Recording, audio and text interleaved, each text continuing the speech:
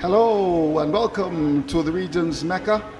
We are here for the finals in the Super 50 Cup on September the 8th. The game was scheduled to be played at the Windward Sports Club, but we know driving rain and it's been switched to Kensington Oval. Pickwick, certainly a team that has done pretty well in the competition against one of the powerhouses, Wildey. You'll be contesting to see who will be the team to walk away with the trophy.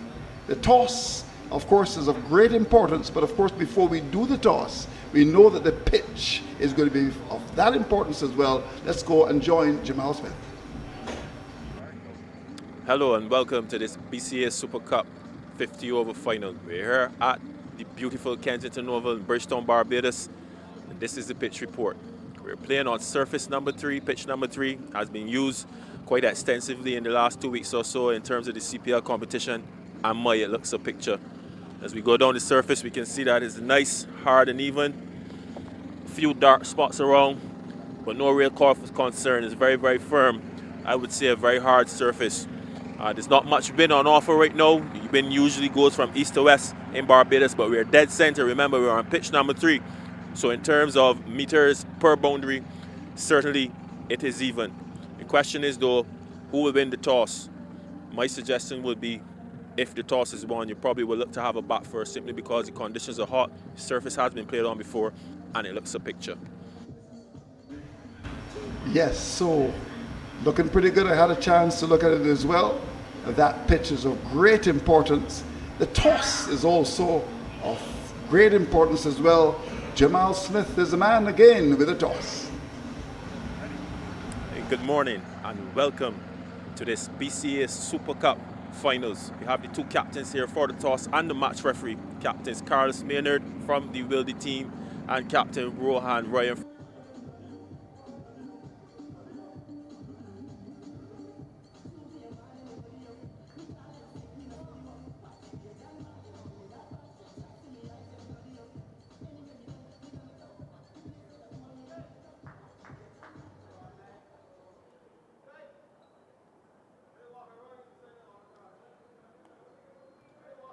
So umpire Thompson standing on the northern end, umpire Holder at the south, Zachary Kokoski and Demetrius Richards, the opening pair for Wildey. And to start the bowling for Pickwick, Johnny Waterman from the Joel Garner end.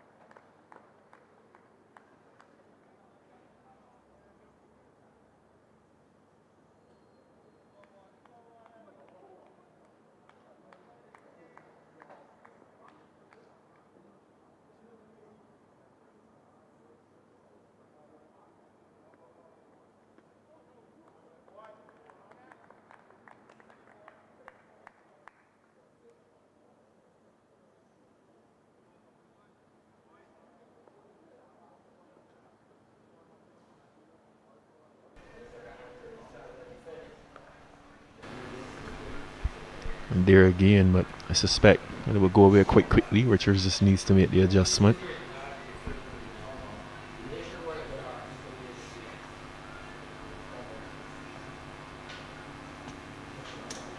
Not able to get his first run. Good stop down at that backward point area. The first over comes to an end, 3 without loss.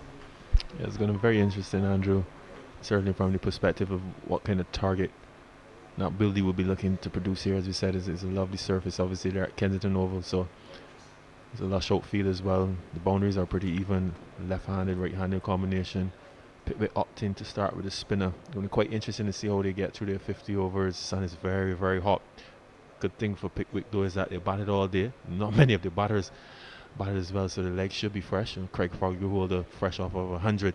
He's been batting really well in this competition. And we will wait to see who the bowler is. It looks like Renil Smith, the West Indies on the 19, will take up the attack from that southern end. Had a chance to see him last weekend, and he certainly is a bowler with lots of ability. There are many who feel he's going to go all the way. Good shoulders, tall, high action. And in fact, Pickwick with a lot of very good young players. Prescott is in that side as well. So we're going to have a chance to see Smith operating from the southern end of the Malcolm Marshall end. The weather is brilliant. I was so brilliant, Andrew. I said the sun is hot. If it was brilliant, we'd be getting a bit of a breeze. But yeah, certainly, as we know, see Pickwick captain opting for the second slip, 2 slips, covered, extra cover point, mid-off, mid-wicket, and a square leg. So a quite balanced field, a defensive field in a sense, but there's still the 2 slips there. If anything, with any movement, any bounce, still a bit of conversation going on by the captain, Rohan Ryan, and his young seaman Renil Smith. As we see a change now, the third man goes into position. What's the thinking there? Yeah, quite simple. I mean, most teams do start with a third man in the 50 over format. He's a young, tall lad. This guy Renil Smith, hopefully get a bit of bounce and pace.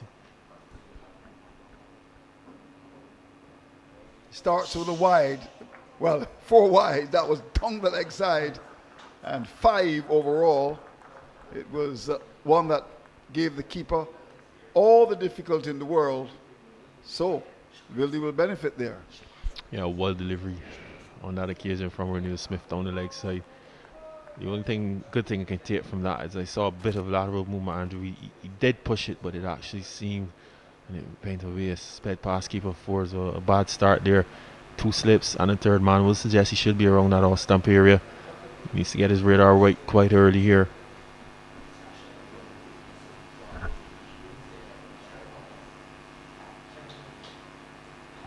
Much better delivery, good pace, good bounce as well. Yeah, and as I said, Andrew, in the pitch report, and there's just a hint of brown around. Zach McCaskey now goes to inspect that area. I made that just about 7-8 meters, just short of a good length. And we saw that delivery there just rising a bit. So as we expect though, Andrew, 9 a.m. in the morning, you do expect just a hint of moisture. We do think it will go away quite quickly.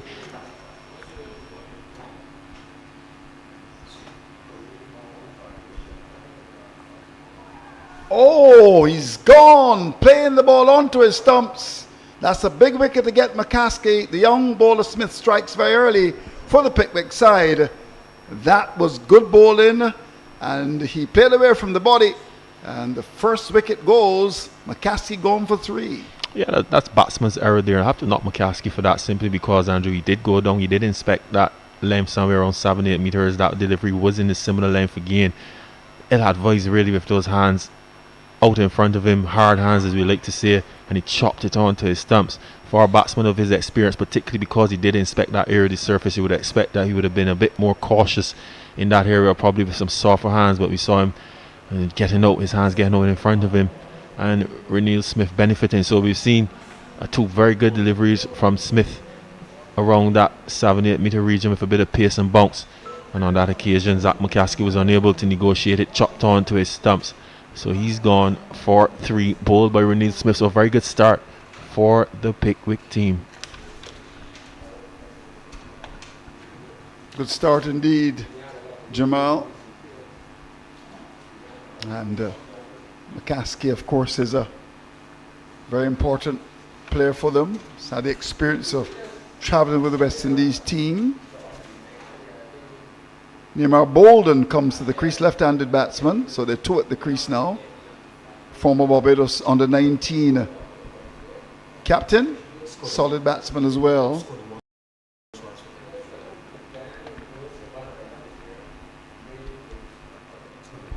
Also scoring the most runs, 202, averaging 50. So he comes into this game with a bit of form. Gets his first ball from Renico Smith, who only this year played for the Barbados under-19 side. He's got an attack and feel as well.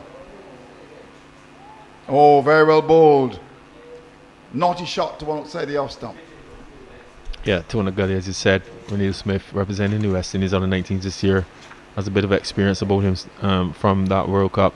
He is a good find for the Pickwick team. Looking in good rhythm here apart from that first delivery so far. Again, flashing was near bar Balden, just coming to the crease. Good delivery though through to the keeper. I love the fact that Captain Rohan Ryan has gone, opted for that gully as well. We see Tony Gully waiting. Good time so far for the Pickwick team.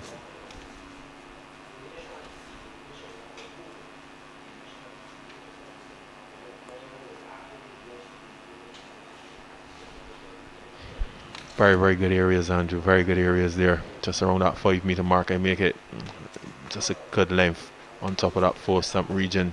2 deliveries in a row from Renico Smith. So we're seeing a bit of consistency. 2 deliveries to Zach McCasty in the same area. 1 that dismissed him, and then 2 follow-up deliveries to the left-hander in a similar area as well. So a very good start here from the young seamer. Make him 2 deliveries left. Can he get his man? Can he get another wicket in this over? Give Pickwick a lift.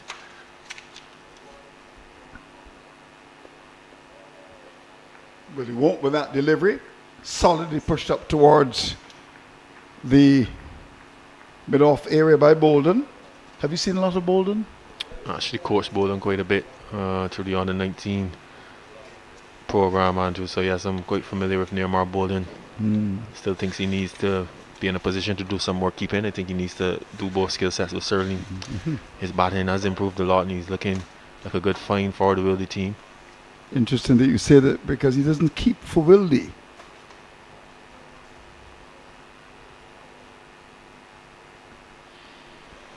So he allows that one to go outside the off stump. The first over from Smith, getting the big wicket of McCaskey, 8 for 1. Yeah, Andrew doesn't keep for Wildey, and it's quite interesting. Obviously, Carlos Maynard does a wonderful job along with Demetrius Richards as well. And I sometimes wonder about the structure of club cricket in Barbados at the moment in terms of if it can be some sort of talent identification, and I don't want to say mandated, but players going to clubs to offer their services based on what is required at the elite level. So we have a guy like Neymar Balden who's not keeping. I dare say at this stage, if he's going to break into any Barbados side, he has to be doing both skills, but he's not allowed to because there are 2 very good keepers there as well. There are some clubs that are struggling for a bona fide keeper. But you know, our structure is very loose in terms of where you go. You usually go with your friends. You go if you get a better offer, probably a little job or something. But it's probably something the BCA could look at in terms of trying to get more talent to go where it's needed inside clubs. That's a very good point you're making. We certainly need some talent up at St. Catherine's, my club. And I think it's a very good point you're making. And had you gotten the job as director of cricket at the BCA, you would have made that suggestion. I'm pretty sure I mentioned that in my interview, Andrew. I'm pretty sure I did. That's a pretty naughty comment as usual. I understand you were pretty close to the job, actually. I was very close. Very close. So close I could touch it. As someone says, reach out and touch. Yeah, I think it's something that needs to be looked at, because there are some clubs that are struggling. There's no question about that. I mean, when you look at the rich history of a club like St. Catherine's and struggling because they really don't have the players. Yeah, very interesting move by Pickwick. There are 2 lefties at the crease. Brian Charles, the Trinidad and Tobago off spinner. He's in the attack. Very good tactics. Matchups, Andrew. I know Harold doesn't like to hear that word. I agree with you. And runs here for Richards. Did he get bad into that? He's going to head up towards the boundary. And we'll get there. It's gone for byes, signal by umpire Dave Thompson, who's doing duties with umpire Holder. And Holder, good to see her involved in the action. Yeah, I suppose with the off-spinner, Balden, two left-handed batsmen, they tend to go with the off-spinner to turn the ball away from the left-hander. Yeah, most certainly, but it's clearly Pickwick haven't done their homework on Demetrius Richards. He usually plays those type of shots. He would go into that dink, he would play that reverse sweep. He doesn't really go down the ground. And they really need to have a man on that 45, especially for that very fine sweep early in the innings. That's what he does, Demetrius Richards. Big appeal, he's gone, like before. Wow, trouble for the side that won the toss and chose to bat. Wildey are in early trouble, and Brian Charles strikes. Yeah, as I said, Andrew, it was a good matchup. Two left-handers at the crease, and someone with the experience and the wiles of Brian Charles would be the perfect asset here in this final to left-handed Demetrius Richards. Remember, Brian Charles is very close to playing for the West Indies. As we're starting to see on the monitor now, yeah, that's dead. Usually when umpire Dave Thompson gives you out, you can rest assured that you are out. Speaking of umpiring, I'm very impressed with Leslie Reefer in the CPL. Leslie Reefer He's been brilliant. Been doing really, really well. Probably last night was the only time I saw one of his decisions overturned, but he's done really well. His percentage is good. Yeah, umpire Dave Thompson, local boy, he's very good as well. But a good delivery from Brian Charles there. That one just going on with the arm, as expected. It is a good surface and it is a new ball, and Richards not being equal to it. This is a very, very good addition to the Pickwick side with Brian Charles. As we see, it looks like another left-hander starting his out to the crease in Carlos Maynard, and he too is one that when he's challenged on the stumps, particularly early in his innings, he can be a bit of a LBW candidate. So very good tactics from Pickwick so far. Got a message this morning from the former coach Corey Yearwood saying that this is their time. I do believe they have decided to do it. Yep. And you know, I'm always sweet on captains being tactically astute. So young Justin Parrish, very young man indeed, captain the Combermere side in the under-15. I thought he was brilliant. And we see the thinking here from the captain of the Pickwick side. And he's got the left-handers in. He's got Charles, who has had the experience of playing for Trinidad and Tobago, and pretty close to making the West Indies side in these coming in his truck almost, well, immediately. Here's Maynard to get his first delivery. How good is Maynard as a batsman? He's pretty okay. I always felt that Maynard has a lot more talent than he shows for his numbers, but it's certainly behind the stumps. He's wonderful to see. I think he's maturing and improving.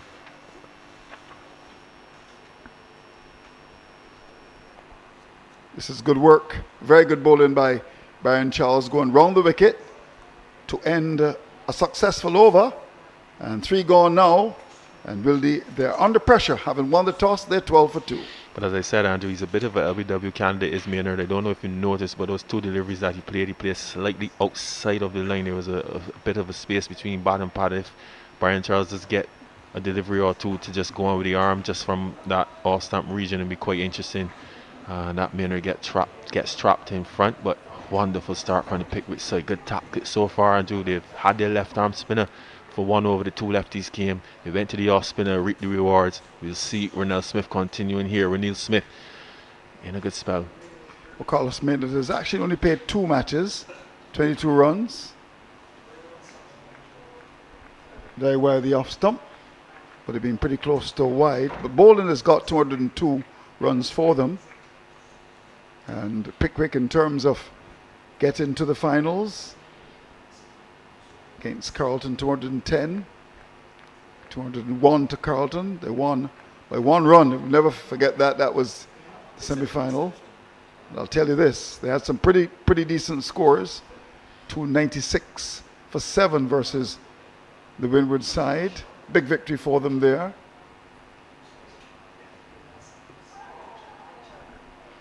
Yeah, Andrew, it was at the Yorkshire ground surface. That is always good, especially for chasing. So that was expected that it would have been an exciting encounter. Another good delivery there from Renell Smith just around that off-stump region. Quite impressed with this young man so far. Yeah, good victory against the defending champions, knocked out really with Gladiola. 253 for 9. Pickwick, they've done well. A team with a youth program that is very good. They're able to bring through some very talented cricketers. Congratulations to them.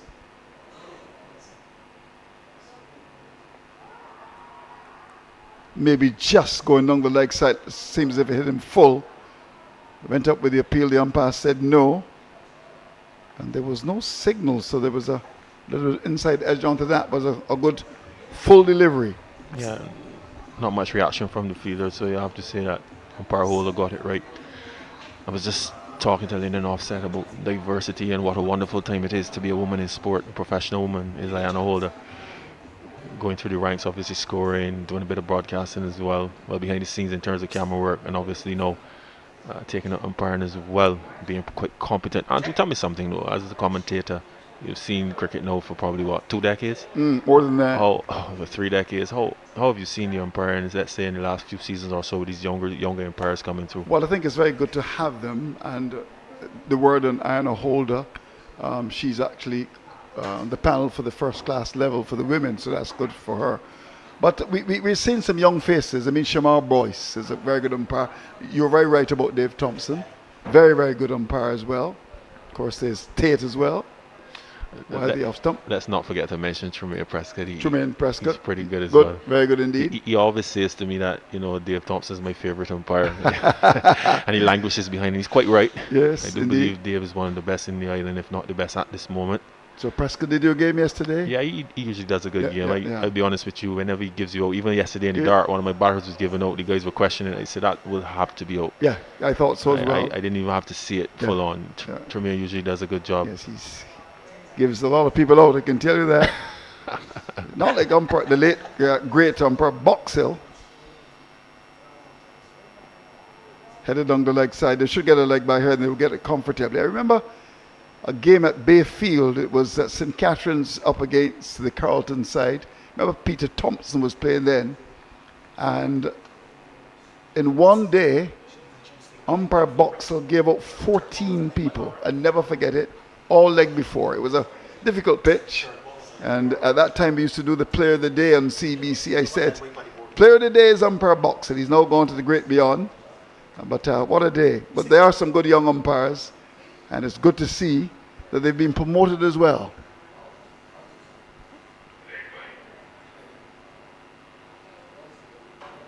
And that's very wide down the leg side.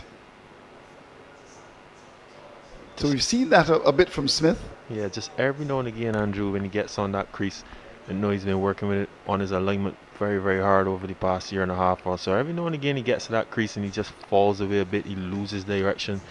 But when he's properly aligned and he braces over that front leg, he does send down some good delivery. So that's twice we've seen it now in this spell so far. Still a work in progress, these young guys, Andrew. You have to remember they're certainly not the finished article, but he has a lot to work with. He looks like a big, strong man going back. He reminds me of Ryan Griffith.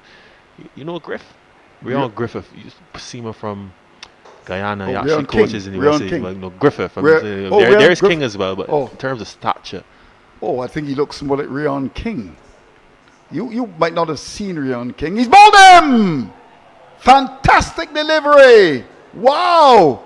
The stumps have been disturbed. What a delivery! And Smith is on a roll. Wildey are under pressure. Yes, Andrew, as I said, Carlos Maynard, he is an LBW candidate and a Balden candidate as well, especially early in his innings. He always plays just a fraction outside of the line. I'm sure if we see it on the monitor in the replay, you would see that he probably played outside the line again, and that delivery probably bowled in between his batting pad. That is where he's vulnerable. He's susceptible to that, but a beautiful delivery, you have to say, from Renil Smith, probably pitching just about middle and off and shaping back. And Carlos Maynard opening up, and the gates have been disturbed. So what a spell, what a start from this Pickwick team. Yep, indeed, in big trouble here. Losing 3 wickets very, very early. And they got to really drop anchor here. And look at that, wonderfully bowled, right on target, good pace. And the stump's been disturbed. Will make a good picture on Primetime Sports, so that I can assure you of that. Yes, Andrew, that space between bottom pad, Carlos Maynard, that is something that he needs to get over, but let's take nothing away from the quality of the delivery from Renee Smith. He continues to impress this young man. Have him now towards 7 runs, and he's got 2 scalps, Andrew. I can tell you, if Pickwick can just nip out another one here, there's certainly been a box seat, particularly Craig St. Hill. He's a bit of a saviour. I'd love to see his stats for this season, but he's the kind of guy who sticks around.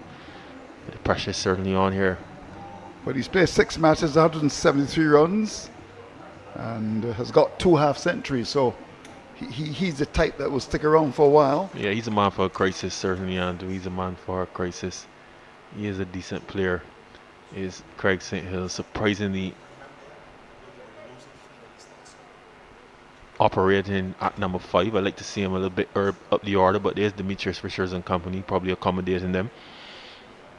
Well, they were the losing finalists last year, Willie, playing against Gladiola. Will they lose a lot of finals? They do, yeah. What goes they wrong need to get there? over the line, they really do. In fact, the think tank was telling me about that. Here's Charles to continue.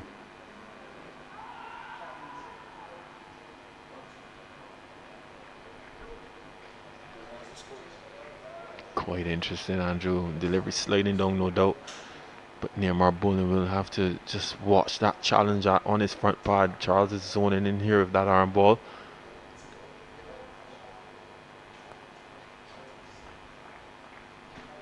Under tremendous pressure here, they will decide.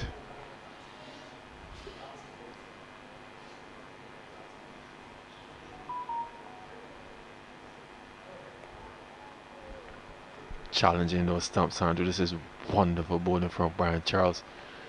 Can't keep saying how good of an addition he is for the Pickwick team. And these are things I like to see. We're talking about possibly identifying players for teams. How about the overseas? We need to see some more overseas coming through. Barbadians go overseas and play cricket and assist people's competitions. But we need to get some overseas guys as well coming in and showing their experience and teaching cricket as well. This is a quality off spinner, certainly at the region's first class level. He's here at Kensington Oval in the Super Cup final playing for Pickwick. We need to see some more of this as well.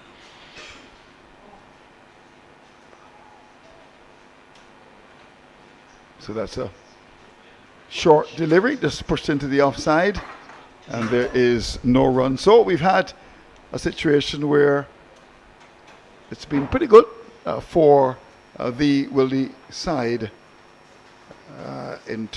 make that the Pickwick side in terms of ensuring that they've been able to pick up wickets, 3 already, and Wildey would have a lot of work to do. Yeah, most certainly. And just to finish my point as I go off set now, 2 overs, no runs, 2 maidens from Brian Charles, just attacking the left-hander's pad. So good tactics indeed. He's already picked up the wicket as well, and I dare say that Wildey have a lot of work to do. Indeed. So time for change of commentators as well. I see Donovan Lovell just about to come in, and he's going to be joined by Andy Payne.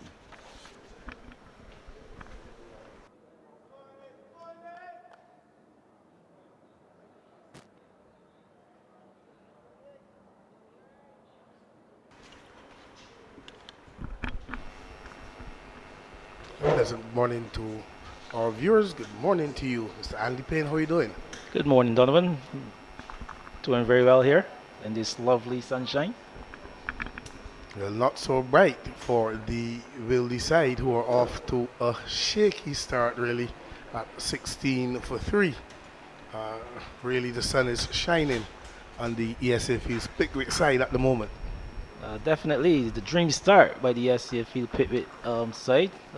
Very good bowling. You see some pace on offer here from young Renico Smith, and the acquisition of someone like Brian Charles out of Trinidad, the accuracy like he started with this morning done. Yeah, certainly.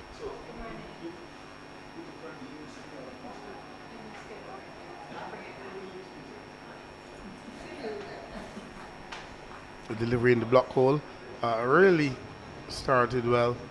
Apart from the first delivery down the leg side, he's been bang on target, he's been up on pace, and really looks the part so far.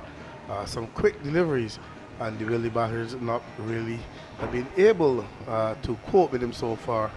And as I said, he's really looked the part, looked determined, wanting to make further inroads into this Wildey side, who bats deep, by the way. Well, they'll need this pair here to put on a partnership. I mean, we're still very much in the first hour of things. But Smith, he's really running in very hard here. This delivery driven beautifully between cover next to cover into the boundary for the first boundary of the game. This one being driven by Balden. Away to the boundary for 4, and looks pretty good. A good looking shot to take the score to 21 for 3. And really lovely conditions here for cricket. And the pitch looks pretty good, good even bounce, and that's important. So if you bend your back as a bowler, you can get something from it. If you're prepared to see the first out or so, you can really then get some runs on it. Yeah, and I think that should have been the plan. It's a good surface. The outfield is fast, but Balden seems to be doing the right thing. He's by this time some 14 deliveries for the first runs. Oh, this one pace beating outside the yard stump again. Really working up some pace here. Young Smith so far 2 for 12, and really charging in here again. Really charging in here and looking the part so far. 2.4 so far, 2 for 12. A very impressive first spell by the young man. Donovan, he must be impressed with his pace, one, and how he's really bowling the ball into the wicket. And then that fast one that dismissed Captain Carlos Maynard. That was a really peach of a delivery. Yes, certainly. But they will decide winning the toss and deciding to take first knock. Really suggests to me that they were full of confidence coming in into this match, and they want to lead from the front. So a really bold move, but in good conditions, good pitch, and out all of his brilliance. So they really want to get a good score on the board. But so young Smith had different ideas as he really charged in, and so far looked really menacing. Yes, Smith.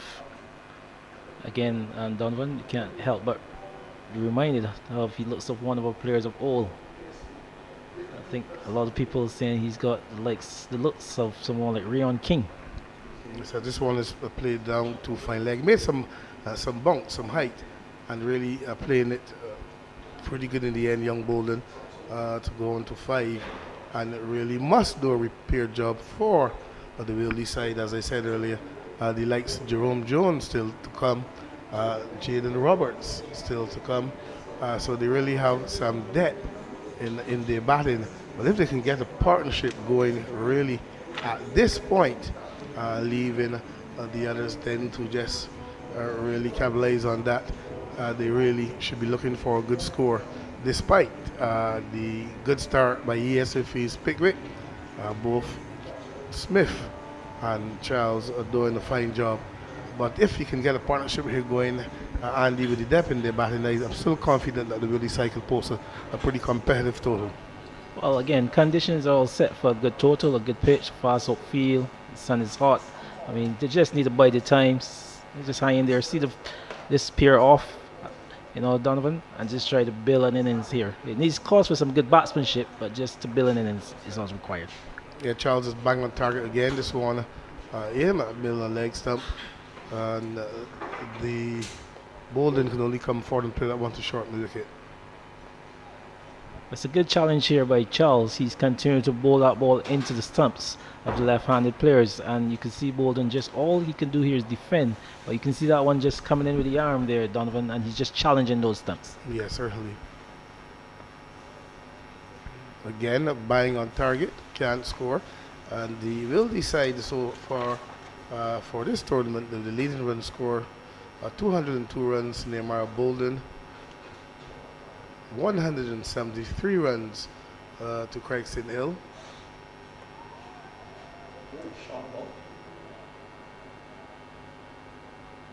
But this one is squeezed out in the outside off the back foot and really punch up through gully, and indeed a pretty good shot, the quickish delivery really, and then in the end, and they were able to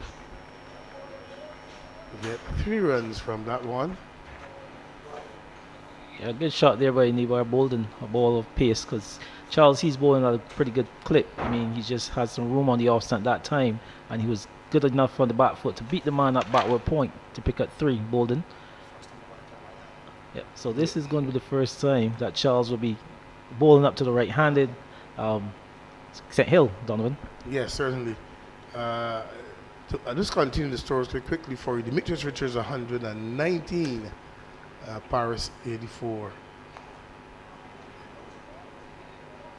It's a good looking shot, driven to cover, can only get one. And yes, indeed, Craig St. Hill, 173 runs so far, and one who normally is open the batting, Andy, but recent times have batted a little lower in the order, but one who really, once he's in, can score and score quite easily. Yep, very experienced at this level now, Craig St. Hill, as the over comes to an end, Donovan. So at the end of over number 6, we made it 26 for 3. The Wildey side in a bit of bother, done. Yeah, certainly needed to do a repair job, really. Smith really the early wrecker here. Nico Smith, the early wrecker. But as I said, a team that bats pretty far down. The likes of Keem Jordan still to come, Jaden Roberts, Jerome Jones. O'Neill is not too bad with the bat. Currency as well, and the young Zishan Matara. So still a long way to go in terms of batting, and they have the power that they can do it, but they need to get a partnership going here. Partnership is required indeed. So if you have a Wilby Smith to continue from the southern end, he will be bowling to St. Hill. St. Hill, like we said, very experienced at this level, but he needs to come big for his team today. I mean, they had those 3 left-handers coming one after each other. Some thought that it could have been worked up. That St. Hill could have come a little bit in between there, but that's all water under the bridge. Now he's got his chance, as he's right here in the middle to face up to Smith.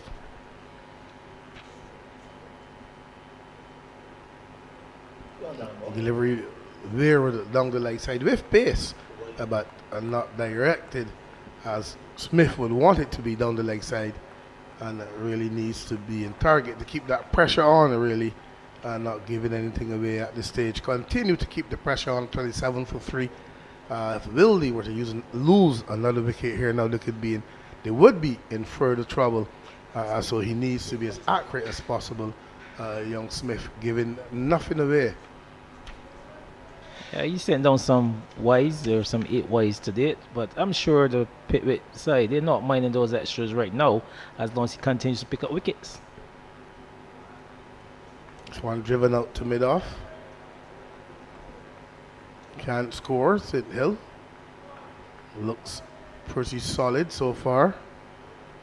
No doubts. Would love to score 100 in the final. It's always good to score 100 in the final.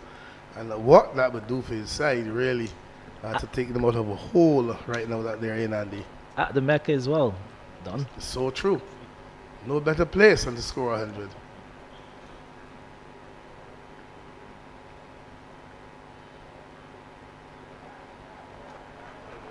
Good pace, continues to bowl pretty quickly, young Smith. Attacking field still really kept. To slips to the gully, point, cover, mid-off, short, mid-wicket, man at fine leg. And really looking to keep the pressure on, and rightfully so, not easing the Wildey side at all.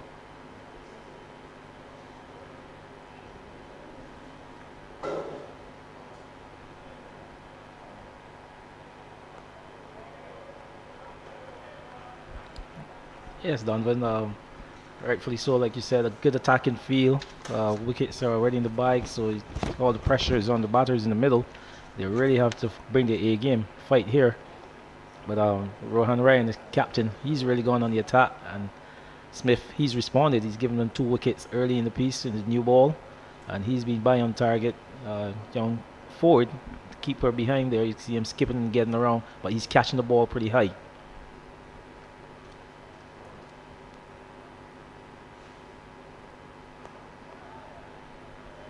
This delivery undriven.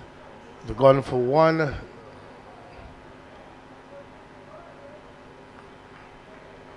This delivery pitched up a bit, giving St. Hill the opportunity to come on the front foot and drive that through the onside and picking up 3. So they're looking to steady the ship here. St. Hill along with Balden. Balden's on 8, St. Hill is on 5, 30 for 3. And the repair job looking as though it's going to, hoping that repair job could be done here for the Wildey side by these two. Yes, delivery over pitch that time, and St. Hill, he was onto the front foot and able to beat that man at mid-on. Quick single there, Don. Oh, it's very, very close. If that had struck, I would believe that they've been very, very, very close to a run out. That one. No need to take chances at this time, really. After being 30 for 3, no need to take any chances at all here. But that would have been a close one if that had struck the stumps, but in the end it didn't. So they're safe, live to fight another day. St. Hill and young Neymar Balden, Craig St. Hill and young Neymar Balden. Yes, you just need to be careful with those quick runs. Like you said, this outfield is very true, so the ball gets to the feeders pretty quickly.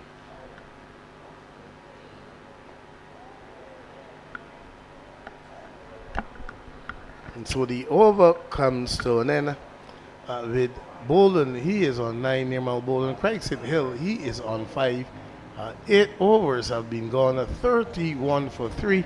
Wildey winning the toss and deciding to bat first here at Kensington Oval, the Mecca, in this 50-over final. And indeed, so far, at 31 for 3, what are your impressions of the game so far, Andy Payne? I'll tell you in a minute there, Don, but if you can see, I think the Pickwick team, they're really on the ascendancy. You see Brian Charles, he's sent down some 3 overs. He's been tight, 1 for 4. But that man Smith, he's picked up 2 integral wickets and put his team really, really in the driver's seat. So far, from my view, it's like Pickwick there have the advantage, but it's a long way to go. And this pair here in the middle seems to be looking very good. I'll tell you, St. Hill, he's looked very confident in the middle so far. He's playing the ball on its merits. When it's pitched up, he's just stroking it out. He's not trying to overdrive it. Just looking to find the gaps and build a partnership. And Balden, he'll be there for some time now, some 23 deliveries. He's just had 9 runs, but a repair job is indeed needed, and he looks like the man for the crisis. Yeah, certainly. There's younger Johnny Waterman, who's back into the attack from the northern end, and he'll be bowling to Neymar Balden. Remember, he bowled the first over of the day. Now he's back into the attack. Oh, this one is struck beautifully over cover and into the boundary for 4. And Balden getting close to that delivery. He got the arms, he got the whiff, and he accepted it gleefully. And that one struck beautifully over cover for 4. So the shackles released more to speak, so to speak, Andy Payne. Yeah, lovely shot that time there by Neymar Balden. You know, he was really just watchful to Brian Charles, who sent down some 3 overs for 4 runs, 2 maidens, 1 wicket. But with this one from Waterman, giving him some room outside the off stump, it was much of an easier task for him, and he capitalized. This one is driven again out to the cover area. 1 more to the total. 1 more to Balden. Take him up to 14. Brings St. Hill into strike, who is on 5. We are in the 9th over. So the repair job on the way. St. Hill and Balden. Johnny Waterman with different ideas, no doubt looking to make further inroads into this Wildey side.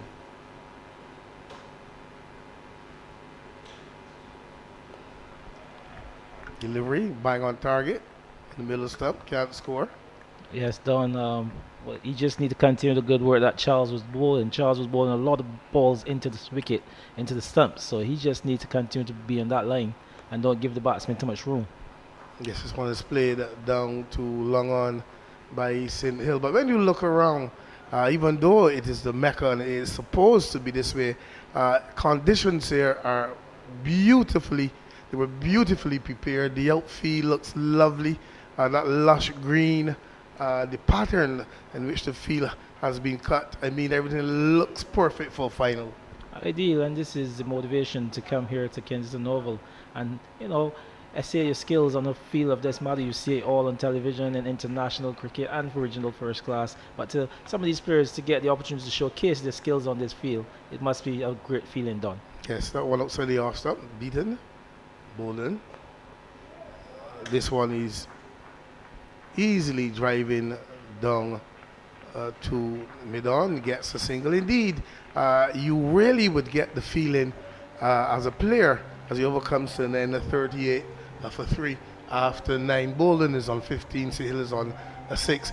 But Andy, when you walk down the steps here at Kensington Oval, or you're in the same dressing room that the greats would have shared, it gives you that wonderful feeling just to be playing here at Kensington Oval. When you remember the greats, the Viv Richardses and stuff like that, Clive Lloyd and Desmond Haynes, Lara, other teams as well, Sashington, Duca, those guys. It gives you that lovely feeling of just being in that dressing room and walking down those steps to play a final here at Kensington Oval. Indeed, Don, it's fantastic. The Greenwich and Haynes stand just being there showed, but some lovely names would have walked these steps and played at this lovely Mecca. So, as a local player, just to come here and walk down those steps and be able to showcase your skill set here, it's just a fantastic feel. It's just a joy. So, kudos to the BCA for being able to bring this game here today, Don. Certainly. And there's a bowling change from the southern end. Young Prescott, he's into the attack.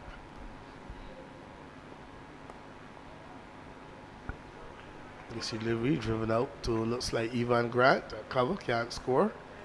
At point, can't score. Score remains on 38 for 3.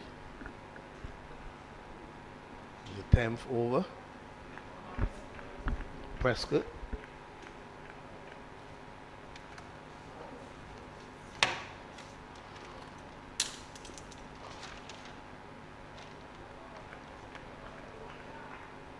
Yeah, Prescott, another young player here who was just represented the Barbados on the 19th. So coming shows his skill here. I mean, 2 great acquisitions by the ESA Field Pickwick. This is just into his 2nd match, but to come and represent in the final, it's a great pick to have done. Certainly, Jatari Prescott, a young, good-looking prospect. This delivery is undriven. Gone for 1.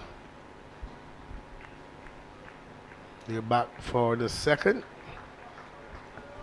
Takes the score on to 40 for 3. Balden is on to 17. St. Hill, he is 6. We are in the 10th over. Yes, young Prescott playing his 2nd game only, and to come into a final is really, really good for him. And so far he started quite well.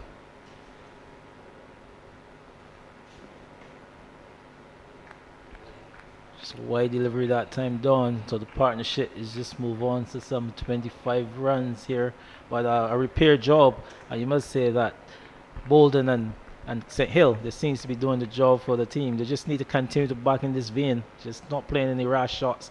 The pitch is good, new bowlers are coming in, so you've seen off those main tracks of Smith and Charles, but here you are with a 2nd change and 3rd change up to have a chance to just, eke out a few runs here and there, just see it up for the next 10 overs or so.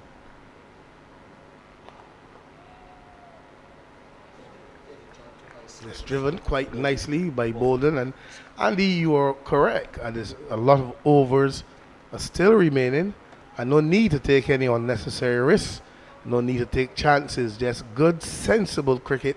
Take your 1s, take your 2s. The boundary will eventually come, and then make sure that you can build a partnership here with the lineup you have in terms of batting. Really, you can still find yourself getting a decent score.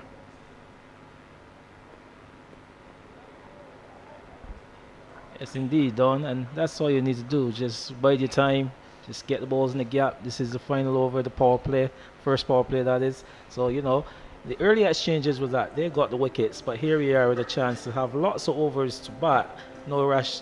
The run rate is not going to go anywhere. They're still scoring at some 4 runs or over. So you just need to bat some balls and spend some time, get yourself in for later on in the innings. Yes, certainly. Young Prescott continuing, starting It looks pretty good. Good steady run up. Tight.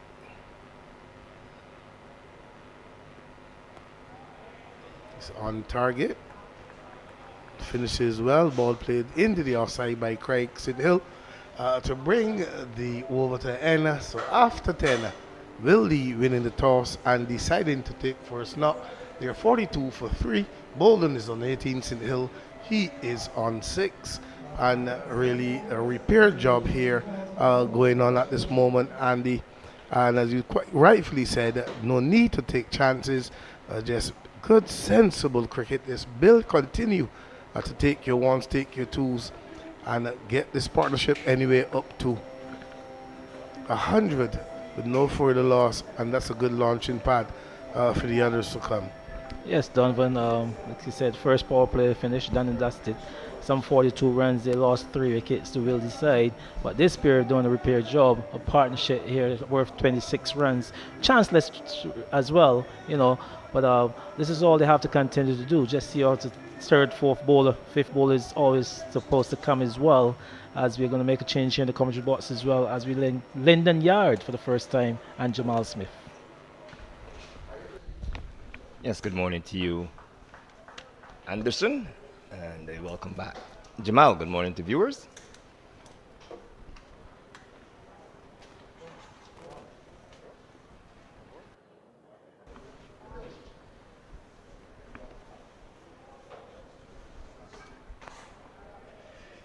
Here's Libby, which is nicely stroked up to the fielder at the long on position. Johnny Waterman back into the attack, and Wildey having won the toss and in perfect cricketing conditions opted into bat 43 for 3. So welcome back, Jamal. Perfect batting conditions, but certainly not the perfect position to be in. But this pair so far going about the repair job pretty well.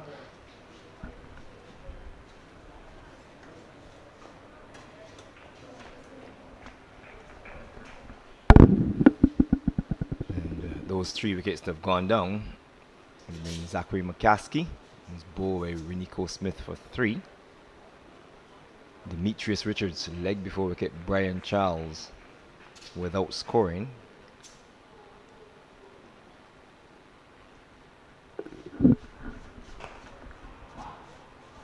And Carlos Maynard, he was bowled by Renico Smith without scoring as well.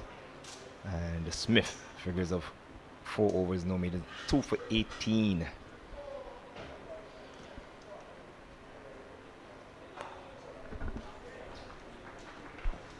Yeah, certainly a good start from Renico Smith. And Johnny Waterman just bowled a solitary over, and then Brian Charles came into the attack and picked up a wicket as well. And what you say though is a pretty decent effort at a repair job so far. These two disappear. They have to go pretty deep. We would say they're perfect batting conditions in terms of how the surface is playing, and obviously the conditions outside there, it's pretty hot as well. But the Pickwick team have done themselves justice in terms of being able to pick up those 3 early wickets. There's still a lot of depth in this Wildey team, like Svacking, Jordan Jane and Roberts and Jerome Jones to come. You just get the sense, Lyndon, that this period here, how they negotiated period, and they being St. Hill and Balden, certainly give us a better picture of how this game is going to go. Still looks like a good surface. Still have to be thinking obviously in excess of 200 and up, but a lot of work to be done by this pair. The fitness will come into play here. This is local cricket, let me remind our viewers. Fitness will come into play, although we'll see Neymar Balden needs pretty fit, and Craig St. Hill as well. Fitness from the Pickwick team, and especially how they go about their rotations, as young Jatario Prescott is into the attack, and he's not looked that threatening so far. He really needs to come to the party and follow up Renico Smith. But I really love so far the tactics from Rohan Warren in terms of how he's orchestrated his bowling changes. It's worked for him, but do they have the longevity to stay with the Wildey team and restrict them to something that they can chase down?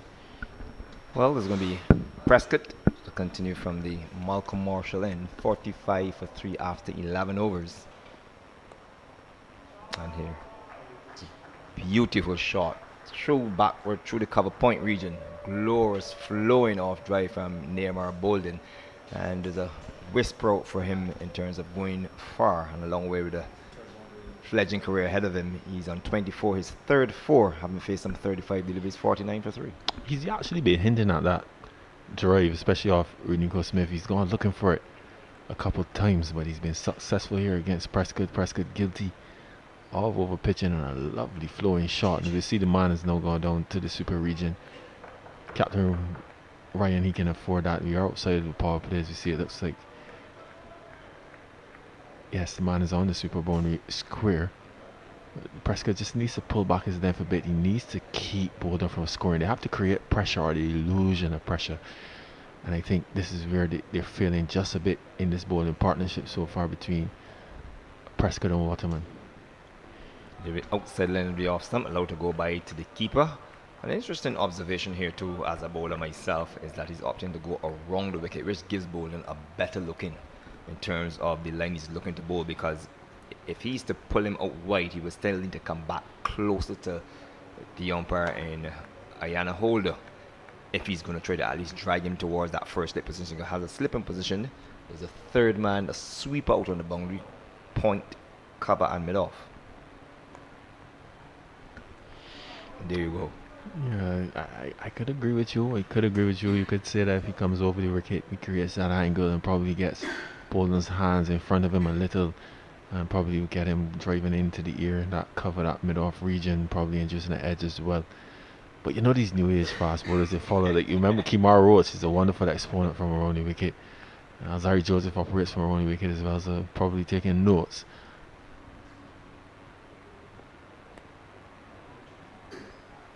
But you're quite right in terms of the angle and Balden having a sight. He really looks good. Balden looks like he's about business. He still has to be very cautious though. Shot selection will be critical, but you dare say at this stage of his career, based on the innings you've seen him play and even this little start here this afternoon, that he's certainly one that you will look for in the future for good things. And this is an innings that needs some grit because his team is in some trouble.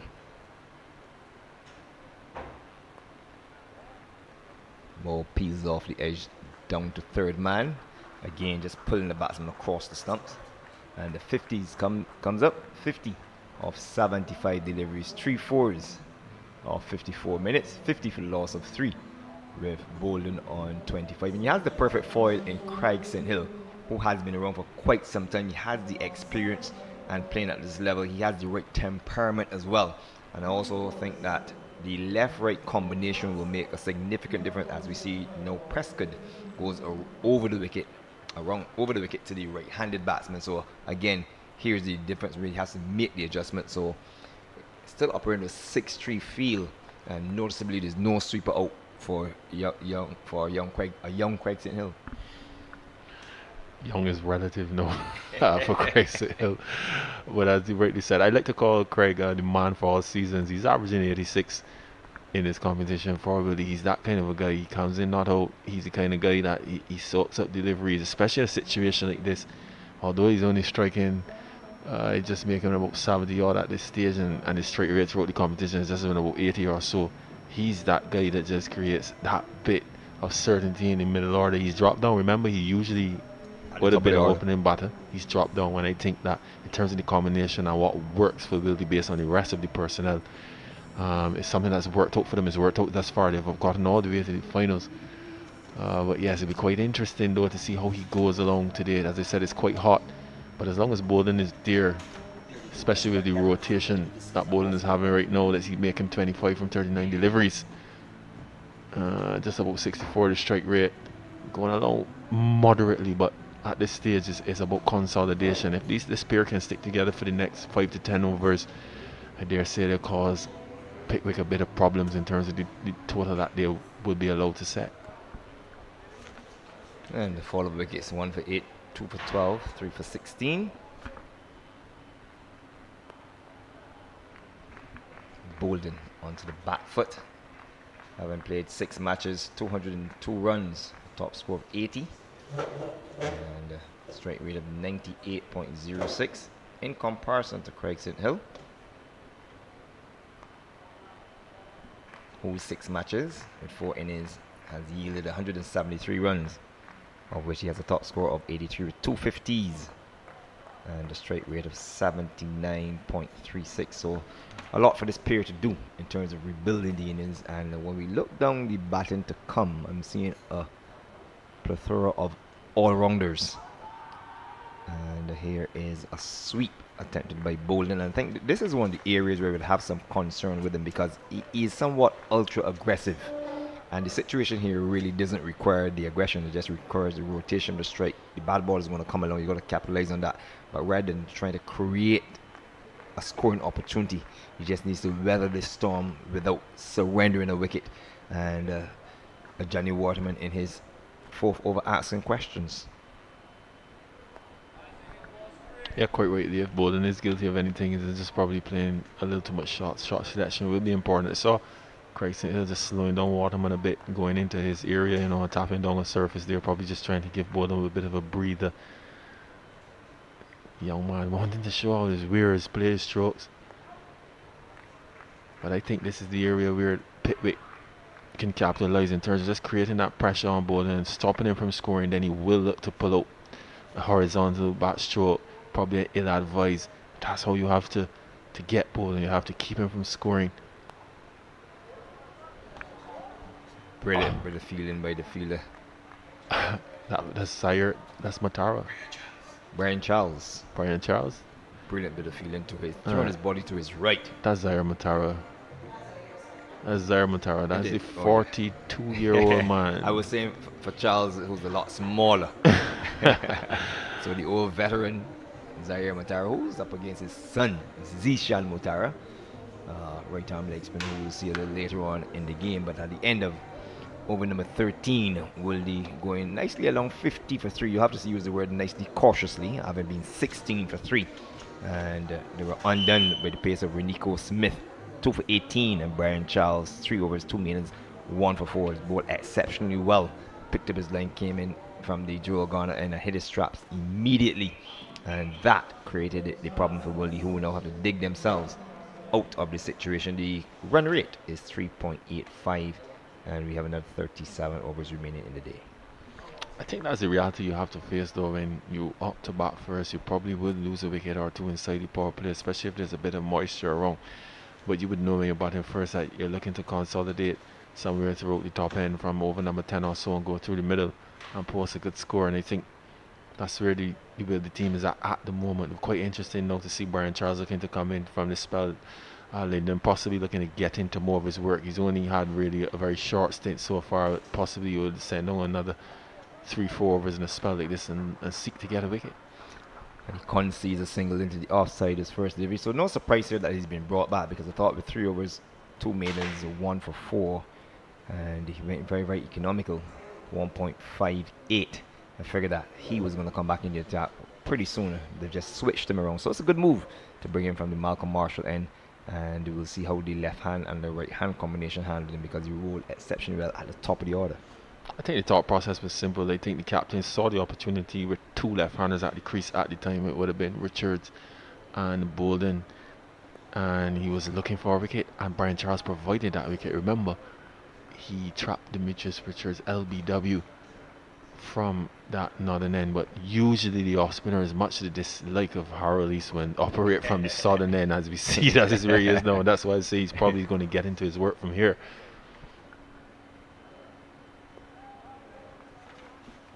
Balden just watching him carefully, plays it into the offside, so there's a deep mid wicket, square leg, straightish mid wicket, long off, long on, cover, and man on the third backward point position, and there's a slipping position.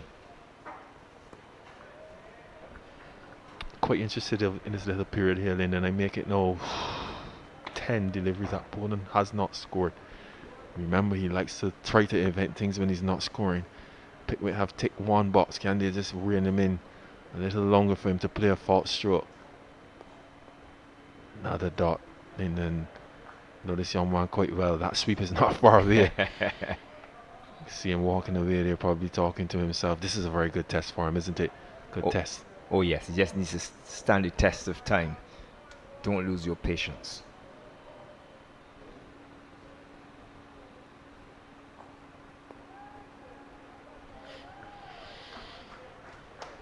And another brilliant over sent down by Brian Charles. Figures of 4 overs, 2 maidens, 1 for 5, just conceding 1 run. So again, you will have to say that the Pickwick side definitely have control of this game, and even with this pair looking to consolidate, they aren't overly exerting themselves in terms of moving quickly, so they're slowing the pace of the game down, making the Wildey batsmen wait as well. So it's them who are under pressure, and I think that the way Rohan Ryan is marshalling his troop shows he has perfect control of the situation, and he just needs to. His bowlers have been bowling tight.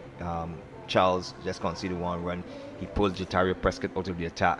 Johnny Walden has come back and he's also been tight. So at least he has options, and his first 4 bowlers have done the job for him within the first 15, which is very important. What I like about Rohan Ryan and Craig Froggy Holder, the maturity levels of these guys. Obviously Craig Holder with the runs that he scored so far for the season in this competition and the red ball. But the maturity of Rohan Ryan, you always saw him as that kind of guy. He's stuck it out with Pickwick through the good, the bad, and the indifferent. When they're here now in the final, and he's leading his troops, and he's leading them well. Yes, I agree with you 100%. As these guys have stuck together, this Pickwick side.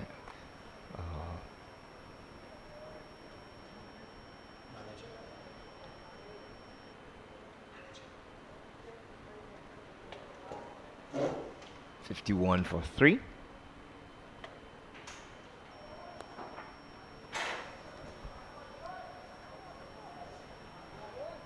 Trying to come back for 2. Late decision to go for that 2. I thought it was always going to be 2 with the fielder from the long on position having to run at least 15 meters to his right, and they should have been looking for 2. In the end, they did get the 2, but some hesitation there, and the 2 runs nonetheless. 53 for loss of 3 with Balden still on 25, and St. Hill into double figures.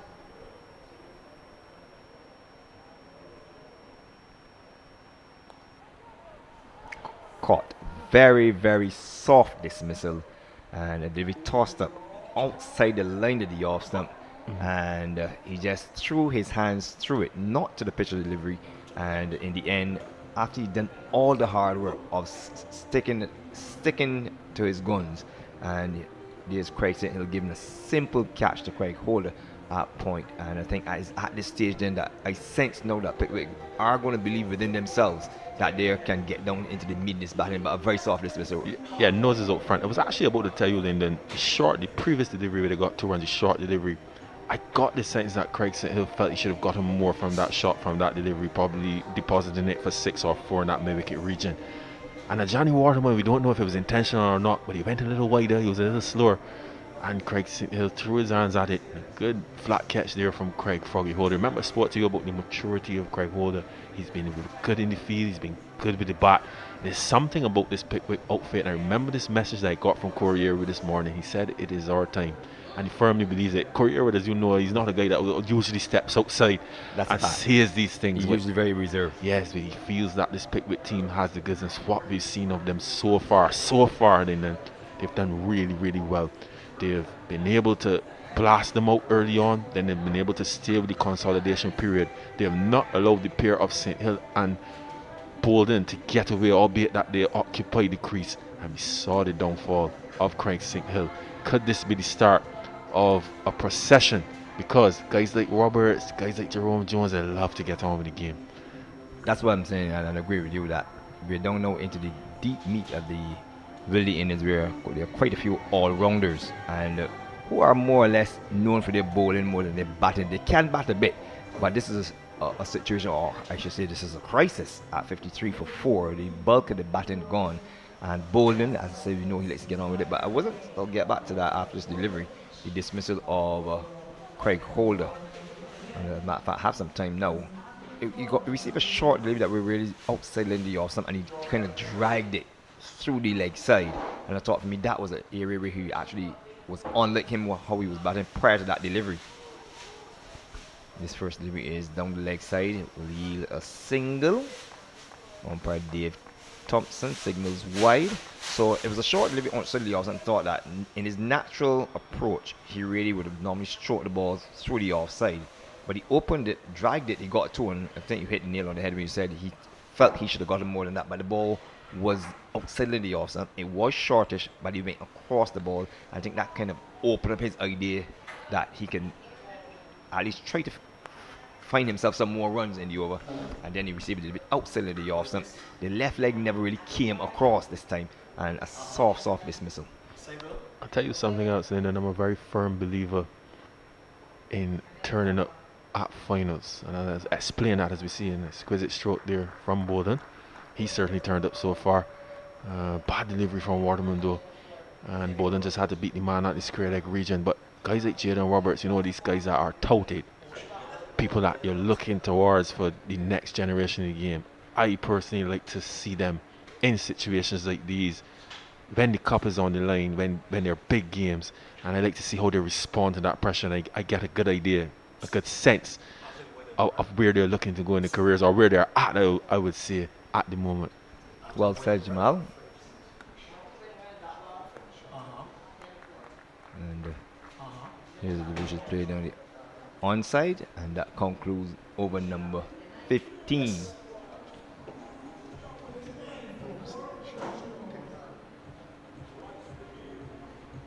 So over number 15 out of the way, and with the new batsman in Akeem Jordan. And you hit the nail again, Jamal, in the sense that this is the perfect opportunity. Everything is on the line here, and this is the opportunity for these players to separate themselves. It is not the normal club game. It's a big final you're playing at the region's Mecca, and your team is in a crisis. And I think this is what separates the boys from the men. Yeah, and it's not about scoring 80, 90, 100 at all times. It's just about your application, how you go about the situation. For me, I look with a different eye. You know, we always try to look at the big scores, but I look to see if you're getting the little things right, if you're putting those steps together to be able to continue to do things like these when you are repeatedly put in situations like these. This is a very good test for Roberts. And deliberate spins past the bat. And there is Charles continuing. And Jordan probing and pushing outside the line, just trying to get bat on the ball. And a beautiful delivery, and it's been a top spell so far by Brian Charles. We know Jordan fancies himself with the bat, and I preempted by saying Roberts is the man I want to see today, Lyndon, for a lot of reasons. I want to see his medium fast stuff. I want to see if he's put in a position where he's batting with the bulk of the overs, how he goes about his business, because he's touted as an all-rounder. So for me, he holds the key. He, along with Jerome Jones, they hold the key in terms of how they go about their business when they get the opportunity. These two will bat in the accustomed fashion. Jordan fancies himself, as you know, with the bat. We have to see how they go. But Brian Charles certainly getting into his work now, and this could be dangerous for the Wildey team. He's getting into his work. He's been really consistent so far. You see another delivery, another good delivery on the off stump. He's been very consistent. He hasn't been looking ready to spin many deliveries. I haven't seen him in that really attacking mode. He's opting really just to create that pressure on this surface. It's quite interesting indeed. I just wonder if he would go after Balden a bit more. I certainly would be encouraging him if I was captain just to go after Balden a bit more, you know, just a little more flight. And let's see what we can get from him in terms of trying to prize him out.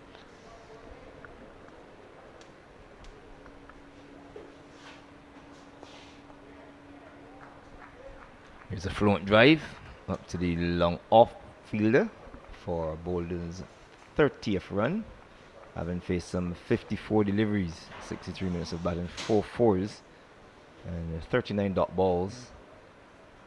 But importantly, he's at the crease. Jordan, who has one, is playing on drive up to long on for yet another single. And I think there's an opportunity here, Jamal, for either all-rounder, Akeem Jordan, Jaden Roberts, or Jerome Jones, because what I think about these fellas is that they're samey in terms of pace.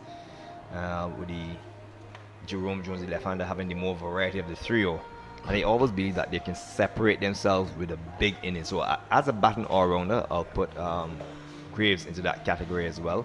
And as I said, they're all samey in pace, and I think that they have the opportunity where they can separate themselves in terms of getting a big score, especially when you're in a crisis. So McCaskey, the top was bowled by Renico Smith for 3. Demetrius Richards, leg before wicket Brian Charles without scoring. Nearmar Balden was not on 30. Carlos Maynard was bowled York by Renico Smith without scoring. Craig St. Hill was caught by Craig Holder of the bowl of Johnny Waterman for 10. Akeem Jordan is now on 2 as the players had themselves through a little bit of some refreshment. And to come, Jerome Jones, Zishan Mutara, Tariq O'Neal, Jaden Roberts, Desmond Currency.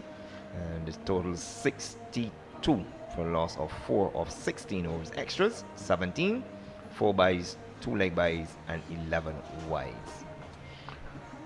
I'll pick up on that point when we finish the Pickwick card. And just to give you the bowling figures, Johnny Waterman, 5 overs, 1 maiden, 1 for 21. Renico Smith bowled exceptionally good pace, lively, 4 overs, no maidens, 2 for 18. Brian Charles Howelly's bowl, 5 overs, 2 maidens, 1 for 8. Has created quite some pressure and caused several problems. And maybe the lighter of the 4 bowlers used would be Jatario Prescott, who sent down 2 overs, no maidens, none for 9. 62 for 4 at the water break, 16 overs gone. Yeah, I like to call them dime a dozen all-rounders. You hit the nail on the head. There's so many of them. You have the Akeem Jordans, you have the Justin Graves, you have Shamar Springer, you have Naeem Young, you have Jaden Roberts now coming to the fold here. You have Jerome Jones as well. There are a lot of them that, as you said, they bowl around similar pace, but what should separate them probably the batting.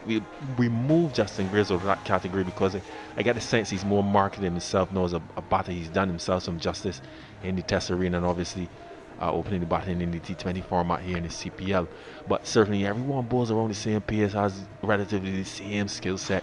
But what separates them, I don't know if you remember a few seasons ago, the regional first class cricket, when Barbados had that conundrum that Kevin Stout was in there, Shamar Springer was in there, Justin Graves was in there. You felt they were not playing what we call the out and out fast bowlers or spinners. They were playing 3 or 4 all-rounders with similar skill sets, starting from number 6 all the way down to number 8, number 9. And it's something that Barbados is actually getting to be known for in terms of producing those types of all-rounders. So how does a young Jaden Roberts separate himself? How does a Naeem Young separate himself at this stage of his career? A guy that's looking to go forward. How does a Shamar Springer separate himself, who's had a decent CPL with the ball? What is he saying with the bat, especially when he's playing for his franchise regionally, that 4-day competition or the 50 over? And these are questions that need to be answered. So quite rightly, Lyndon, as you said, an explosive innings, or innings that win games, especially games like these for Jaden Roberts, Jerome Jones, can separate them from the other guys. But I think that's one of the bigger challenges of Barbados cricket, that we've quietly created that problem for ourselves. You always see the likes of Andrew Mason and company criticizing a Barbados 13 or 14 that would have been selected, saying it had a little bit too much all-rounders, or guys are going to do the same thing. Well, I have to agree with you 100%, man. And as you say, you got to win games, you got to win situations, take the team, take the mantle, take the responsibility. And that is what can separate yourself, because as I said, as they're bowling at the same pace, basically, they're in the same bracket where pace is concerned. They don't do a lot with the ball. And then on any given Saturday, they don't consistently take their teams over the line. So here's a perfect opportunity for the middle. And speaking of perfect opportunity, there is the end of Akeem Jordan. Soft dismissal, delivery pushed through, beautifully bowled, caught that slip. A short delivery. He didn't have the room. He hasn't been entrenched again for a long time, Jamal, and again in a crisis, he adds to a crisis situation. And this is where I talk about young players, young all-rounders or budding all-rounders who are in the same threshold, not being able to rise to the occasion. He's been just about West Indies cricket, perfect opportunity, 62 for 4, his team in trouble.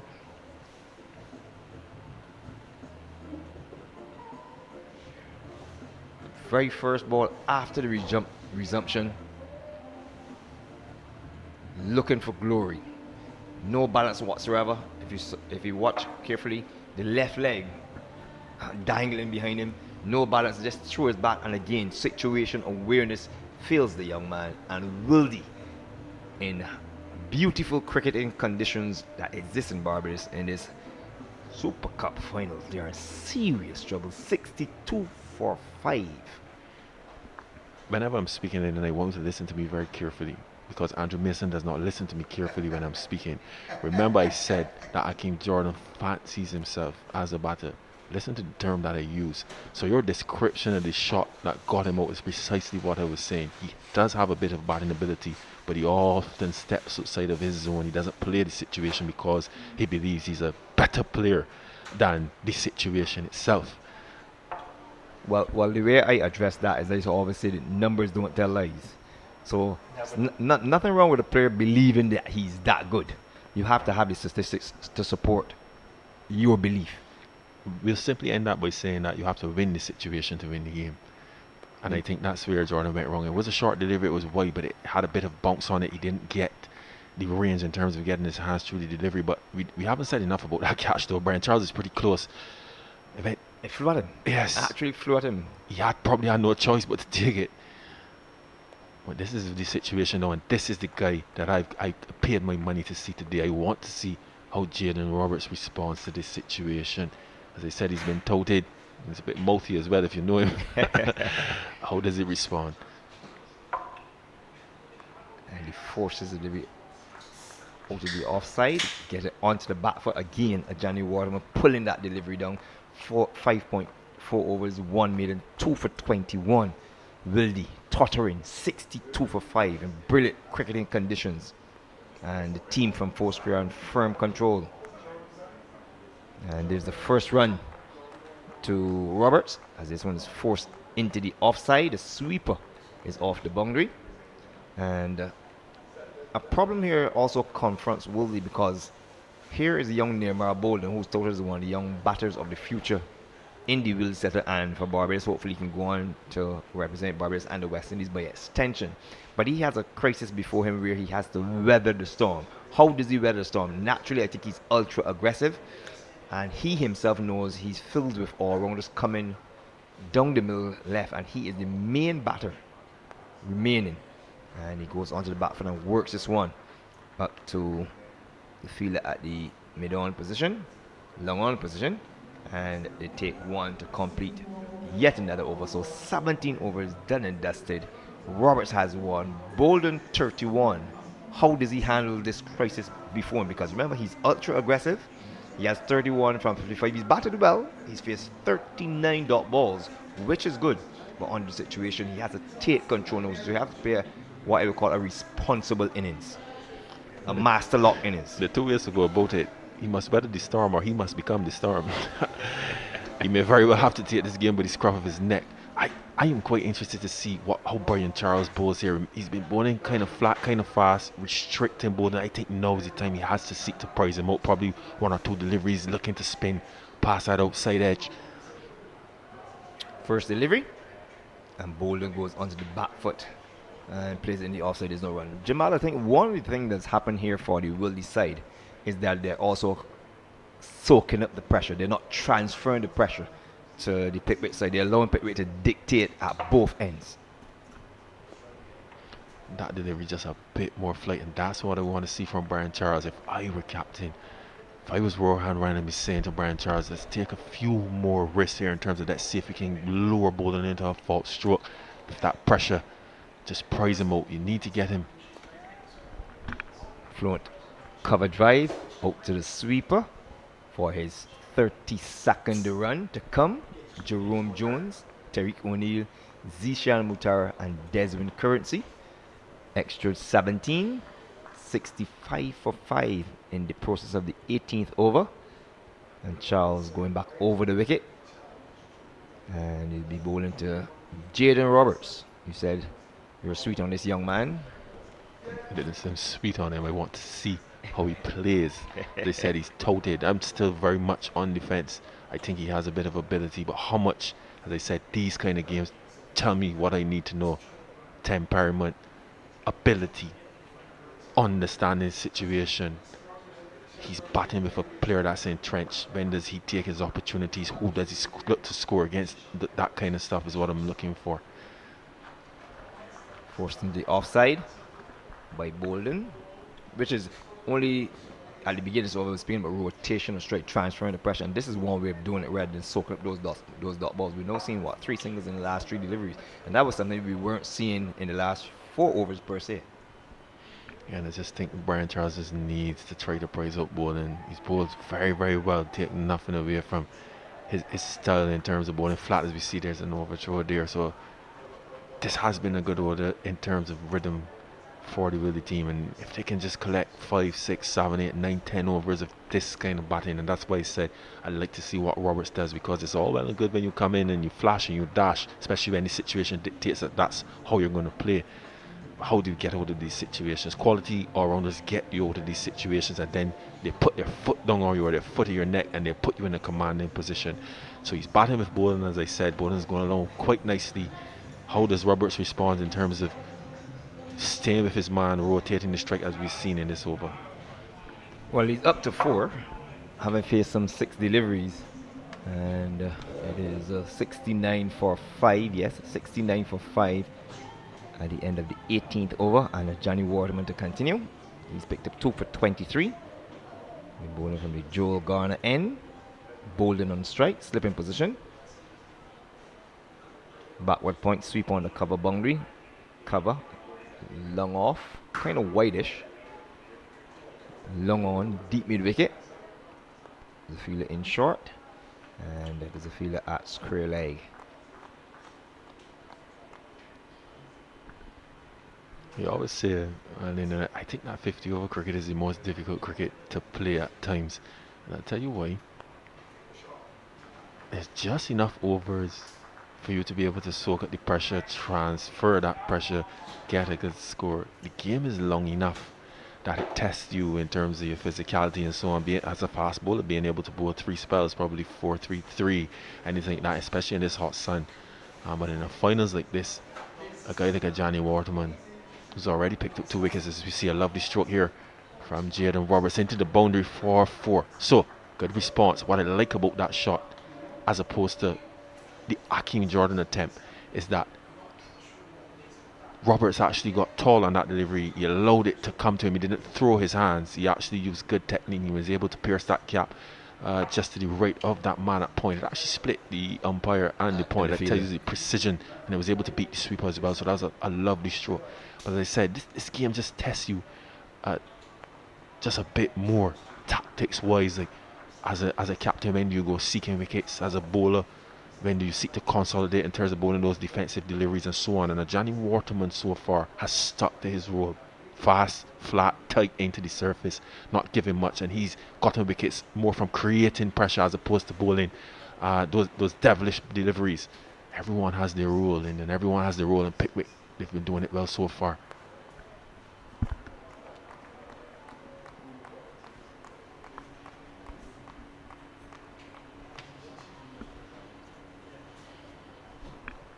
Partnership worth 13. Current rate 3.98. We'll get a single. Should be looking for 2. We're content with that single as the field is across to his right. Nice straight drive. Should have been stopped by the bowler, January Waterman, who completes over number 19. And it is 76 for 5. 76 for 5 with Balden on the 34, having faced some 63 deliveries. Roberts has 9 from 8, and he's the first player to go on under a run of ball, basically. And what I like about him so far is that he's not been aggressive. He just played the ball on merit, but clearly that leads to transferring the pressure that they have been soaking up, or the hole that they've dug themselves in. And that's one way of transferring the pressure. 4 through backward point, beautiful cricket shot, and then he's been able to pick up singles off as I say, a runner ball, basically, which helps young Balden in the fact that he doesn't need to constantly think, where am I going to get a score from? Where is the boundary going to come from? How are we going to transfer this pressure? Yeah, so far so good for this pair. As you said, Roberts has been up to the task.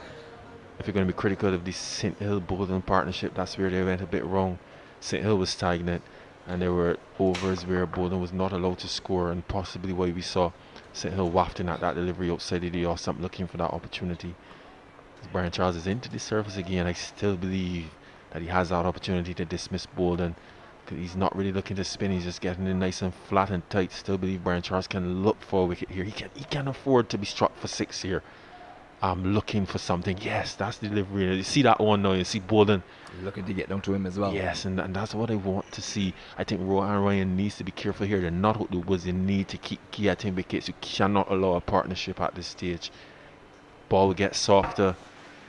sun is hot. Sun is really hot. So you don't want to be the fatigue coming into the back end of the innings, but still work to be done. And a guy like Jerome Jones can come out and smack you about. So I think Brian Charles' role here, he needs to understand and he needs to try to price Balden out. But Roberts looks very assured even in that defensive stroke there. He's going along nicely so far, as I said. And then, as the old guys would say, I want to give him his papers. But I have them in my case. See how he goes about his business. Played with soft hands out to the cover region for a single. I think one of the things that I personally would have done different here is that I would have had Akeem Jordan further down the batting order rather than that high. It's one thing to think that you're an all-rounder, but I'm going to look at the situation. Here's a situation that he has not arrived at the crease on regular occasions with Wildey in this position. And I think that he's a player who's, because you have to play situations, and I think rather ask him to bat 35 overs, I'm going to ask him to bat me 15. Well, they're comfortable in saying to you that he probably is the least aggressive of the 3 all-rounders in a row, which is be Jordan, Roberts, and Jones. That's what Wildey will counter and tell you. As I keep saying, he fancies himself, and I'm sure the coach does as well. He can play, but as I said, sometimes he allows himself to get ahead of the situation. And we saw it. There's Brian Charles completes another very miserly over. So over's gone. I made that 20. That should probably be the end of our stint as well, Lyndon. Our producer is signaling it to us.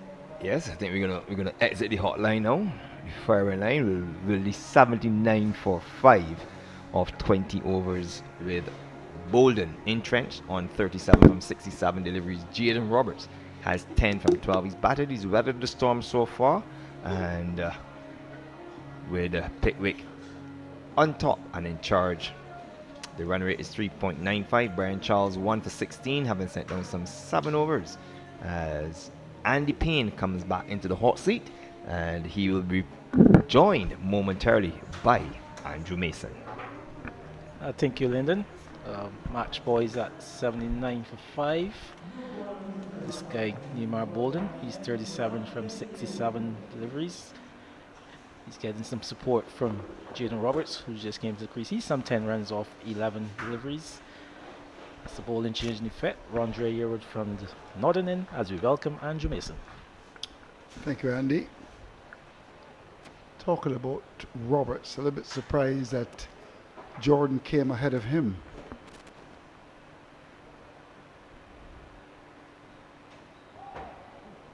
Yeah, a little bit of a surprise, but you know, Akeem Jordan with his international experience. So was he pulling rank then? I think Possibly. he had the chance, opportunity to come and step up ahead of Roberts. The international player won. So Rondre Yearwood, who's an interesting left arm spinner. That's a lovely drive. He's been driving the ball very well. Neymar Balden.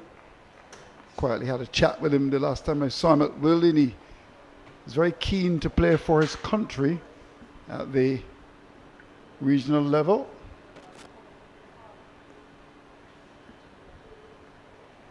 He was coming from the CPL, the Barbados Royals, played against the Silver Kings, won 21 for 3. The Kings are batting, 16 overs and 2 balls gone with Johnson Charles. Can't keep him out the game.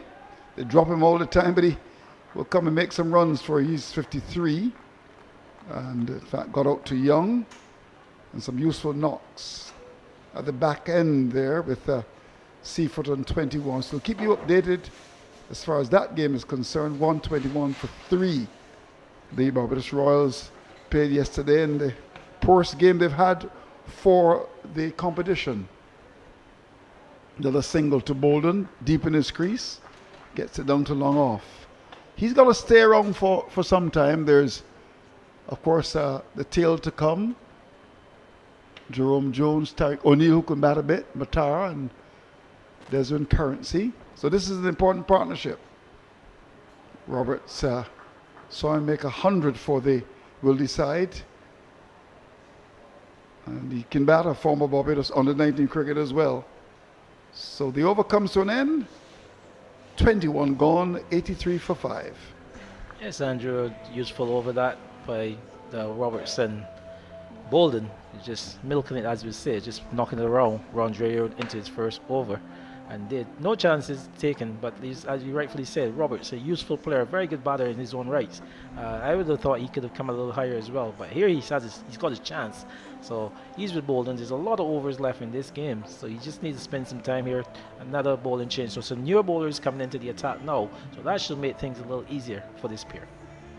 Partnership of 21 now, with McCaskey, 3 Richards, a duck, leg before to Charles. Balden batting at 3 is looking pretty good, 39. Maynard, the captain, a duck. St. Hill, well, he went for 10. And then Akeem Jordan, batting out of position, caught by Charles at slip off Waterman's delivery that undone him with the bounce. So we're going to have a change. Matara comes into the attack. He's going to bowl from the southern end of the ground. So we start over number 23. Make that over number 22 now. 22 it is, but Andrew, this is Matara. This is Zaire Matara, and not Zishan Matara, who they're both playing in this game. Yep, they are indeed. So that's the father. So the father is bowling before his son, pulling rank again. Well, Of course, the other one's playing the other side as well. So he'd have to make the other side and say, look, I want to play for both sides here. But he's an interesting bowler. He used to bowl pace at one stage. Interesting that one is playing for Pickwick and one is playing for Wildey. Was there any consultation there? I guess not. But Balden has really batted well. He's played some lovely shots. Seems to be very strong in that cover area off the back foot.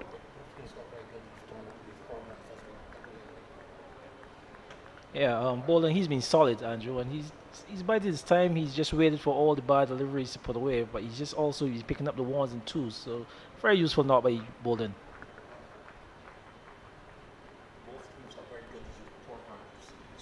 Yeah.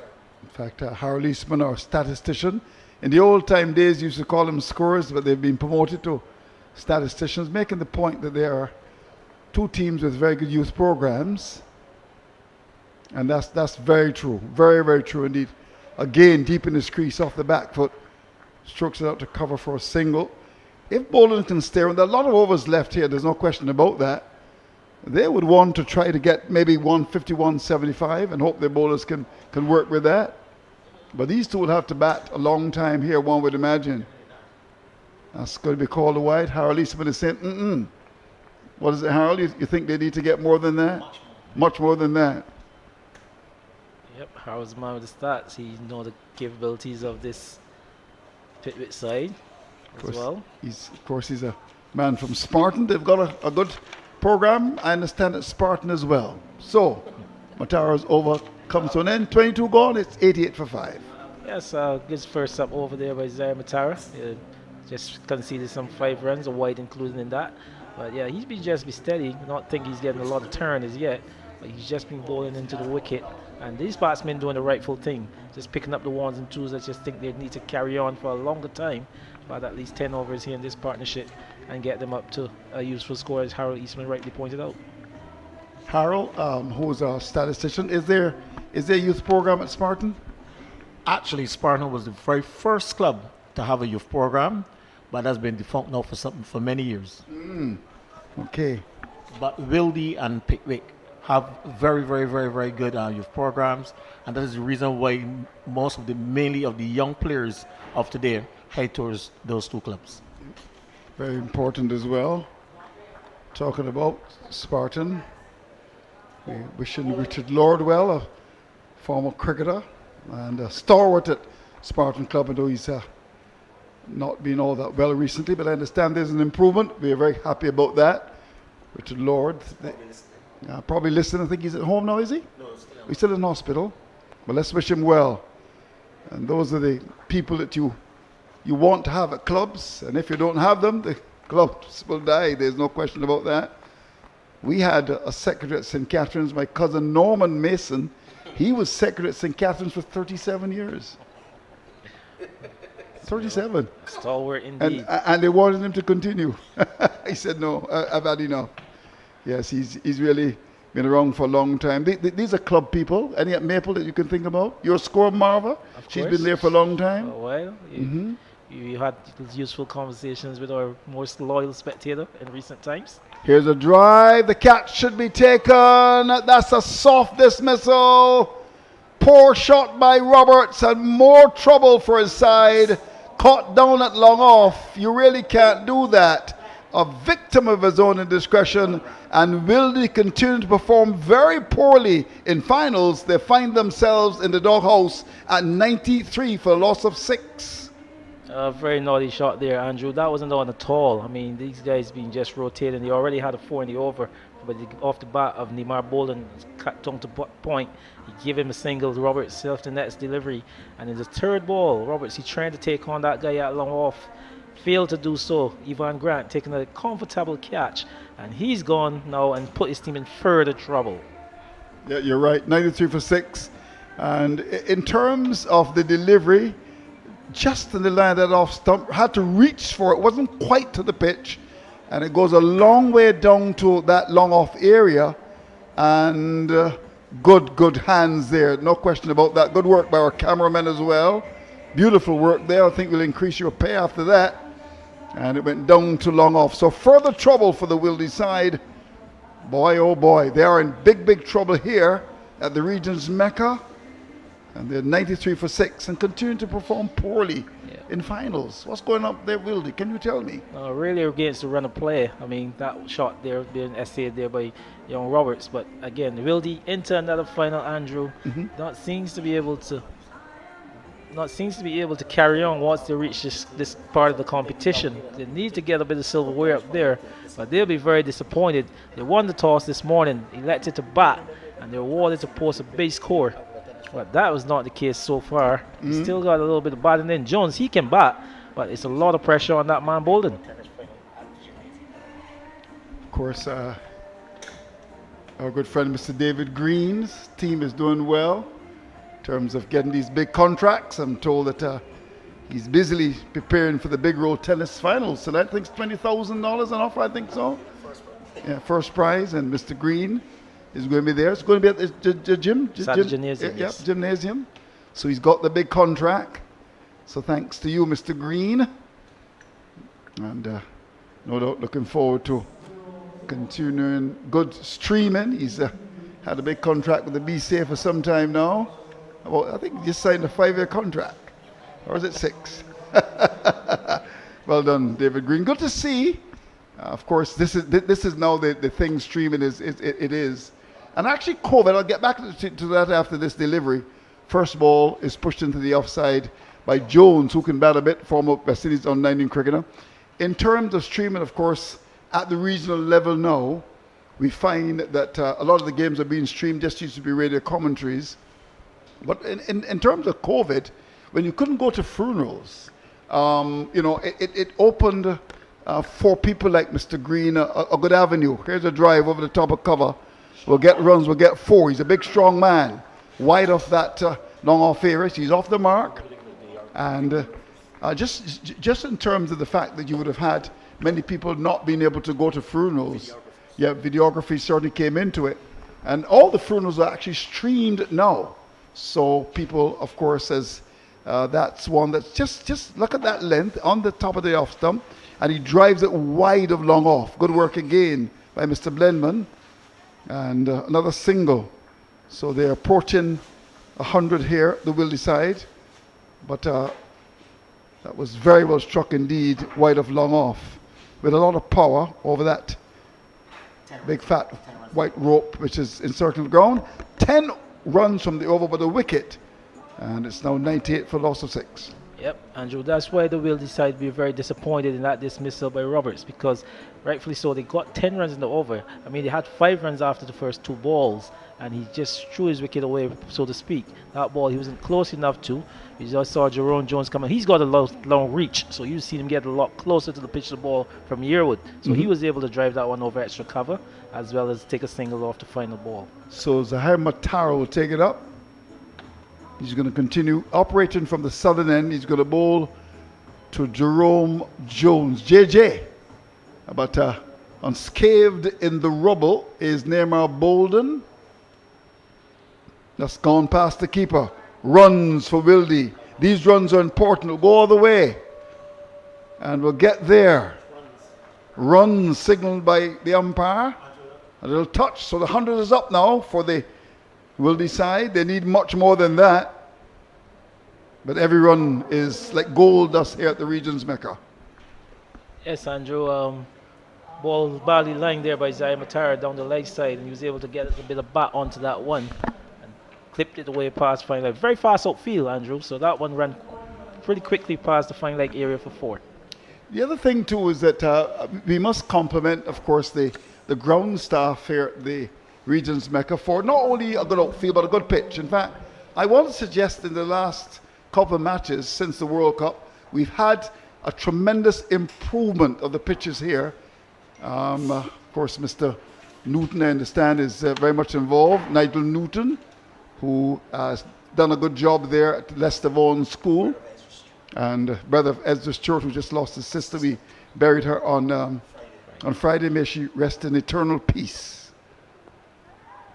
Popped in the air down to that mid-wicket here. But the pitches, I mean, over the years, we've generally had very good pitches at Kensington Oval, but then something seemed to have gone wrong.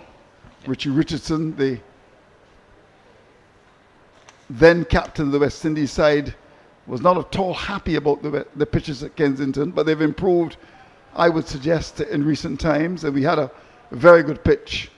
I would say generally good pitches for the World Cup and also for the CPL. And this is a good pitch, very good pitch. And I really describe a good pitch as if you can get runs on it, you will. If you can bowl, so there's no distinct advantage to either the batsman or the bowler. That's what I look for in a good pitch. But Balden has really batted very well here. And he, with that single, goes to 47. First 50, 75 balls, 3 fours, the second 60, 5 fours. But the problem for Wildey is that they're losing wickets. And they need these two to bat deep here. Yes, a lot of time still left in this innings here, Andrew. So the run rate is pretty good still. They're scoring at some 4 runs or over.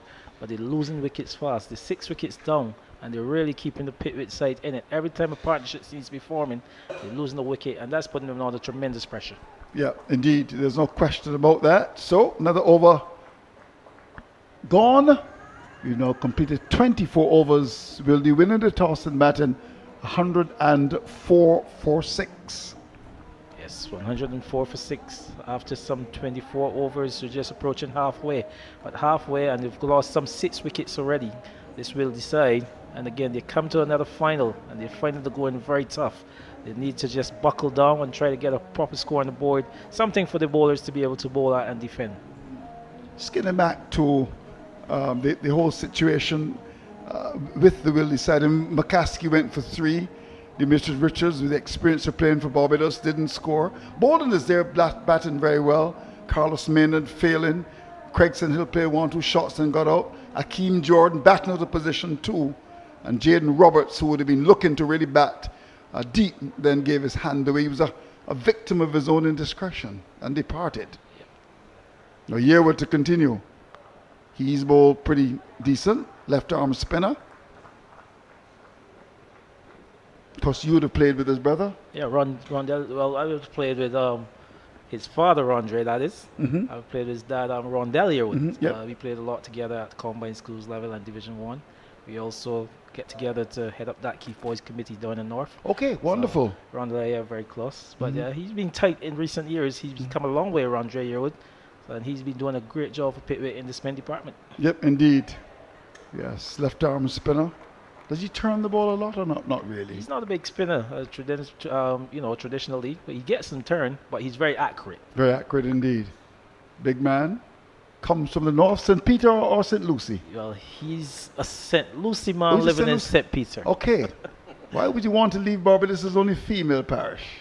So he was born in St. Lucie, but now lives in St. Peter. Yeah, Rondell now resides in St. Peter, and Rondre is very much with him. Okay, indeed. Like a father would want to have his son next to him. Rondell still pretty much plays on the Division 2 level for the Pickwick. He's the captain of the Division 2 team. Yes. But he's a man at Pickwick. You can find him there. Chief cook and ball washer. Yeah, he is indeed. One of those club people again. Thelston Payne, the late great St. Catherine's, a St. Catherine's man to the bone. Sure, we'll be sure to see Rondell around here sometime during the day. Indeed. He'll be here for sure. So good to see his son on show in the final. And he's been, I think, Harold's going to give us some stats on Rondre in a minute. This is good bowling. That was a little bit slow, a bit wide, a little bit of bounce as well. Taking a lot of pace out of that left arm spinner. And doing a good job here.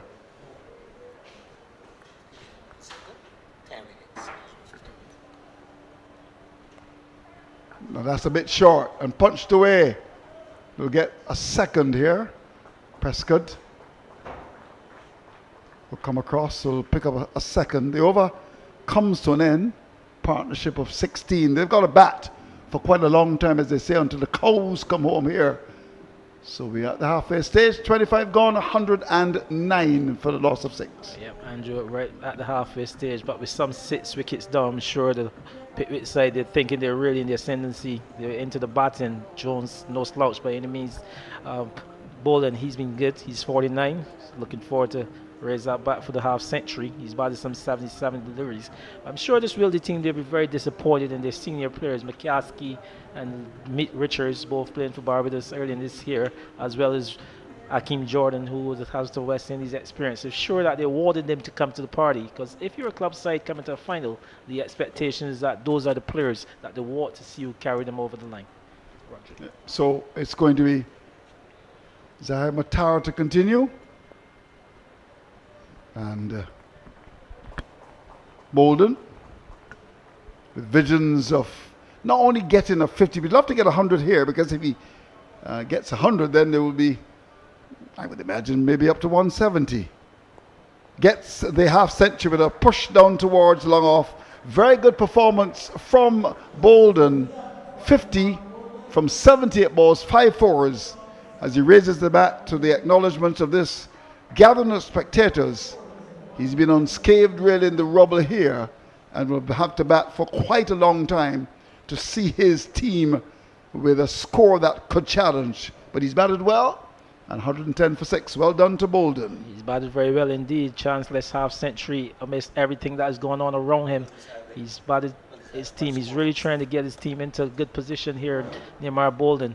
But 50, congrats to the young man. He just needs to carry on. Highest run scorer for Wildey as well. Here's Matar again to Jones. Well, that's a good delivery. That might have been the arm ball. We'll get runs here. Don't think it will get to the boundary. It may very well do. It does, actually going down the slope and gathered momentum as it got close to the boundary. That's gone away. Beautifully bowled. The beefy, the meaty edge was found, but it went down past slip. It's gone for 4. Important runs here for Wildey. It's 114 for 6. Yeah, good piece of luck there for Jones. It hit pretty high into the back, but again, we said how quick this outfield is, and once it beat the man on that circle, it was running all the way down the hill and into the boundary. He had no chance, Rondre Yearwood, to pull it back. So 4 good runs for the Wildey side. We know that Jones can bat, and drives it sweetly down towards that long on area. Big strong man, playing, of course, formerly for the West Indies on the 19 side. Used to bowl quick. Nowadays he bowls left arm spin as well. That's correct. A lot of people thought he would have really come through with his left arm pace, and he was also always a useful batter. You know, he was there, but the injuries have set him back. Balden can't afford to give it away at this stage. He's got a bat for quite a long time, and when you consider that They're now 26 overs bowling, 116 for 6 with O'Neill, Matara and Currency to come. Partnership which is useful so far, 23. Andy Payne, they've got a bat for quite a long time here. They've got a bat long, Andrew, and scoring is coming easy ways. Is that they're getting the boundary pretty much in every over. They're rotating the strike. They're getting the singles as well. Good rotation of the strike by this pair so far. Even in that over, you had some 3 singles coupled with the boundary, as did the previous over. You know, so they just need to bide their time and keep batting, eliminate those chances of getting out. But here you see it, past the man at the point area and running down the hill. No chance for Andre here to pull that one back. Yes, and you see it got closer and closer to the boundary. Had the legs to get there. There's Yearwood. He's getting closer. He's getting closer, but not close enough. Beaten. Yeah, just sped up as it gets pretty close to the boundary. He had no chance. Yeah. But back to the stats on Andre Yearwood. Those are statisticians that Harold just told us. He's had some 6 matches for 10 wickets. So he's been amongst the wickets. He's bowled some 39.2 overs. And his economy rate, Andrew, 3.8. That's very good. Yeah, so he's been good for the Pickwick side throughout this season. So the action will continue. Yearwood to continue. Rondre, R-O-N-D-R-E. His dad is Rondell. Rondell. Balden continues to bat away for Wildey in the sunshine of the region's Mecca.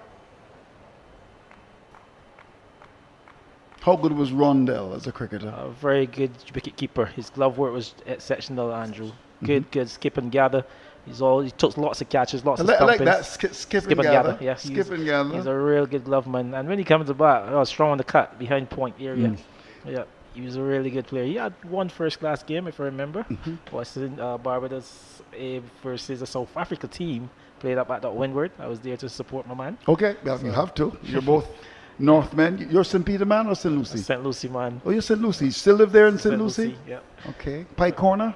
You got it. Good. Pie Corner. What a name. I'm always interested to find out why a village we call Pie Corner. Is there any pie there? Macaroni. 111 for loss of 6. There you go. So, yep. Just a lot of cricketers don't get it. Lots of cricketers there. Sprayers, the St. Lucie man from Pike Corner area as well. Yes, Henderson Sprayer. For St. Lucie, they've got a couple of tongues to Moon Tongue, Swampy Tongue, Crab Tongue. There's one I'm missing. There's Moon Tongue, there's Swampy Tongue, Crab Tongue. I'm sure there's another. And Connell Tongue as well. It's Connell Tongue. It's interesting. St. Lucie, not only is Barbados' female, only female parish, but in terms of funeral homes as well, St. Lucie, they've got about 25. Yep. Unbelievable. There's some study should be done in St. Lucie. So many funeral homes. I think I counted as about 7 or so. I think you're short. Indeed. I think 7 you're still short. Yeah, 7, yeah. Interesting. And one gas station? Is that one gas station, that's correct? Yeah, one gas station. Bentham's area. Bentham's area, yes. Wonderful. Hello to our friends in St. Lucie. Yeah, well represented. Of course. And they've also produced an interesting politician in Mr. Kelman.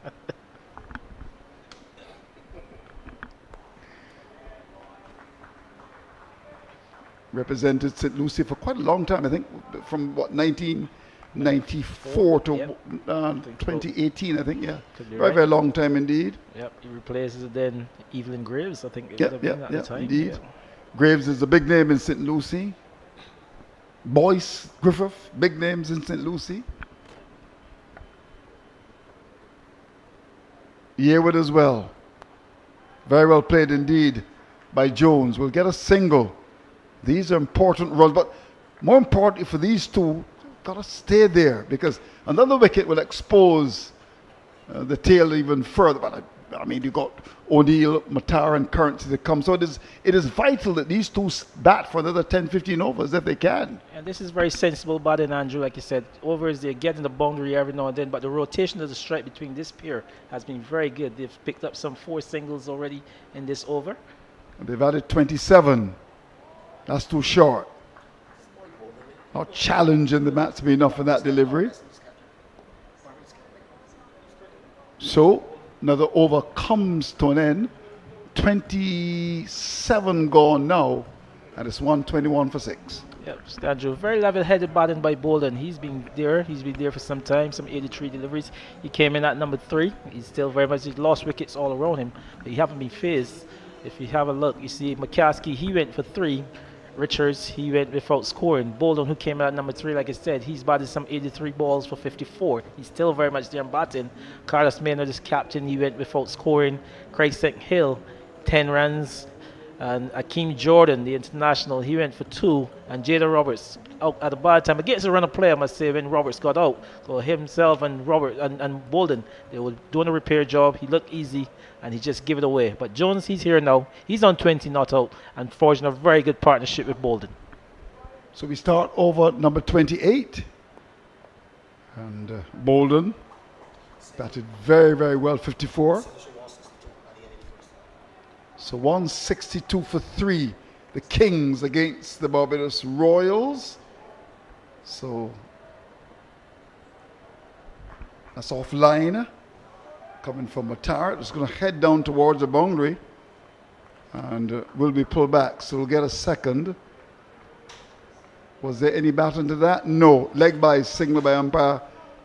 And a holder. Very small. Very, very, unlike her dad, who's, well, he's short, but he's big, very big guy with an ever-improving girth. I saw him recently. Wonder what he's eating, really. Have you seen Wayne Holder recently? He's retired, I can tell you that. Oh, pushed away through cover. Another run. So, and the Holder's been around for some time. Good to see her in the middle. Also had a baby recently, I think. 124 for a loss of 6. Yeah, just over a year, I'm told. A lot of good young umpires coming through. You got Dave Thomas, Shamar Boyce. He's a St. Lucie man, I'm very told. much a St. Lucie man. He's my neighbor. He's your neighbor? Yeah. Good wonderful. Yeah. I expect you to say good things about your neighbor. But he's good. He's good. Yeah, so some very good young umpires coming through. Yeah, Maradon Ben. And interesting when you talk about it, someone like a Maradon Ben, as that ball is driven down to long on for 1 by Jones. When you first saw him, you thought he would have gone on to maybe play for the West Indies. He's really sweet to watch. I mean, wonderful, wonderful use of the feet, beautiful drive of the ball, a bit of the Carl Hooper in his batting. But he's never really gone beyond it. Maybe he's got more potential than anything else, really. He's got to go beyond that. But a player that you really enjoy watching. A very good player indeed, Maradon Ben. People said he was a bit unlucky not to be having a look in. But at Spartan, he's been very dominant over the years. And he's a pie corner man as well? Very much a pie corner man. Pie corner man. Lovely flowing shot. They look for a second here and should get it comfortably. Although there was some bit of hesitation, but there's no reason for that because the long off fielder had to move about 10, 15 meters to the right. And in the end, they got the single comfortably. So these two are doing a good job. The partnership is 34.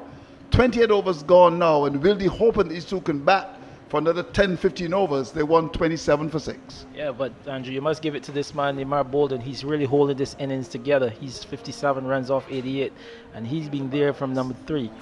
And I tell you, he's been batting all his skin. No chances. He's just getting the ball into the gaps, working, getting the 1s and 2s, like a really good top-order batsman should. I mean, he's a very knowledgeable cricketer. He's one who's had the distinction of leading the youth team. So he's batting his way. Jones as well, he's been there. He's been leading the team, and Bolden's absent at some point in the season here as well. So, and Maynard's absent at some point in the season as well. So he's offering very good support. I think that Pickwick is missing a trick here. It's the 1-2-3 captaincy, because I would think you would want to bring back Smith, or he's going to come back now. I don't know if you needed to bowl Matara. I mean, you got the team on the back foot, but sometimes some captains believe that they should have 6 and 7 bowlers bowling. But young Prescott is going to come into the attack now. And one would have thought that perhaps getting the 5th wicket, the 6th wicket, you really needed to go back to try to bowl them out. I mean, Ron Jair with his bowl 4 overs for 21, he's picked up a wicket. Matar has been just thereabouts. So he's now decided to go back to his fast bowler. And Prescott comes into the attack. Yeah, very good call, Andrew. I would have been inclined to go with Smith as a bit earlier from that southern end, that Malcolm Marshall end. He was the man who gave the early rot. So, and he was pacey. And seeing when the new player like Jones came in, I would wanted to have my fast man in there. He's only bowled some 4 overs, so he's fresh, and the ball was still offering a little bit going through. So I thought that you kind of missed the trick, as you rightfully said. Yeah, you did. Yeah, I thought so as well.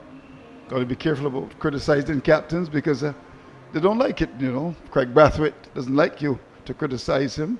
Jason Holder. And, of course, Desmond Leo Haynes. Remember him back in 1990? So I'm Captain Barbados in Jamaica. And boy, he wasn't good. And I had to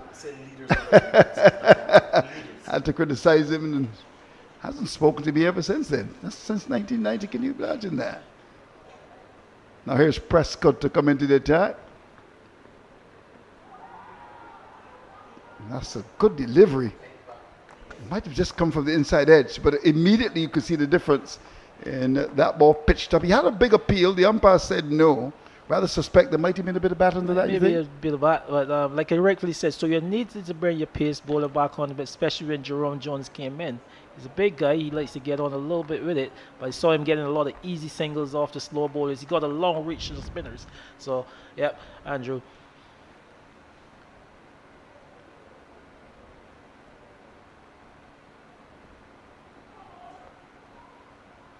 So we'll get a leg by there. Ill-directed outside the land of the leg stump. So this is an important period in the match in that the Pickwick captain has decided to bring his fast bowler back to look to get wickets. And of course, Wildey will be hoping that they can ride this period out. And if these two can bat for another 10 overs or so, we're into over number 29, and they can continue to score freely, then that 128 for 6 could easily be 180 for 6. And try to get up to 200 and try to defend that. But at the moment, there's no question that the side fielding Pickwick, they are in charge. Very much in charge. This young Prescott coming in for his second spell. That's played away square in the offside for 1. So he's Prescott, which is Prescod. So no T there. There's Prescott and Prescott. But he's a interesting name. Of course, that's what the young people have these names. Rondre and Jatario, of course, Renico. Not the old traditional names like Andrew and Harold. How about Demetrius? Oh, that's a lovely name, I think. And Andy. These are all names, really.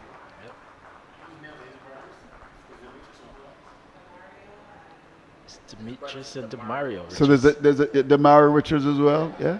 So there's Demetrius and Demario. There's no Harold. Of course, the famous England Prime Minister Harold Wilson and the famous statistician Harold Eastman. What do they share in common, Andrew? They're both statisticians. And they're both old as well. One has gone to the great beyond, and the other is doing pretty well. But interesting period of play here, especially like we said, this man Balden, he needs to bat deep. He needs to carry on. They look for a single and will get it too. Could run in between the wickets. A young man, and that was pushed down to Gully. Gully had to come across. There was a just at the start, you just got the feeling Jones wasn't quite keen, but it was called through, and they're going to have a chat about that now because the field at the short gully area had to come across. That's Charles to his right and throw at the stump. So they're going to have a little chat about it. No ball. Yes. No ball was called as well. So this is a free hit then. So let's see what he will do with this free hit. Important. It made it even a bit more naughty. He could be run out on a no ball, Andrew. Yep. So 131 for 6. So 132 now with a no ball. Jatario, Jetario. That's his spelling of his name. Lots of ability.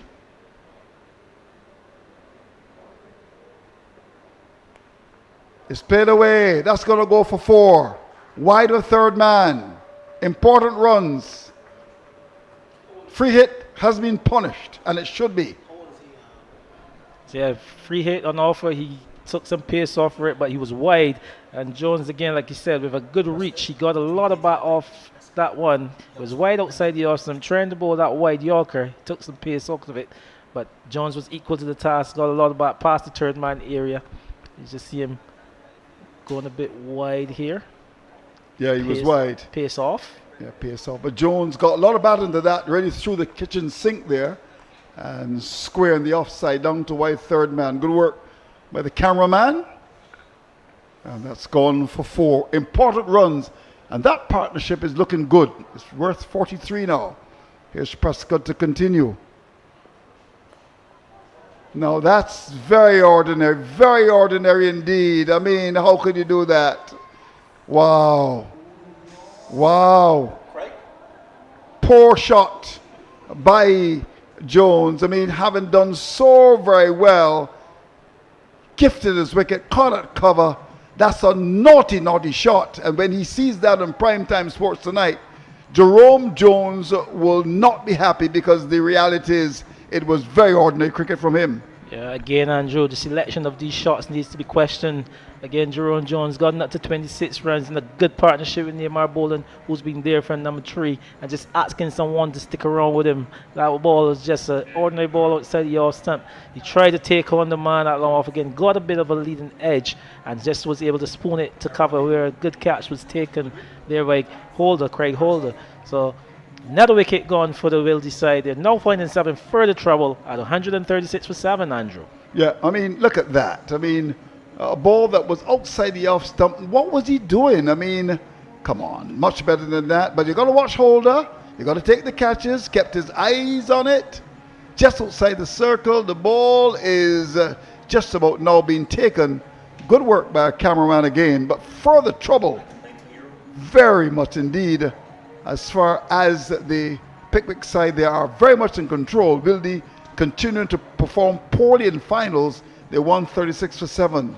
A good wicket there by Jatara Prescott. He's happy to get his wicket in that column. He's just 19 years old, just coming back from representing the Barbados youth in that tournament in Trinidad where they won. So he's happy to get his name on. Just in his second game for Pickwick, Andrew. So it's good to get his name in the wicket column.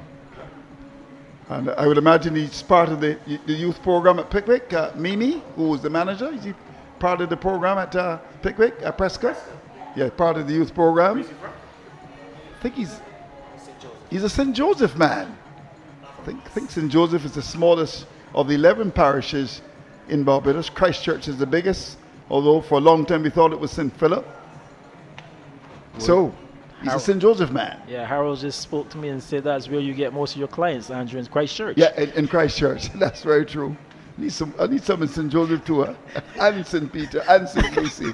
We'll have a word with Jatario at the end of this game. Yes, indeed. But a good wicket for the young man. He's picked his first wicket up. He's put his team in a better position now, losing some 7 wickets to the Pickwick team. So 136 for 7.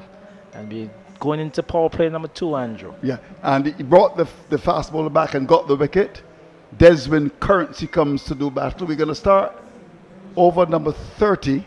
So let's hope that Desmond's Currency is strong here. They need it. They need him to battle away in adversity and bring some measure of respectability to the efforts of the Wildey side. One of the big guns in local cricket. Here's Matara to continue with his uncomplicated bowling. Strikes you like someone that shouldn't get you out really, but just trying to get some overs in. Yeah, just trying to get some overs in.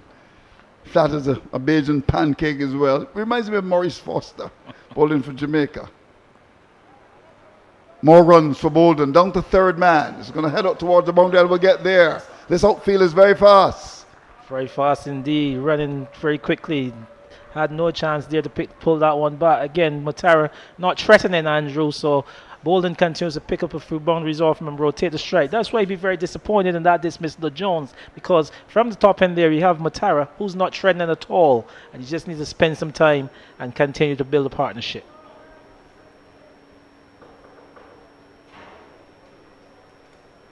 So, Matara.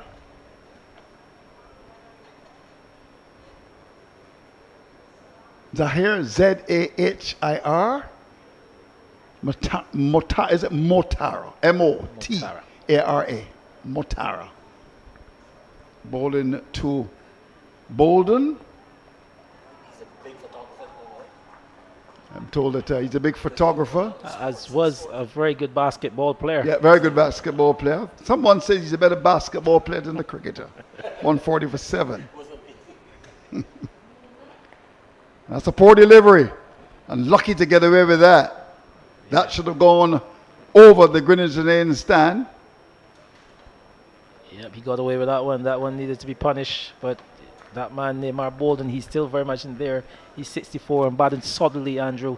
And all he needed was some support from that middle to lower order. Tell me about Desmond Currency. Can he bat a bit? He can bat a bit. Well, he's most known for his left arm spin bowling, Okay, but he's a useful player. Okay, well, he's going to get his first ball and strokes the ball away for a single. Nice flowing drive to cover for 1. Well, if he can get I know that Tariq O'Neill can bat a bit. There's no question about that. Product of the BDF program as well. And for what I've known about Desmond Currency, he's got a level head, Andrew. He's one of the players, a leader again. He would have led quite a few teams.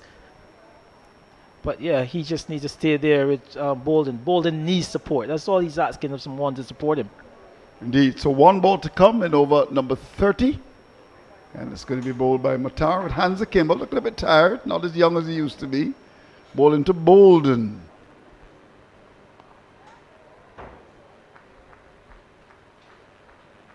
So short ball, no challenges there to the batsman. And the 30th over comes to an end. Balden continues to battle away, not getting the kind of support that he certainly would have been looking for. He's got 65, 30 gone, Wildey 143 for 7.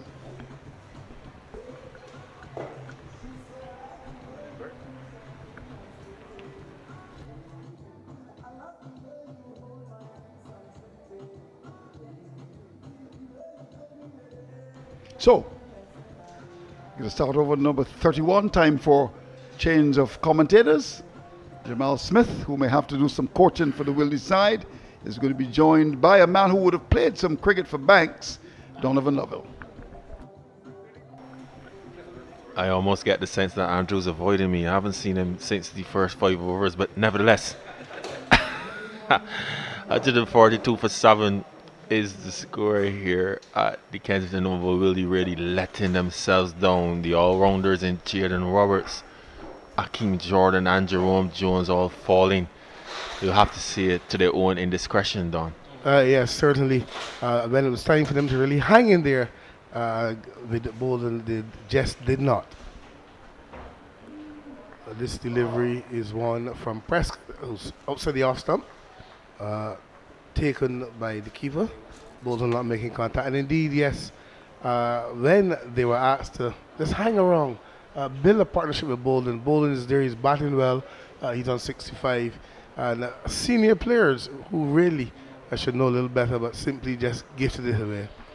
Yeah, and I didn't get a chance to be on set with you, Don, but I specifically spoke to Roberts and what he could possibly bring to the Wildey team today, and to be dismissed in such a fashion, being caught a long off when you're really set off of a nothing delivery, really.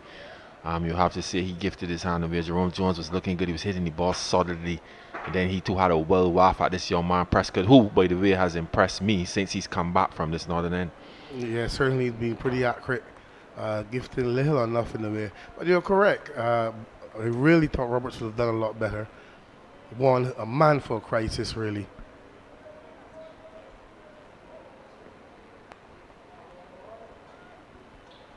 I'll tell you something else, Don, that I've noticed. It's something I don't always see in local cricket. So far, Pickwick are 100% in terms of their catching them. They've taken some very good catches, especially that last one there, Craig Froggy Holder having to do a bit of circling away to this eastern end where you know the ball can hold up in the air to dismiss Jerome Jones, especially at that time in that situation. I can't tell you how many times in local cricket I would see a catch like that shelled, but they've taken all of their chances and they've not been altogether straightforward, and they've been at some pressure moments, so they've assisted their bowlers, haven't they? And a lot has to be said as well for the captaincy of Rohan Ryan.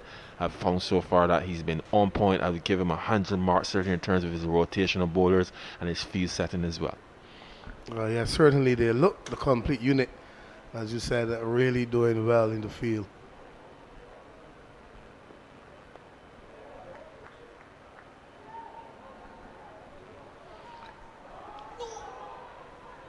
A bit of a mix-up there. I was just about to say to you, Don, all is not lost for Wildey yet.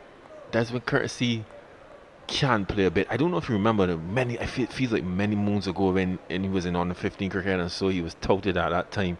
He was pretty prolific, but he hasn't kicked on with the bat. He's been bowling relatively well in local cricket, but he has a bit about him. Remember that semi-final against Yorkshire? He came out in a tricky time. He hung around. You could think he got it was just about 30 odd as well.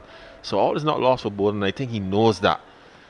It's not out 66. Yes, indeed, he's a very good player at this level, capable of getting runs, and the likes of Tariq O'Neill still to come, so they can still get some runs on the board. This one is driven beautifully to cover into the boundary for 4, and Balden continues to impress here.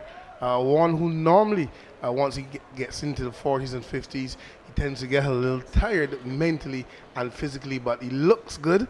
He looks to be fit. He looks set for a big one, and really, and we keep saying it all the time, if someone could stay with him, I can tell you he's had sights of 100 and probably getting really up to 200 or 200, just a little over 200.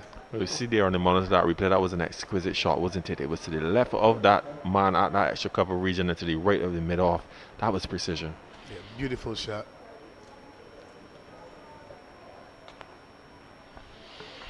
And if Prescott has been guilty of anything in both of his spells, he's just been a bit full at times. But as I said, he's impressed since he's come back from his northern end. He did some good lengths, and I dare say he's bowling quicker in this second spell than he did in his first spell from the southern end. But a good shot from Balden. You know, Wildey is that kind of a team too, John. With so many all-rounders and guys that can hold the bat, that you never finish with, or really they'll never finish with you until you get that last wicket. They can bat all the way down. I'm actually here, have a little wager with you. Who will bat at the 11, Tariq O'Neill or is it Sean Mutara? Mutara's going to take that last spot. O'Neill's going to come next. I think Mutara has a first class 50 as well, so he can play as well. So there's still a bit of batting here if these guys can keep their head, and they possibly know in that realm where you're thinking about target setting. You would have probably started out this morning one with visions of 250 going on to 300, but based on the stage of the game, it's a matter of what more can you get, what do you think that you can defend, what are you comfortable trying to defend. I dare say they'll be trying to look upwards to 200, but that's still a lot of work to do, long way off. I guess they'll look after this delivery from Mutara. Yes, I think the thinking should be now, try to bat all of the overs out. See where you're at.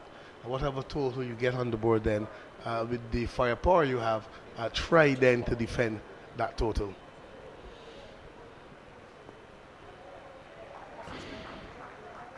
The 150 comes up with that nudge into the offside.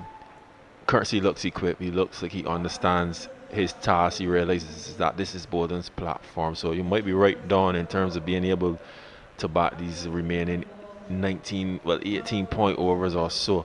And obviously if they do, Balden himself was so well in terms of possibly being a realm of 3 figures. I'll ask you something too. Could you describe for me what is exactly that Zishan Mutara is bowling here? Is it off breaks, leg breaks?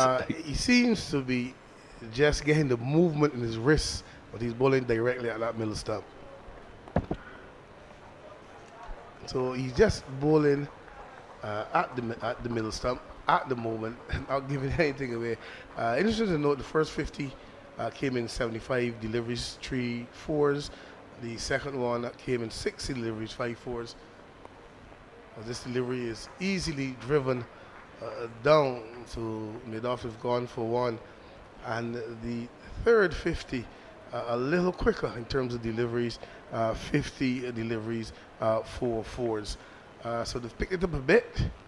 Still a lot of work to be done.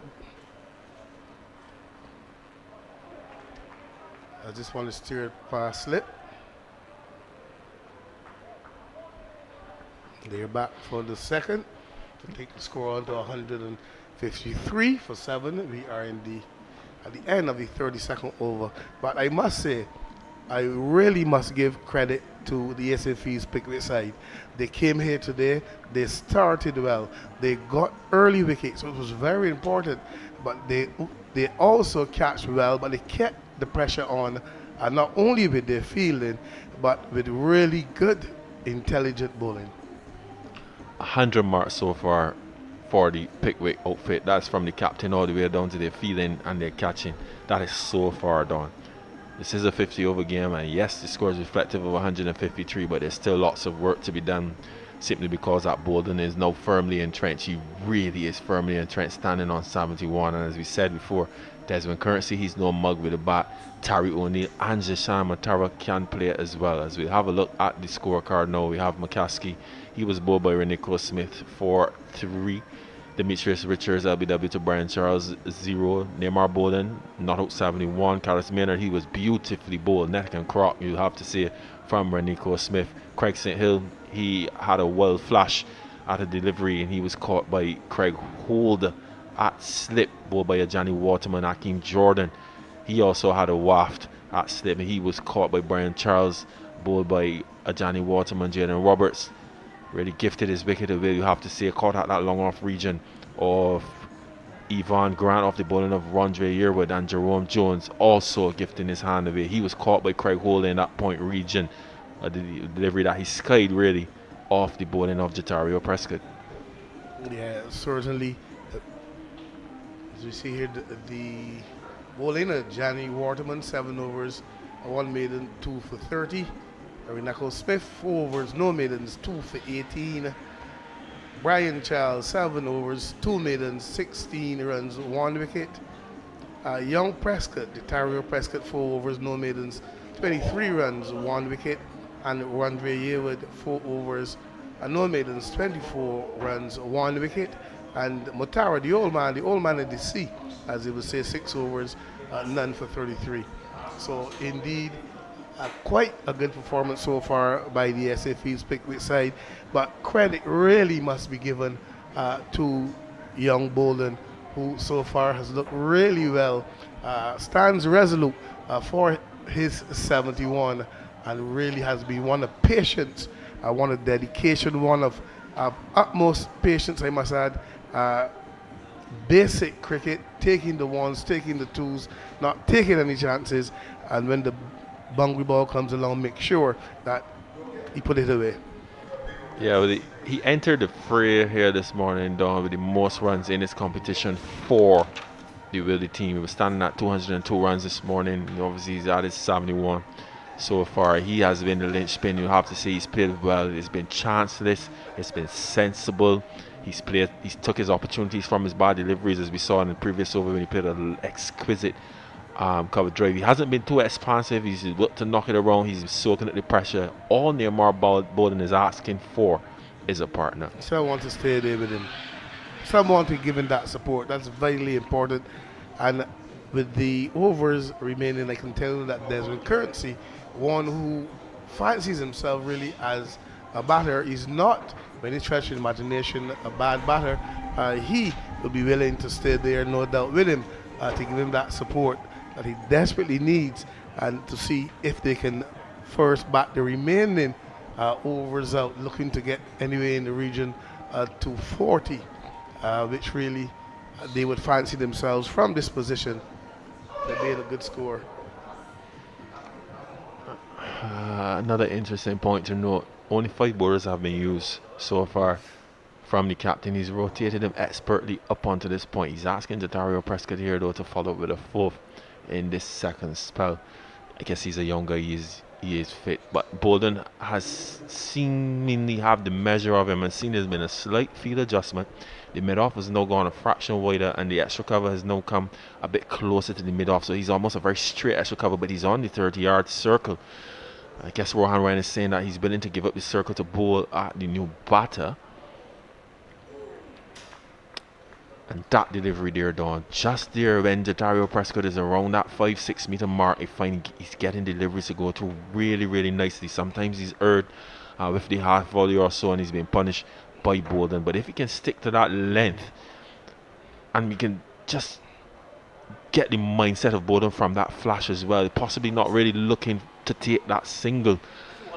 Yeah, the interesting to note with the ball sliding across him, with the gap between the man at point and the cover. The sweeper on the boundary, if he takes a chance, he got a chance to take the edge. But if he gets it to the gap, he's only going to get one. As we see here again, so it's intelligent bowling again. Beautiful feet placing as well. Yeah, good feet placing, and what has finished off the set is that he's sent back the third man. This is Captain Ryan. He's brought up the fine leg. So they've beaten the bat of Nearmar Balden now 2 times. One with a nice delivery outside of the off stump, just about 5 meters or so, and then one that was slightly full, and Balden had a waft at it again. He doesn't look content with his singles now. I think he wants to get after Prescott. This delivery played beautifully over. Long off has gone all the way for 6. Well, the first 6 indeed of the innings, but that one was beautifully played. Ball pitched up, he got close to it, and he played it beautifully over long off all the way for 6. So he's been looking for that. He's still looking to score. That is important. As we see the replay, beautifully played. I could just tell, Don, that he fancies himself against Otario Prescott. He's not worried about the trap per se. He's looking to maximize off him. Don't forget, these guys know each other pretty well around the youth programs together. Yes, Balden is no transition out of the under 19, Prescott are young on the 17. But I realize that Balden, in terms of how he's gone about this over, he has been looking for that boundary option. He's gotten it. Does he just rein himself back now and try to finish off the over, probably get a single and get up to the other end? But he's going to play it with some element of risk based on the field that is set. So if he's going to hit that one for 6, Prescott is probably saying, okay, I will give you that one. Same delivery, slant across him again, and see what happens this time.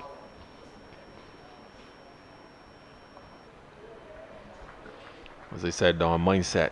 Balden's a very intelligent lad. There you see him now, soft hands on this occasion, dropping it into that third man region, getting the single. So he got his boundary, he got what he was looking for. And this is good batting. I was saying to Lyndon off set, and I was saying on set, I believe this is a good litmus test for some of these players. And it's not about the scoring 100, it's about how you go about your business. And so far, Nearmar Balden has ticked all the boxes that you would want him to tick. He's taken his opportunities, and there you see him looking to be aggressive. He got his 6, he reined himself in, he got a single, and now he's giving himself an opportunity to face in the next over. Yeah, good sensible batting by Balden.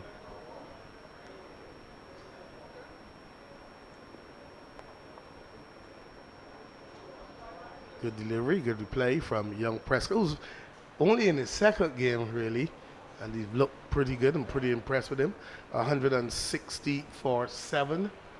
We are in the 33rd over. Wildey winning the toss and deciding to take first knock.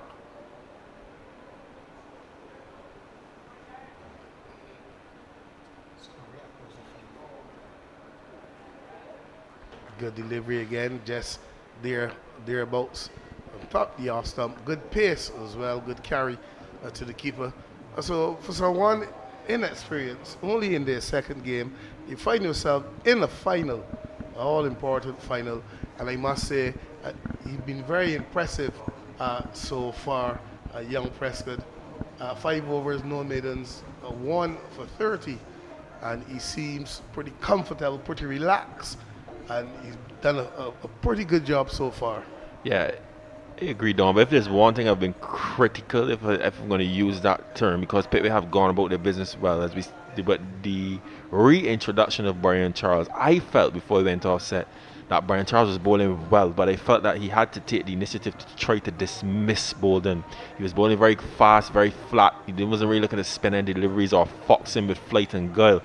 And for me, Don, I would have preferred to see Brian Charles looking to lure him into indiscretion when he was around that 30-run mark or so, as opposed to now where he has to come in and be defensive because Balden is well set. If there's one little opportunity that I felt that Pickwick missed, I felt the matchup between Charles and Balden, that Charles should have been a bit bolder in his approach. And if you look at his figures as well, he's gone 7 overs for 16 runs. So in business parlance, he could have afforded to take a lash.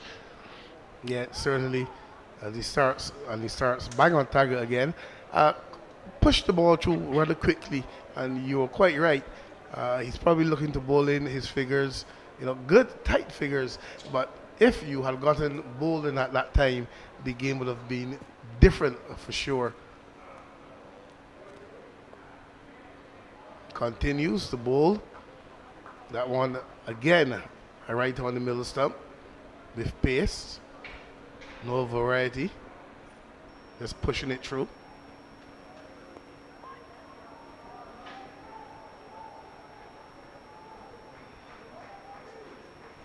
And that's good aggressive running. Good aggressive running by this pair.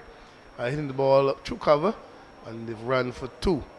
So they continue here. Balden continues. Well, he goes on to 80, 162 for 7. Partnership of 26 so far. We are in the 34th over. What I love about that too is that Balden is still willing to get his skates on even at this stage. He's not floundering or faltering. Yes, he took a bit of time there to get back, but he's not on his haunches. He's not breathing heavily. The young, fit man. This is really lovely to see for local cricket. Again, ball zeroed in at that middle stump with pace. Really, Charles looking more to contain at this stage, trying to keep the runs down as much as he can, really. And Balden continues to defy, continues to bat well.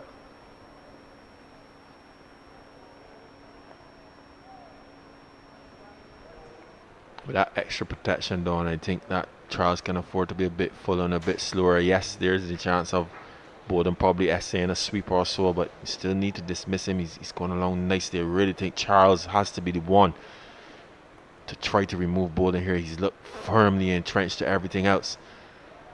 And certainly with the extra protection, the cover sweep, the cover on the boundary sweeping, and the close catchers as well, he could afford to just slow it up a bit, trying to get Balden into the drive, probably miscuing one, hitting one in the air, looking to get this wicket, but instead he continues to bowl flat and fast as the over comes to an end. Wildey 162 for 7 after 34, winning the toss and batting first. Balden is on 80, Currency is on 5, and it looks like Smith is back into the attack. Nico Smith is back into the attack, who really bowled with some gas, as they would say earlier. Really was impressive, really charged in, really bowled some quick deliveries. Not only did he bowl quick deliveries, but it's the more the dismissal for me on both batters. He kept Zach McCaskey very, very tight indeed on that off stump with some short deliveries, and he got his reward, and Zach McCaskey chopped on. And that delivery to dismiss Carlos Maynard, albeit there's a bit of a flaw from Maynard. He usually plays outside deliveries that shape back. It was beautifully bowled. If you remember, only one stump was left in the ground. It was spectacular indeed. It was really a sight to behold, and hopefully the young man, I'm sure he would probably screenshot that and post that for later. But it'll be quite interesting to see him here now on this return spell. You know, it's a bit hot there. The wind has picked up though, as you're seeing it, the BCA banner just fluttering in the distance. How he finishes here is though very important, because Don, I would have seen him early in the year playing for the West Indies on the 19s, and it was a bit of a concern, you know, coming back for that second spell. Yeah. You know, he could have been guilty of not obviously sustaining the same pace. He does have a bit of variations as well. He's walking a bit gingerly here.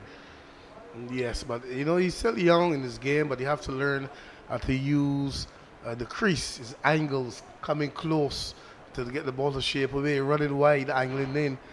You know, once the pace is down, coming back a second time, you have to eventually get that in your armory. Learn to use your crease, and your variations then become very, very, very important.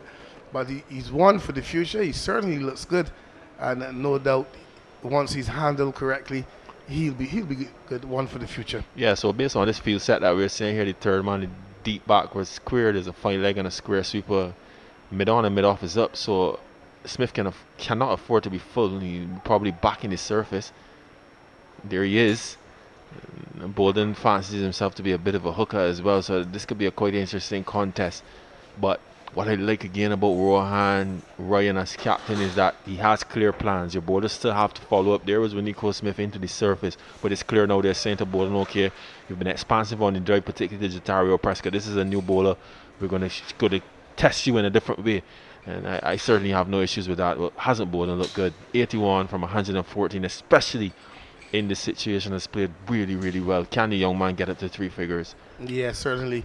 As you said, this field suggests that mid-on and mid-off, you're not going to get much pitched up. You're going to get mainly short deliveries, and he certainly started with a short one to Balden. Again, back of the length, can't score. Knows that Balden love to get on that front foot, really, so you make sure that he's going to keep him honest. So you need a good start from young Renico Smith from this northern end. Yeah, still watching him, Renico, as far as this second spell is concerned. Walking a bit gingerly. I haven't seen any real gas yet. As you say, you don't expect him obviously to be bowled the same pace he did start, but you're looking for a sustained pace here. Probably 12 to 18 deliveries, see if he can prize out another wicket. And he can afford to be a bit more aggressive to the likes of Currency.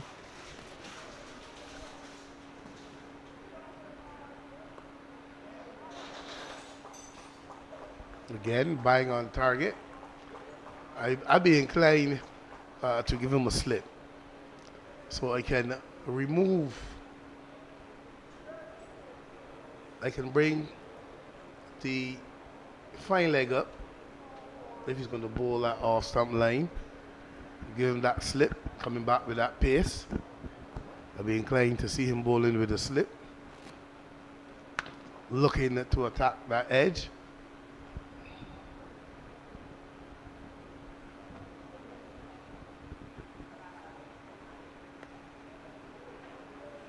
Oh, that's good running, good running. He's playing the ball in the offside out to gully and scampered through. In the end, what turned out to be an easy single to get Balden back on strike. Currency moves to 7. Yeah, Wildey just creeping into that region of possibilities now. Don, they're not out the woods yet, but they're clawing the rear back slowly. We know in local cricket, anything above 180 and you're going towards 200, it could pose a bit of a challenge. Pickwick have been batting well, but they're just clawing themselves out of certain danger.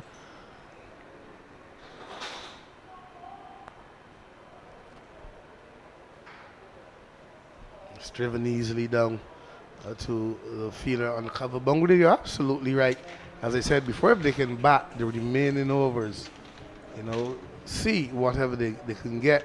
And as you said, anywhere in the region of 190 is always a challenge, could be a challenge at this level, even though you have the likes of Ivan Grant, who's been batting pretty well. Rohan Ryan, he's in good form.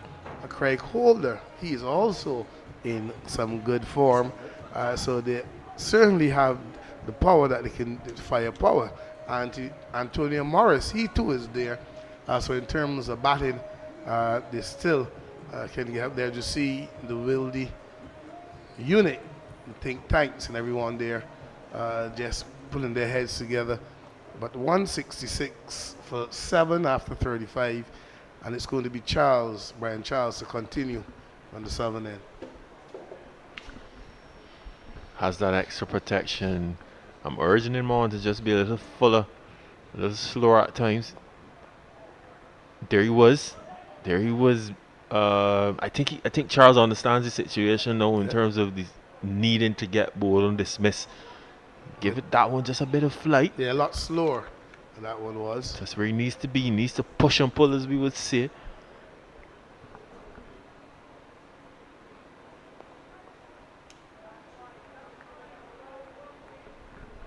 Two for two, Don. Do you get slower? You're the bowler here. Will you get a bit slower? Slower and slower.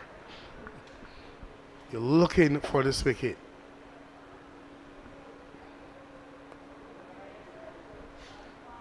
You could afford, you have the protection long on, long off, a fielder on the cover boundary, You've got two close catchers really in the offside. Let's slow it up, invite in that drive, and also there's a man at slip, but you're looking for this wicket. Bit slower defensive limb, but I'm encouraged by this over in terms of the thought process of Pickwick and Brian Charles. I finally got him what I've been asking for since this morning. Brian Charles is looking to be a little more creative in terms of trying to probe out Balden as opposed to trying to create pressure. Balden equal to the task though, Don. He's equal to the task so far. Yeah, certainly very impressive knock by young Balden. And eyes set, no doubt, on the 3 figures. It's always good to get 100 in a finals, especially if your team go on to win. The drinks taste by far better, Jamal.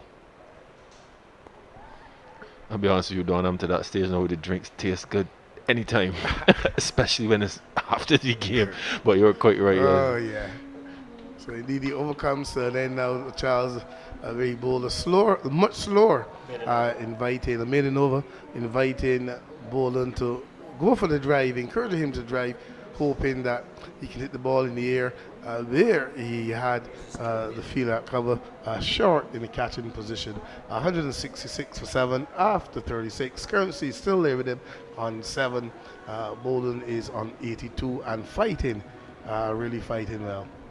Yeah, so the third maiden for Brian Charles. Figure so far of 9 overs for 18 runs. He's really done justice to the Pickwick team. He would love to complete the set by removing their more Balden. That is the key for me. I think if Balden manages to get past this period with Brian Charles, he could very well be set to go all the way for 3 figures. Yeah, certainly. As he's really done a good job. Really tied it up, as they would say, kept it tight. Really did not give much away, and zeroing in on that middle stump most of the time as Smith starts another over. Good delivery in the block hole. Currency equal to the task, understands what must be done, realizes that he must stay there with Balden. Balden flexing the arms a little bit. Hope he's not getting a little bit of cramp. He still has some work to do, really. Yeah, the fatigue sets in. Don't even play this cricket. I mean, the sun has gotten hotter, but you know as well as I do, 50 over does test your limits, especially if you're batting all the way through the innings. At some point, you might get a bit of cramp, might just be feeling a bit tired. But, you know, these are the tests that you have to pass if you're a young upcoming batter looking to go on to the highest stage. Yes, certainly. For defensive Currency. But yes, indeed. So this is really a precursor for the higher level. So you have to do it here as he's getting some assistance from the emergency fielder. It looks to me he's getting something to drink. Yeah, that hand just cramping up. Yeah, he's getting in some electrolytes. And I'll be honest with you, Don, I don't think I'll put that down to fitness. I'll probably put that down to the amount of excess water that's leaving his body, water and obviously salt. It's quite hot. And yes, certainly, very hot. No matter how many fitness drills you do and so on, the legs may be good, but sometimes the arms just go and there's nothing worse than that. When your arms and your fingers are starting to feel you. Seriously, that feeling is gone. That grip, which is very, very important on the bat, is going. But as I said, it's a precursor for the higher level. So it's getting accustomed to it, really. And so far, he's been doing a fine job.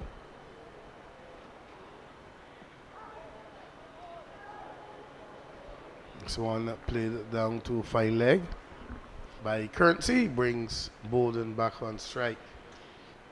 You know, now that I'm seeing Currency operating and remembering how he went about his business in the semi-final, and just wondering if the Wildey think tank could have possibly got him up the order, especially when they're in trouble, just a bit more, just to support Balden, because he's playing well. He understands his role. Wildey will argue, of course, if they make 200 plus and go on to win this game, that they got everything right, perfect. But certainly his mindset, Currency, how he's gone about his business so far in supporting Balden, you have to give him credit for that, especially in light of how some of his more senior partners, the all-rounders, that trio, Jordan, Robertson, Jones, all departed. Yeah, certainly. Now, even though Jones especially along with Jaden as well. They're attacking players, but you think about that is they also offer you chances, and you didn't want to take that chance of losing another wicket or two at that stage. So in my opinion, you're right. He would have been the perfect foil for Balden, but I guess they had different ideas. This one is driven down to mid-off. A young Prescott does the fielding. Another single, easy single in the end to Balden to take him on to 83. Currency is on it, 168 for 7. We are in the 37th over. A young Nico Smith, he is back in the attack. So far, 5.4 overs, no maidens, 2 for 24. Opening spell really was very hostile. Really bowled some quick deliveries and really proved to be a bit much for the Wildey at front or the batters to handle.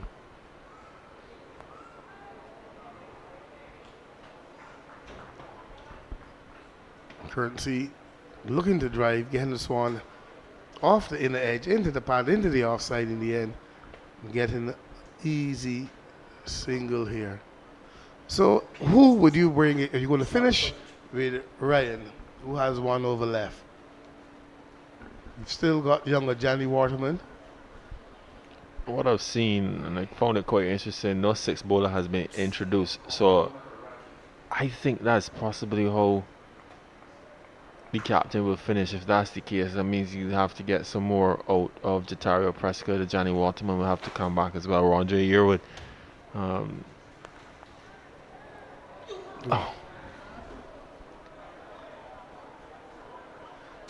This one is just over the head of the fielder at the mid-on, and he jumped for all he's worth, really trying to bring it out of the sky, and it's gone into the boundary for 4. I saw a near miss there for Balden, but in the end, it looks like Grant trying for all he's worth to get this delivery plucked out of the sky.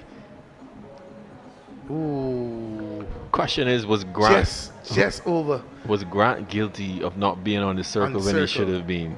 That's the question. It looks that way. He was not on the edge, so really had a lot to do to try to get that one plucked out of the air, but in the end, it went away into the boundary for 4 to take Balden on to 87, 173 for 7 after 37. Yeah, that's probably the only semblance of a chance we've seen from Balden in the entire day, and it still can't put that down as a chance. It went over the head of Grant and it went into the boundary for 4. So Balden continues to advance the cause of the Pickwick team. 87 from 123. We can't stress enough how well this young man has played in the face of some good tight bowling from the Pickwick team, some wonderful catching, some good captaincy. He's still being able really to claw his team out of danger. They're not out of the woods yet, but they're certainly now looking to make this one a contest. As Brian Charles is going to finish his allotment of 10. So far, 1 for 18. And Currency is forcing this one down to Gully, can't score. Score remains on 173 for 7.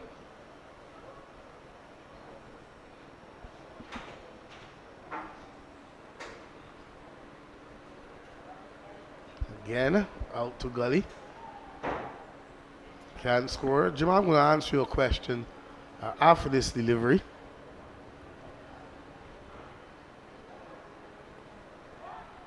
This time, sensible, delaying the shot, opening the face, getting it past the man at slip. Gone away for 2, so good, intelligent batting. This time around, he just delayed the shot a bit, opened the face of the bat, and he got it past slip, between slip and Gully, and they went away for 2, so good batting. Do you believe that every final should be played at Kensington Oval?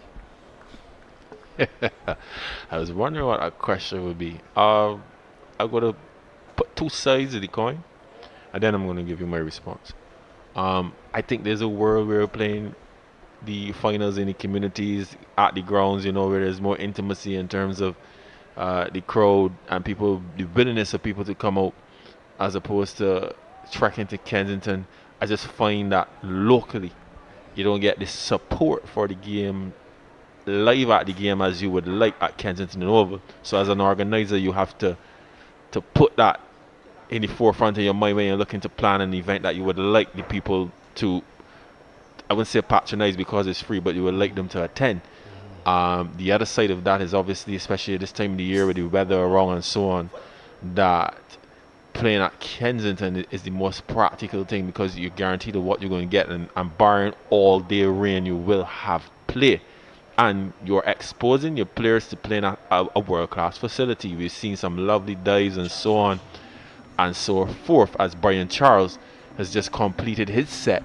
He's finished his 10 overs for 21 runs and gotten 1 wicket, so a good spell from him. But Donovan, the truth is that I personally am someone who loves to see the cricket playing in the communities. Right. I cannot deny that, but the practicality of playing at Kensington, certainly in terms of pulling off a final of the quality that you want, especially in terms of the weather conditions, I am more inclined to say that playing at Kensington would have to be the best fit at this time. Okay, well, I answer that for a particular reason, because wherever you go, sometimes people always, this argument always comes up, and a lot of people say that they believe that every final should be played at the Oval, but you've answered that wonderfully, because I tend to agree with you in every aspect. As much as you would like it to be here, it's a wonderful job that the Barbados Cricket Association, led by Mr. Stephen Les, has been doing, trying to get the cricket back out into the communities, trying to get people involved again. And you mentioned it, that togetherness, the closeness of the cricket. So you've answered that perfectly, Jamal, as Smith continues. What I would pick up on that point and say is that I am a firm believer that more cricket needs to be played at Kensington Oval, particularly in terms of gauging the surfaces. You can always guarantee that at Kensington, when a test series, a one-day series, even CPL comes, especially the initial game or two, the pitches are always a bit tacky. We know that. But then as they settle and they go on, the pitches play expertly and perfectly. Look at the World Cup. You remember the first 2 games or so, it was there or thereabout. And then all of a sudden the surfaces have gotten better. But it's not all of a sudden. It is not rocket science. I think more cricket needs to play on the surfaces that you want to play international cricket on. I know that there are challenges, of course, logistically, with preparation, and when, for instance, the ICC or CWI take over the ground, etc., etc. But I think with a little more planning, you can get games like this, because even this surface that we see here today has played very well. And I said it in my pitch report that the reason why this surface will play well is simply because CPL played at least 3 games here on pitch 3. So there's evidence to suggest that you have to find a way to be able to play more cricket at Kensington Oval, especially when it makes sense. Yeah, certainly so. Some pitch testers, as you would call them, in terms of matches you can organize 1, 2, 3, as much as you like, in terms of practice matches, so you can gauge how they are playing. So indeed, that's very, very, very good coming from you, Jamal, and I'm sure the authorities listening, and they will take that under advisement. So thank you very much for we that. would like them to be listening, Don. Let's not go that far. Let's not go that far at all. 179 for 7. Balden, he's on 87 and still continuing to bat well. Currency is on 15. We are in the 39th over. Young Reneko Smith from the Northern End, so far his figures 6.3 overs, no maidens, 2 for 32. Balden continues to bat well. Seems to have been getting a bit of cramp a little earlier, but it all seems to be well.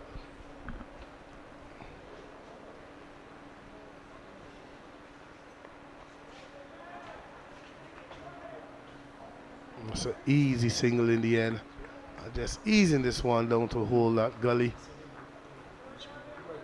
So Currency doing the job, really, that should have been done by the others, giving support to Balden. Continues to play that supporting role. Yeah, partnership up to 44. No really intelligent batting from these two. putting Wildey in a position where they can have a total that they will be looking to defend. They can feel confident in defending. Pickwick team, I don't want to say they're flagging a bit, but that penetration has been lost. Again, well bowled by young Smith. Certainly, this partnership really has set them back a bit because they were looking, hoping to be off the field already in terms of bowling the Wildey side out. But courtesy with some intelligent batting has really been a perfect foil for young Balden. As you said, this pair so far has batted really, really well together. And I really would dare to say that the others should really take a leaf from this book because really and truthfully, that's all Balden will be asking for all day. Someone to stay there with him. And just to exacerbate the point, Don, 44 from 69 balls is a very, very good partnership as that over comes to a close. Wildey are 184-7 inside 39 over. So these two doing a wonderful repair job. And I'll tell you what, Don, the momentum is starting to shift just a bit. And if we have a stage where Wildey are still around, especially this pair around in the last 5 to 7 overs, especially with the fact that Captain Ryan has only bowled 5 bowlers, and I'm looking at the scorecard because I see a Johnny Waterman, he's a spinner. Ron J. Yearwood, he's a spinner as well. There is a theory going around that you both spinning the death, it will be punished. Both will be well set. You only really have Jatario Prescott, he has 5 left, and then you'll be asking Renico Smith to come back for a 3rd spell as well to complete his set. So these young seamers will be tested because they're on 2 only real pace options. This could be a challenge if they cannot break this partnership within the next 4 overs or so. As we see, there is a bowling change. Is that the 6th bowler that has been introduced? And that's the 6th bowler that has been introduced. So that's the chance you're going to have to take. Interesting. Yep.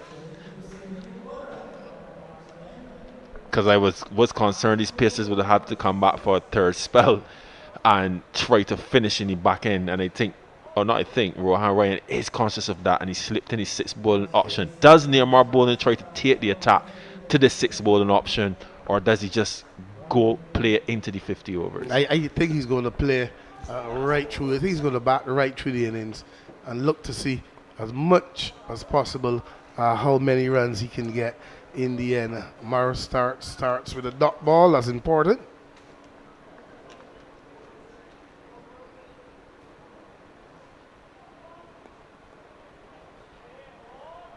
Oh, that's a beautiful shot. It's gone all the way, has it? It looks like 6 to me. It's gone all the way to me, over cover. All the way for 6 indeed. Very good shot. Getting to the pitch of that one and lifting it over cover all the way for 6. So it looks as though he's going to take him on. He's going to remain positive too. Morris, he goes up to 94. Young Balden, really 50 partnership so far. 62 deliveries, 51 minutes, 3 4s and 2 6s. Balden getting 35 of those and courtesy 15. So indeed, a very good partnership here. Building over cover all the way for 6.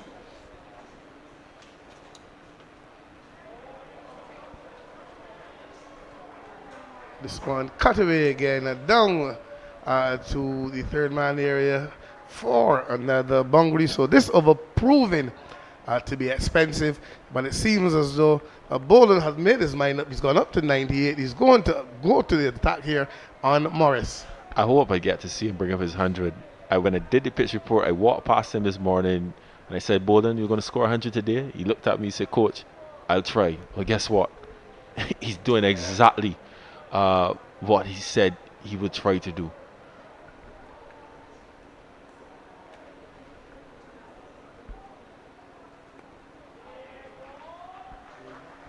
Easy single in the offside. He's gone for 1 to take his score on to 99. Wildey on to 191 for 7.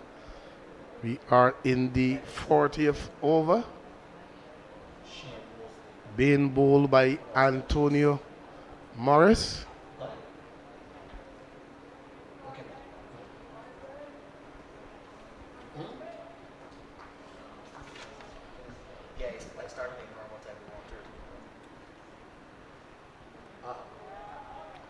I tell you what, Don, if Nearmore Bolden does score this 100, he'll be in some good company. The likes of Lyndon Simmons from Carlton, Von Rick Nurse from Carlton, Shane Mosey from Wanderers, Roston Chase from Empire, and Mark Seeley, Wanderers. Indeed, good company, good players. The Oval comes to an end 191 for 7 after 40 overs. Balden is on 99. As I make way for the Evergreen, Andrew Mason. The over having 11 runs in it. So Morris starting pretty expensive. Andrew?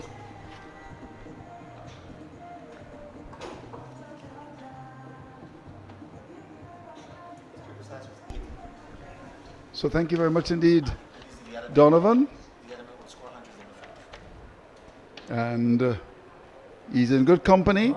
Mark Seeley, Von Rick Nurse, Lyndon Simmons, of course, very much in there as well. Shane Mosley and Roston Chase, players that have made hundreds in the final. He's just one run away, but this has been a tremendous performance from the young man from St. Philip.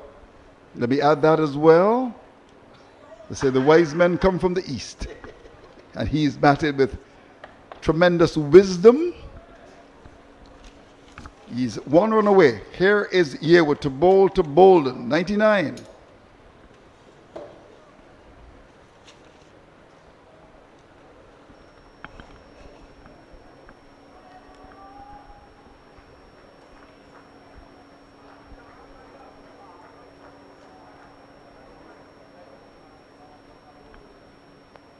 Gets to his 100 with a push away down towards long on.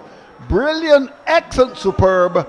Coming at number 3, unscathed in the rubble. 128 balls, 176 minutes, 9 fours and 2 sixes.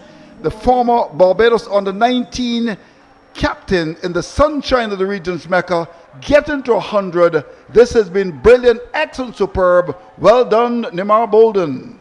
Yes, exceptionally played by the young man.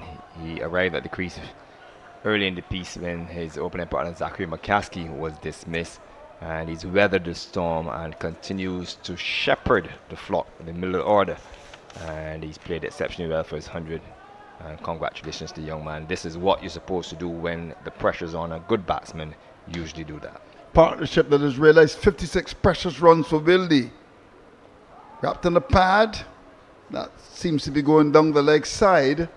But, you know, you've got to value the work of Desmond Currents. He's 15 from 30 balls, but he's just done what you've got to do in cricket. Just give your partner support, and he's done that very well indeed.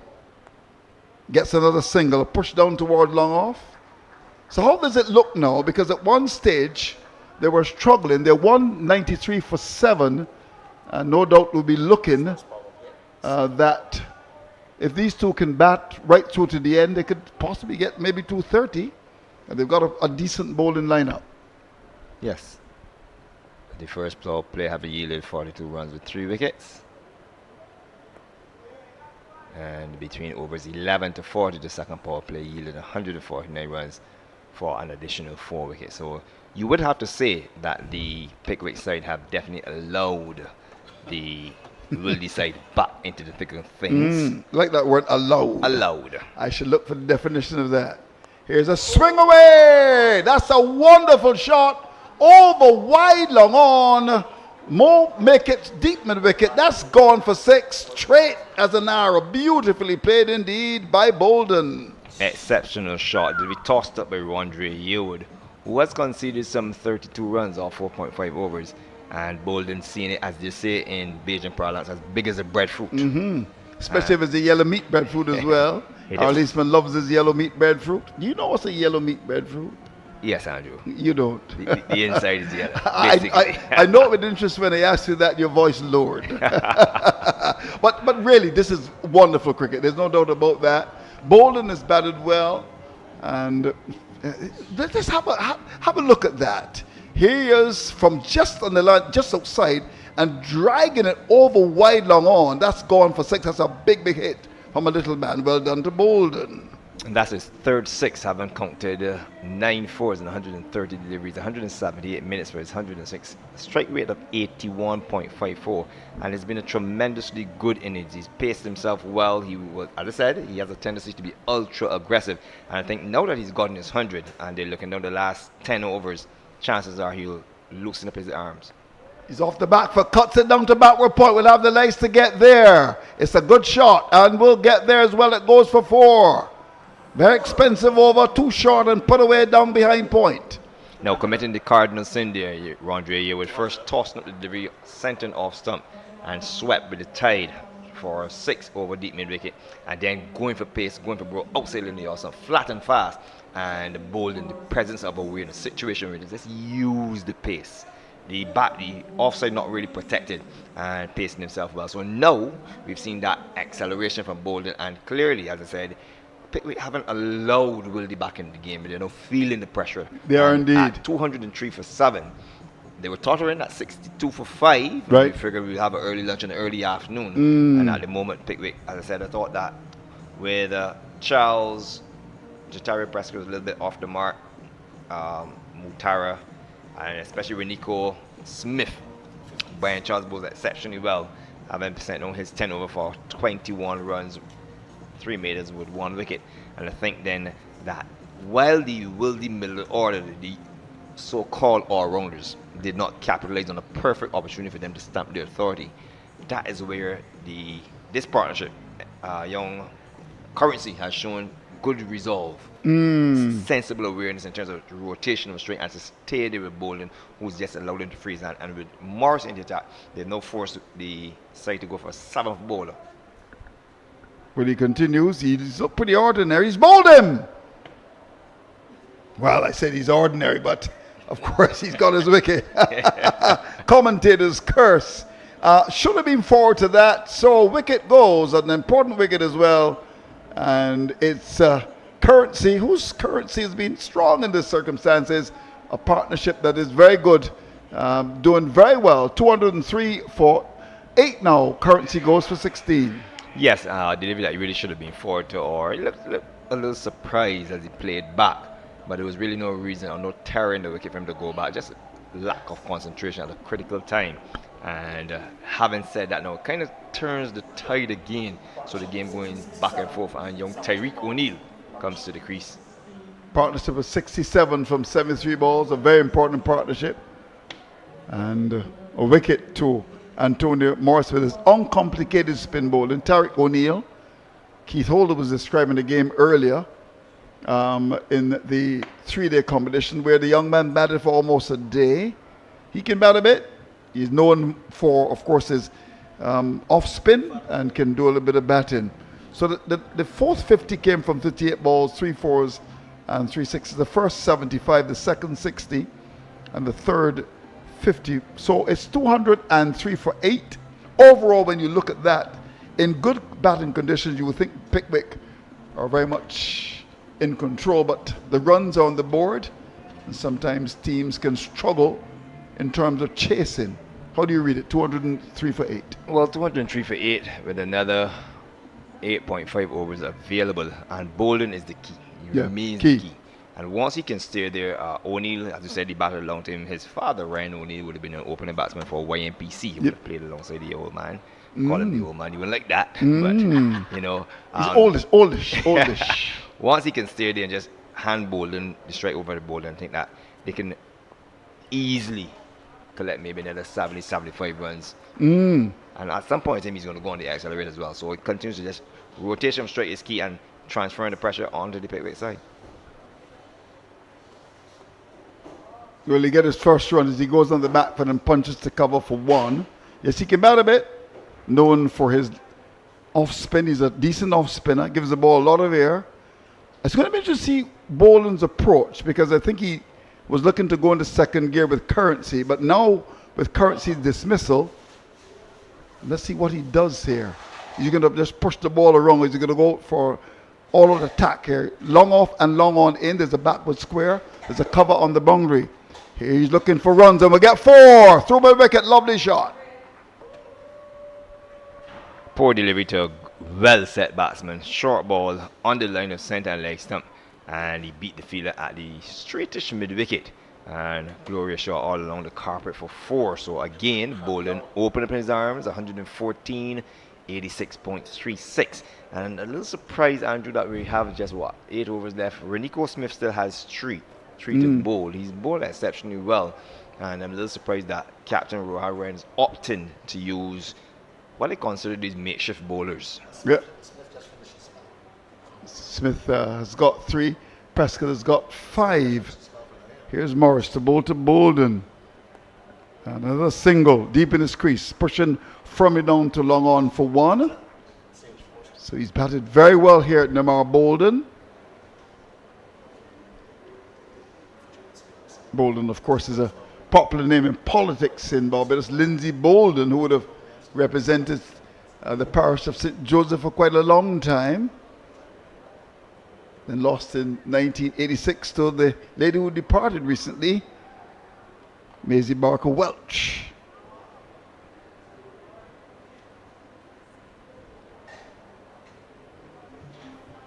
So the over comes to an end, and 42 gone, 209 for 8. Yes, and I'm sure that the Wildey side will be breathing a lot happier now, a lot easier, having been 62 for 5 early in the exchanges. And when does Captain Rohan Ryan resort back to young Smith? Or he also has 3 overs available from Johnny Waterman, who sent no 7 overs, 1 made it 2 for 30. He has been tight into the circumstances, just going at an economy rate of 4.29. And I think by utilizing what they consider the makeshift bowl is really just allowing the Wildey side to remain in the competition, as we see a bowling change, and it's going to be Zahir Mutara, who sent down 6 overs and made none for 32. On the circumstances, has bowled well, but I think at this stage, Andrew, it is crunch time as well. And for me, I would want my main weapon to be in the attack by now. In terms of the CPL, the Sinister Kings 162 for 3. The Royals are 100 for 4. Single to the left-handed batsman, Balden. And so the equation 63 to get from 39 balls. The rate required is 9.69, but they're off to such a good start. David Miller's at the crease. He's got to try and come good now. But again, the Royals losing wickets at times that they shouldn't. Kadeem Allen got 47. It's got to be a little bit more calculated in the stroke. DeCock failed, and that's always a big blow. Ryan Cornwall, just 3. Bit of a hit or miss in my view. Cornwall. Oh, he's a lucky man there. O'Neill will get a single. They might have just had 2, but I think Balden recognizes, look, it's a bye really. That let me get most of the strike. He was beating the ball, went past him and the leg stump for a bye. So Cornwall 3, Atenays 5 from 11. Powell continuing to fail. 8 from 6. David Miller's got 10 from 14. So the equation they need 63 from 39 balls with 6 wickets in hand. Can the Royals get over the line? We shall see. Here's Matara. Lucky to get away with that. That was a long hop. Pulled down to mid-wicket. It seems to be a mental game with Balden now, Andrew. Just watching his movement in terms of running and the shots he's playing. Fatigue seems to be setting in. Yes. Well, he got a single. Yes, you're right. He's tired now. I think he was on his haunches. Good observation. That's why we pick you and pay you big money, because I saw it about 2 or so overs ago. It's enervating heat. I mean, it's so hot nowadays. Yeah, Climate change. He needs to keep himself hydrated. I've never known Barbados to be this hot. Very hot indeed. 212 for 8. 1 to come. And there's a drive from O'Neill. There's no need to do that, my brother. Just bat smart and allow Balden, who will get some refreshments now. He's going to get some water, a change of gloves. So, 43 gone, 212 for 8. Yes, partnership of 9 thus far. The current rate is 4.93, and the last wicket having fell at 203. So again, with 7 overs remaining, young, I won't call him young, but Zishan Mutara Zahir Mutara, the father of Zishan Mutara, having sent no 7 overs, I mean, there's none for 35. And I think it's a situation of using pace off so that the batsmen will have to create their own pace. So, scorecard, McCaskey, Bo Smith for 3. Demetrius Richards was leg before wicket to Brian Charles without scoring. Nearmar Balden has been solid as a rock in the hot sunshine at Kensington. Not a wonderful 117. Carlos Maynard, Bo Renico Smith without scoring. Craig St. Hill caught Craig hold off the ball of Johnny Waterman for 10. And Akeem Jordan was caught Brian Charles off the ball of Waterman, and he contributed a mere 2 runs. That's a big hit. That's gone for 6 runs. Well played, Balden. Over the wicket. That's a wonderful shot from the little man. Wow. Superb shot. The delivery tossed up on his knees like Boyce to Men, Andrew, and hitting it over deep mid wicket. Beautiful shot. Like Boyce to Men. Like Boyce to Men on bended knees. Wonderful indeed. All he has to do is say, I do. Indeed. So wonderful shot. It's very, very hot, really.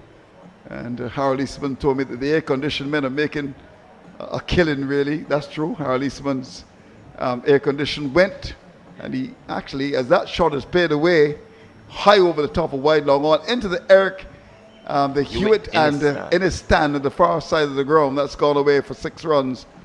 Batted very well. Harold was telling me that he's got to spend about $1,000 to get his leaking air condition back in operation. So that's a big problem. I think Harold needs to change his car. It's about 10 years old now. Oh, I see. Oh, the dashboard had to be taken down, Harold Eastman. Getting very technical. Here's Morris. Very uncomplicated. Balden is back. We'll get a single. We'll expose O'Neill. What O'Neill has to do here, in my view, is just work the ball. He's trying to be cute, playing some shots. I mean, Balden is better, so he's a bit tired now. There's no question about that. Balden, innovating heat. But, you know, there's still lots left in terms of overs. This is now over number 44. So a lot of balls left. Sometimes, even in T20, they don't realize that. Get a single. Just play the ball around. Look, let's have a look at Balden. He's jogging away. He's a tired man. And this is the point I was making earlier when I was on with Jamal Smith. Here's where you need around Akeem Jordan. Just give him 7-6 overs to bat, basically. Don't ask him to bat 34 overs. Oh, yes. There was no need. Yeah. You need him now. You need him now to help with the tired Balden. And Jones as well. That's swung away. That's gone out towards the boundary. And, ooh, the catch not taken. They'll get a second here down at that mid-wicket area. And a chance for a catch. It got into the fielder's hand, but he was not able to hold on. And he did everything right. He just didn't hold on. He didn't have his balance. And the ball, the run 1. And it's going to be O'Neill on strike. It's a bit of ball watching there, Andrew. Yeah, they really should have gotten 2 there. They didn't. But this is a very good effort on the part of Wildey. They were 62-5. Let's have a look at this. The ball was in the air for a long time. Must be conscious about the rope as well, encircling the ground. Got his hands to it, but couldn't hold on. So close to the boundary. Here's Morris again. Too short. Played away in the gap for a single. Prescott comes off the boundary. These runs are important, and they've really done. When you look at it, Wildey at once says 62 for 5. They've recovered quite nicely. 222 for 8, 44 gone. And I think that clearly Captain Rohan Ryan has decided that he's not going to go to the options of pace, but continue with Mutara and Morris, who, in my opinion, is basically leaking runs. 3 overs a minute is 1 for 27. But despite the fact you're trying to get the batsmen to create their own pace, you have a well-set batsman in Balden. He's on 125, so once he gets a strike and he can account for at least 8 to 10 runs per over, you wouldn't have a problem with that. And 222 for 8, another 6 overs left, so they're still entrenched to at least get anywhere in the region 265. Yeah, it's quite possible. You just get the feeling now that the captain of the Pickwick side is wishing and hoping like Dusty Springfield for success here. Here is Matara. Very, very, very, very ordinary as a bowler. They'll sneak a single here. More turned away for one. Good cricket. Just giving Balden the strike here. Tariq O'Neill. Father would have played with you at YMPC? Yeah, Ryan O'Neill, opening batsman, school teacher by profession. Mm-hmm. Quite individual. Was he a good player? Was he a good batsman? He was decent. Decent. Give him 5 out of 10 then. Or maybe 6. Don't be unkind. Harold Tesby is now headmaster. Well, there's some very young headmasters in Barbados.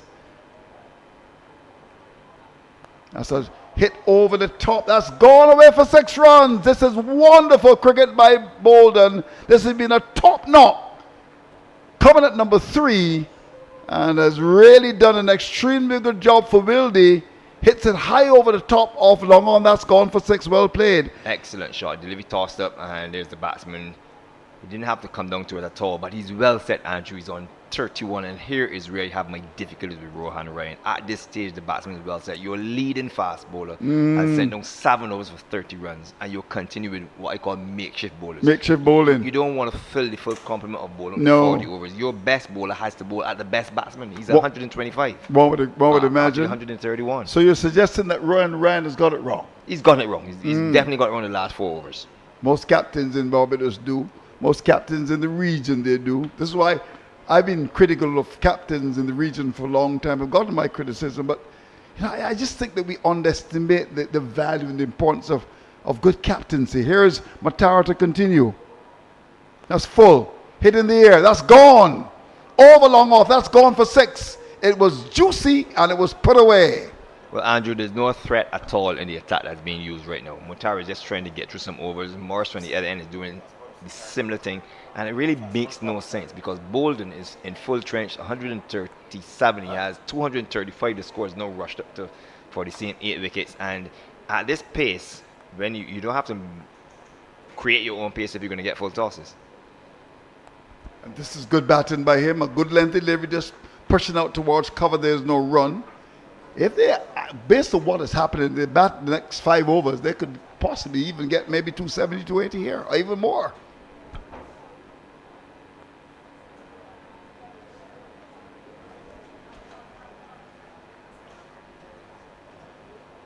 So 1 ball left in the over. I would think Balden would want to just get the strike here. Looking for a single, I would imagine.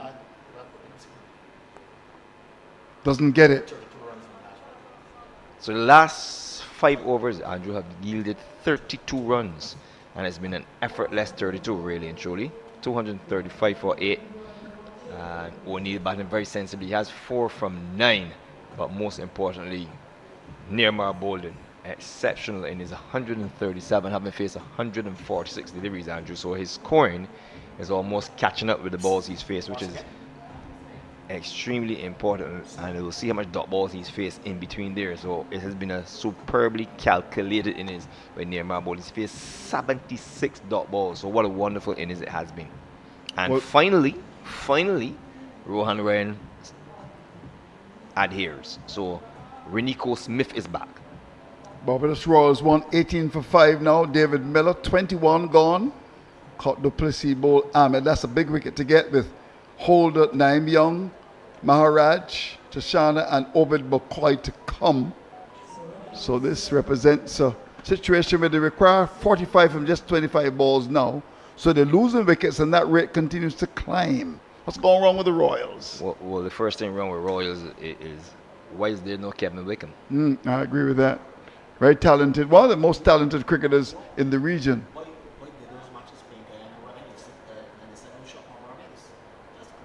Interesting. We'll get Harl Eastman's thoughts as well as they'll look for a single here.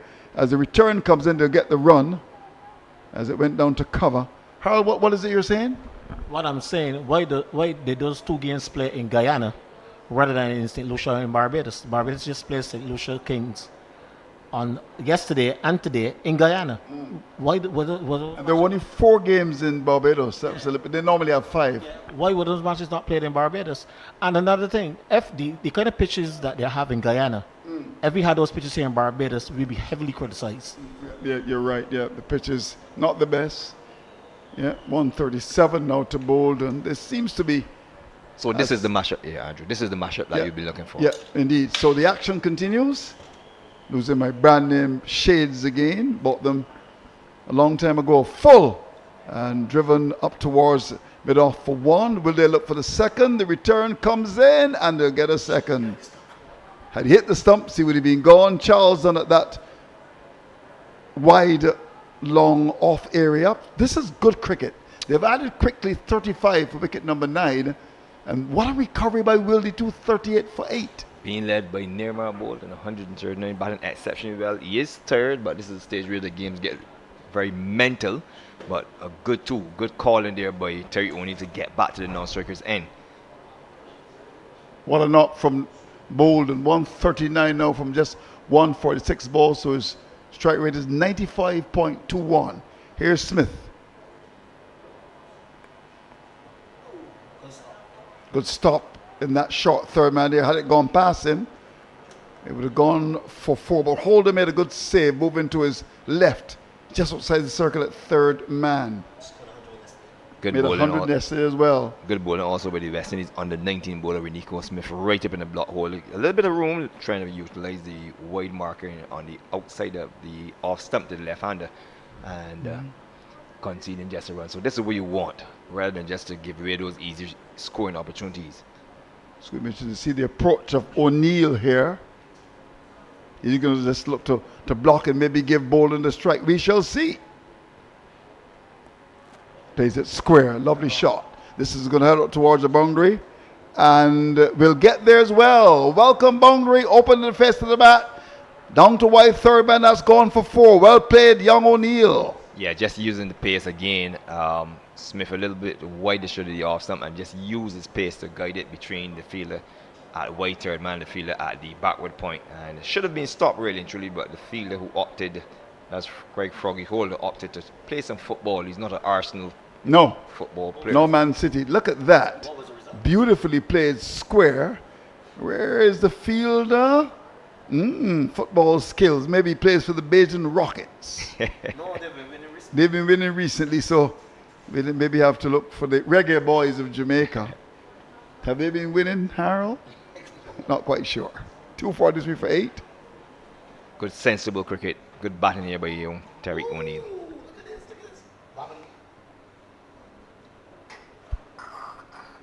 Arsenal 2. So 10-man Arsenal 2-1 up. Gabriel again, the Brazilian scoring. He's very good with those free kicks. Are you an Arsenal man? I'm an Everton man. Everton man. You're like Ezra Stewart then. Everton. Of course, when you look at the football teams, Man City with a lot of support, Man United. Stephen Les, who comes into the box, supports a club called West Brom. That's wide. That's going to be called a wide. Of course, don't you go away. We've got some wonderful interviews lined up for you. We're going to go back to that finals. Under 15, we're going to be going back to the 2 captains, young Paris and young Seeley. They did a wonderful job. And I want you to pay special attention to the youth. Of course, they say the youth of a nation are the trustees of posterity. Here's a young man with a lot to offer.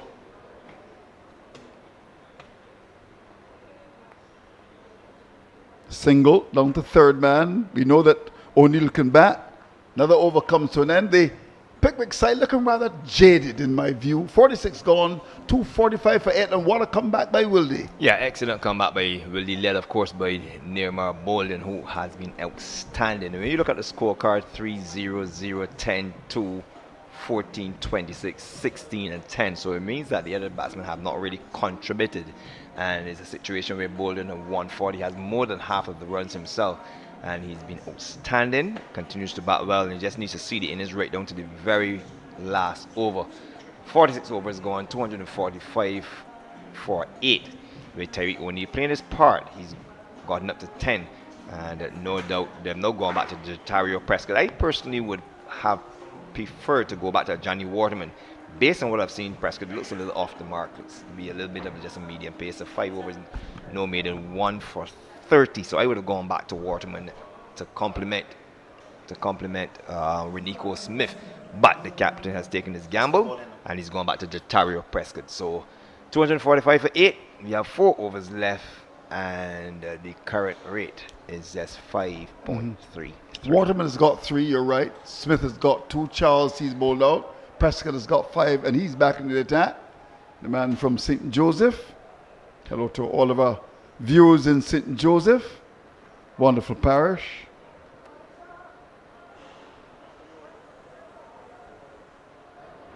Harley Smith, our statistician, can tell me, has St. Joseph ever produced a test cricketer? Has St. Joseph ever produced a test cricketer? He says he doesn't know. I'm sure he'll find out. A single, good cricket. Steered away. With soft hands down to third man for 1. That's Tariq O'Neill, the son of Kerry-Ann O'Neill. Yep. The weather lady, beautiful. Certainly you turn the volume up when you see and you watch it without a blink. Kerry-Ann O'Neill, Jamaican. He's come living in Barbados for a long time. I think she's also a teacher at the foundation school. She used to be, I don't know if she's still there at the foundation school. Kerry-Ann O'Neill. Hello to you, Kerry-Ann, wherever you are. Now that's swung away. That's a wonderful shot. This is a big innings from a little man. That's gone over my wicket. That's gone to the party stand. That's gone for 6. And the 250s come from the board as well. 250 off 286 deliveries, 212 minutes, 17 fours and 7 sixes. And this is the reason why, Andrew, I said I would not have gone back to this young man, because he's really medium pace. And you have a batsman who's extremely well set. Racing towards 150, he's now 146 from 149 deliveries, having faced some 76 dot ball, and this is really giving him license to tear into the attack, and that is exactly what young Neymar Balden continues to do. Well, he came to the crease very early, in fact, after McCaskey departed for just 3, and he's batted away in the sunshine of the region's Mecca. 146. So partnership is now 49, and he's viewing a 150 here. What a knock from him. Now Prescott decides to go round the wicket to the left-handed Balden.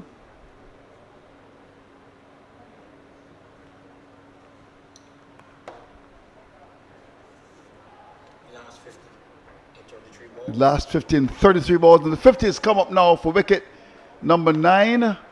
And what a performance from the lower half. Because when you look at it, Roberts went for 14 and Jordan 2. Jerome Jones 24. The knock of Currency 16. Don't discount that, because he was part of the recovery for the Wildey side. And now O'Neill has done a good job.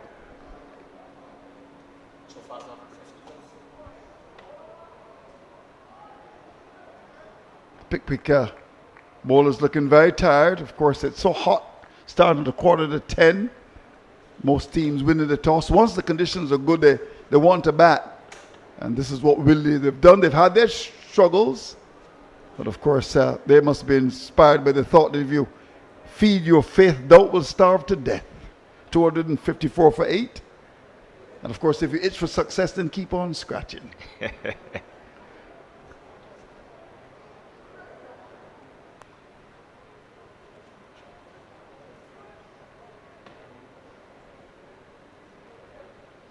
Changes his line of attack. Young Jatario Prescott operating around the wicket and forcing the batsman to go for the delivery, so he's no longer bowling at the stump.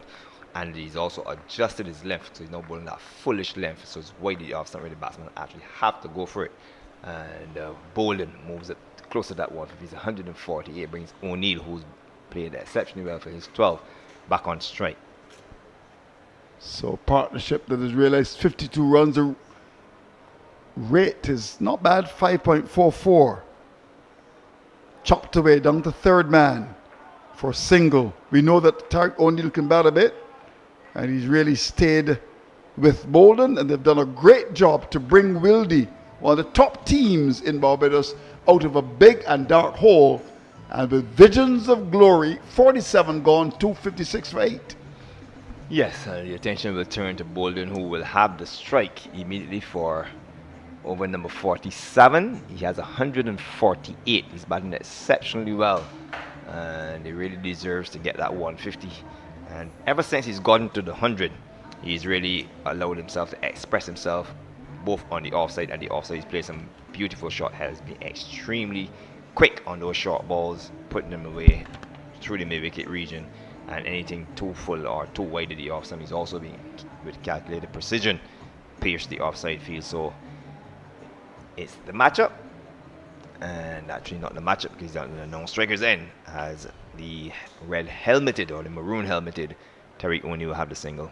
So the Royals require 29 from 15. They won 34 for 5.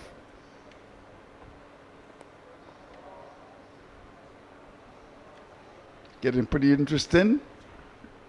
With Jason Holder 7 from 6. And Atenes has got 19 from 22. So it's interesting. 135 for 5. The target is 163. Can the Royals get over the line? We shall see. Balden on strike now. He has 148 against his name. As O'Neill got a single down to the point fielder on the boundary. So they're making the adjustment. It's the third man backward point. There's a sweep on the cover boundary. Cover, long off, long on. Cow corner, mid wicket. And Rondre Yearwood is patrolling the fine leg position inside the circle. So Balden is 148 from 150 balls. And this represents a tremendous recovery by the Wildey side, because we were beginning to wonder at one stage as if they would have gotten to 150. Here's Smith to Balden. And he hits it in the air. Will be safe. We'll look for a second. No, he won't. He's too tired, really. Innovating heat.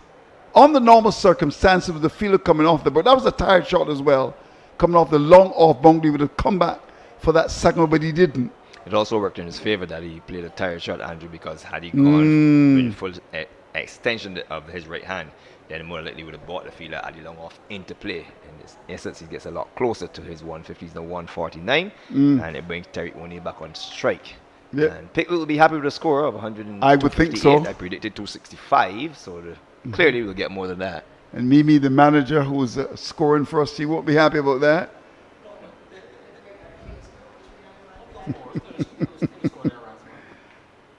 A little dabble away in the offside for 1.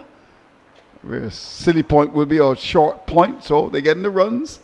259 for 8. Yes, Mimi. You've met Mimi, haven't you? Yeah, I met her today for the first time. First time today. She's the man. She's got manager on the back, and it's also 11 as well.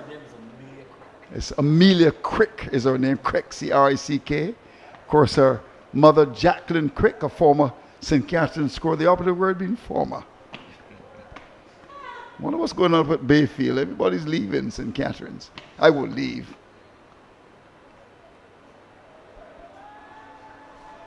They look for second here and will get it, despite the fact that Balden is very tired indeed. You can see it. 150. What a performance from Balden. He raises the bat now, gets the second run. 151 from 152 balls. He's occupied the crease for 212 minutes. 11 fours and 7 sixes. Brilliant, excellent, superb. Well done to the former Barbados under-19 captain. This is what you call stepping at the plate. Congratulations to the young man. He battled exceptionally well. He's weathered the storm and continues to shepherd the flock here. Well played by the young man, 151. And as I said, he only needs to bat to the very end.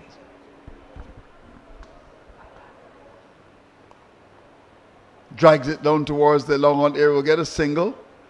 Just to give you some information in relation to the Barbados Royals game.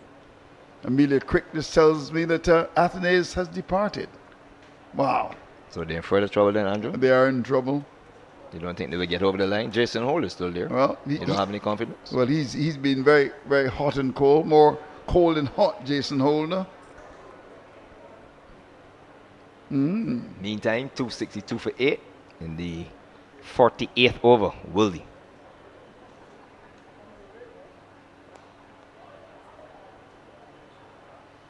Another run pushed down towards the mid-wicket area.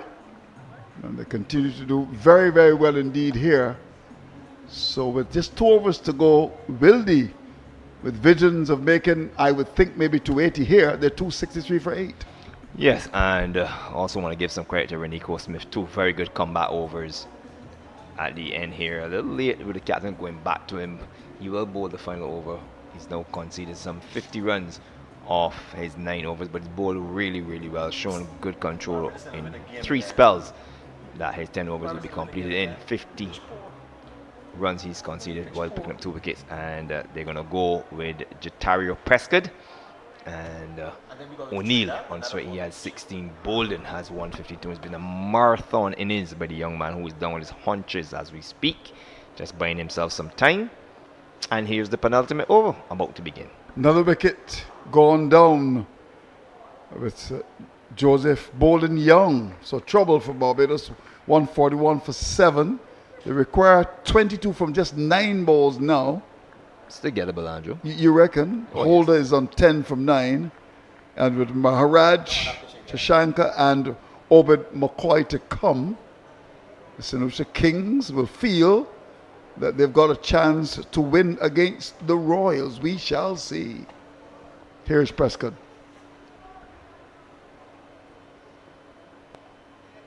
Pushed up 2. Long on for 1. Brings Balden to the strike. We'll want to hit a couple of lusty hits here. Whatever happens from here on, I mean, this represents a tremendous recovery by the Wildey side because, I mean, hour and a half ago it looked very unlikely.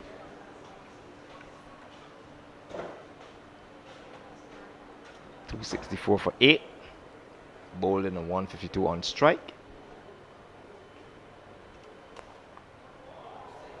Well, this is the kind of cricket we've seen from him all day. Beautifully played for his 8th 6. High over the top of wide long off. That's a brilliant shot from a brilliant player. Oh, fantastic shot. Half volley on the line of the off stump. And Balden, as I said, he's saying it absolutely beautiful, absolutely well. And picking up that 6 over. Long off, Harold. Yeah, what a time for Namar Balden to score 100, though, because I've been informed that there's been a trial list selected. And there's a trial game actually started on Tuesday here in Barbados. And, you know, for Namar Balden to score 100 at this time in front of his selectors, so surely serve him in good stead. Well, we think so. It's all Leslie Reefer in the president's box, and the chairman is also there as well. Well, catch not taken down at that mid-wicket area. That sums up the performance of the Pickwick side. Should have been possibly taken just outside the circle. And that's the captain, who was not able to pouch it. Well, I won't be so harsh on them, Andrew. One thing to say for the Pickwick side, they've fielded well and they've caught well. I think that's the first catch that they've put on today. But look at the guy they dropped. You don't want to drop No, you don't want to drop Balden. Even at 158, you have to take him. But he got a single. 271 for 8. What a score by the Wildey side here. That's going to be called a wide. Prescott looks very tired indeed. 6.4 overs, no maidens, 1 for 50.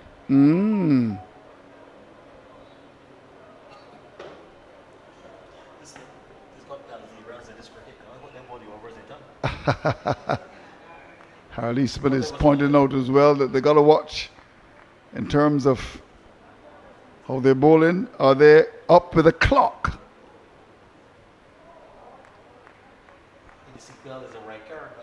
Dot ball. In the CPL, of course, you get a red card.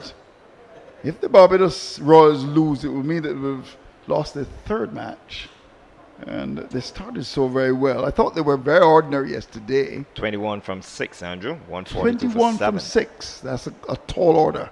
And Jason Holt is batting. He may have to do what he did against the Amazon Warriors.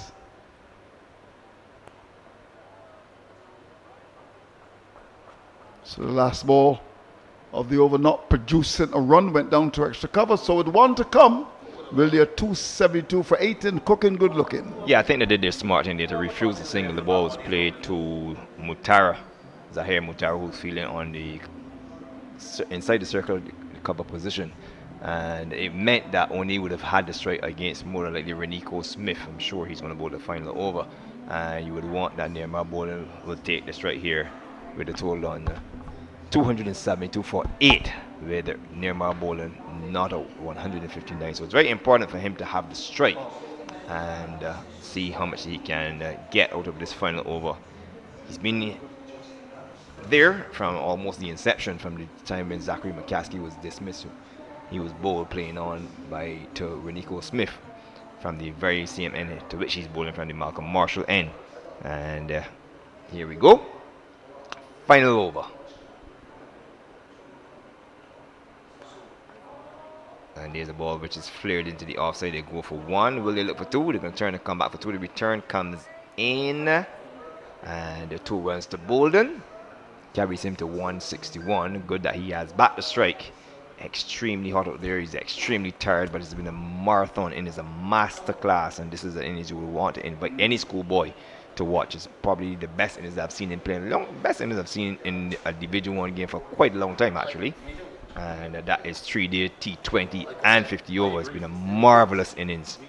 Great determination and dedication.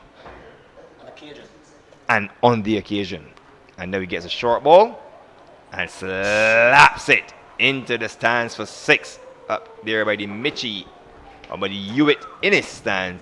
And Andrew Mason, the young man, continues to bat exceptionally well. Wildey really putting the Pickwick attack to the sword now. 280 for 8.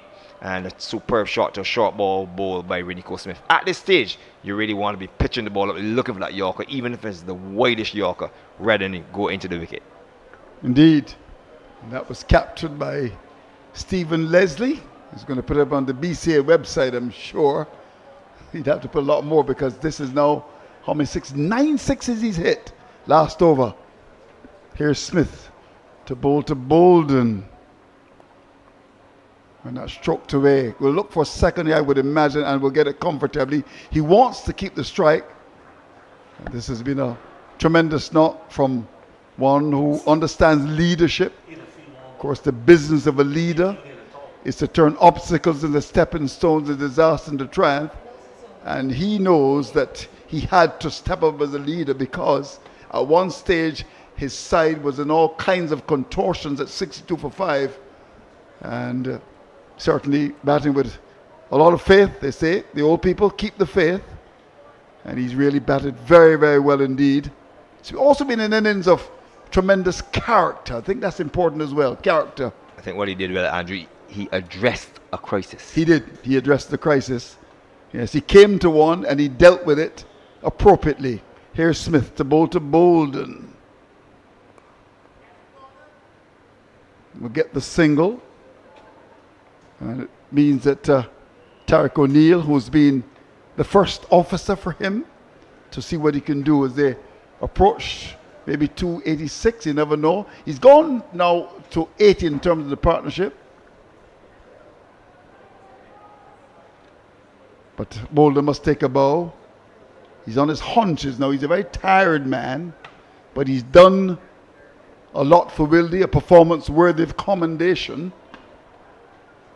With tremendous character. We want to get a bath and some, of course, some good food. Over the top. Or is he going to be caught? No, just outside the circle. We'll get a single. It means that Balden would have what should be the last ball, Harold Eastman? Yes. Harold Eastman, our statistician.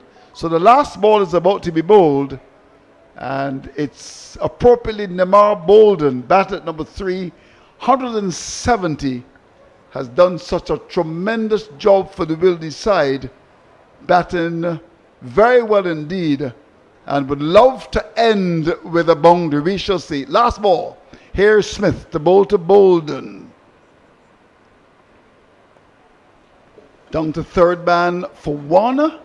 And this represents, at the end of 50 overs, a tremendous comeback by the Wildey side, because at one stage they were in a situation where they were 62 for the loss of 5. But that man, Namar Balden, brilliant, excellent, superb, 170 from 160 balls, certainly batting extremely well in terms of 11 fours and 9 sixes. 285 for 8 from 50 overs represents a really great comeback by the Wildey side, led by the man you can see there on your screen, Namar Balden. Brilliant work from him, and as I said, batting with a washpan of character. And he knows, like all of us, that men of wealth are envied, men of power feared, men of genius admired, but only men of character are trusted. Brilliant work from Namar Balden. Oh, fantastic. And the last 10 overs yielded some 94 runs off the last 10 overs, and a superb innings. He carried his bat basically because he was at the crease from the second over when Zachary McCaskey had his stumps disturbed, his bails knocked off. He had been dismissed for 3. Demetrius Richards legged before wicket Brian Charles without scoring. Carlos Maynard, the captain, in at number 4, a little high up the order in my view. And Maynard was bowled by Renico Smith without scoring. Craig St. Hill was caught by Craig Holder off the bowling of Johnny Waterman for 10. Akeem Jordan caught Brian Charles off the bowling of Johnny Waterman for 2. Jaden Roberts came in and he was caught by Ivan Grant off the bowling of Rondre Yearwood for 14. Jerome Jones steadied the ship a little bit before he was caught by Craig Holder off the bowling of Jatario Prescott for 24. Desmond Currency also played his part in important 16 before he was bowled by Morris for 16. Terry O'Neill, how wonderful well he batted in a partnership of 82, an unbroken partnership of 82 for the 9th wicket with Nirmal Balden. He finished not on 18 from 24 deliveries, but the man of the day, the man to have stole it all from Rohan Ryan, who had it in control when play got going. They won the toss. The Wildey side and opted to bat in perfect cricketing conditions here at Kensington Oval, and tottering on 16 for 3, 62 for 5. Nirmal Balden arrested a crisis, as I like to say. He batted, he showed good resolve, good control, good temperament. He accelerated when needed to. He was never phased really and truly by either spin or pace, and it's a wonderful innings, the best innings that I've seen in Barbados by a young cricketer for the last 5 years. Andrew, you want me to say that slowly? It's the best innings that I've seen by a young batsman in Barbados for the last 5 years. Bowling figures for Pickwick. Johnny Waterman, 7 overs, 1 maiden, 2 for 30. Thought the captain could have used him towards the end because he really bowled well in the middle and at the top. He shifted him around, started at the Joel Garner end, and would then move to the Malcolm Marshall end. I think that the captain missed a trick here as he finished with 7 overs, 1 maiden, 2 for 30. Renico Smith, excellent. 10 overs, no maidens, 2 for 63. 10-0, 63-2. Bowled with good pace, good control, switched around, bowled in 3 spells and came back and finished strong towards the end as well. And good to see a young fast bowler being able to complete 10 overs and just going at just 6.3 runs over. But under circumstances, given the fact that it's extremely hot on the outside, good spell by the young man, bowled lively as well. Brian Charles, the bowler of the innings for the Pickwick side, 10 overs, 3 minutes, 1 for 21, 10, 3, 21, 1, 2.10 his economy rate. Jatario Prescott, a little down in pace, 7 overs, no minutes, 1 for 57, 0, 51. Rondre Yearwood, 5 overs, no minutes, 1 for 36, 5, 0, 36, 1. Zahir Mutara, he sent down 8 overs, no minutes, none for 48, 8, 0, 48, 0. And Antonio Morris, 3 overs, no minutes, 1 for 27, 3 overs, no minutes, 1 for 27. Fall of wickets, 1 for 8, 2 for 12, 3 for 16, 4 for 53, 5 for 62. They were definitely in some trouble. They weren't out of the woods at 93 for 6. Then they went to 136 for 7, 203 for 8. And in the end, they got up to a massive total of 285 for 8. Led admirably by that young man, Nirmal Balden. 171 not out, 160 deliveries, 224 minutes of batting, 11 delightful 4s, and 9 fantastic 6s. A strike rate of 106.8, given the fact that he had also faced some 76 dot balls. So extras 25, 5 byes, 5 leg byes, 14 wides, 1 no ball, and I think going into the break, Andrew, definitely Wildey will fancy their chances of completing victory here after the Pickwick side allowed them back into the game. Yeah, I certainly agree with that assessment because I thought that they didn't go for the kill, the Pickwick side, when Wildey was 62 for 5. It was almost like 1, 2, 3 captaincy where they thought they had to bring in people like Matar into the attack. Ron Yearwood was just thereabouts. You really had to go back to your big men and Smith and Prescott to try to, and Waterman as well. He got 2 for 30 to try to restrict the Wildey side. That didn't happen. You really can't take it away from Balden's knock. It was brilliant. It was fantastic. A washpan of common sense as well.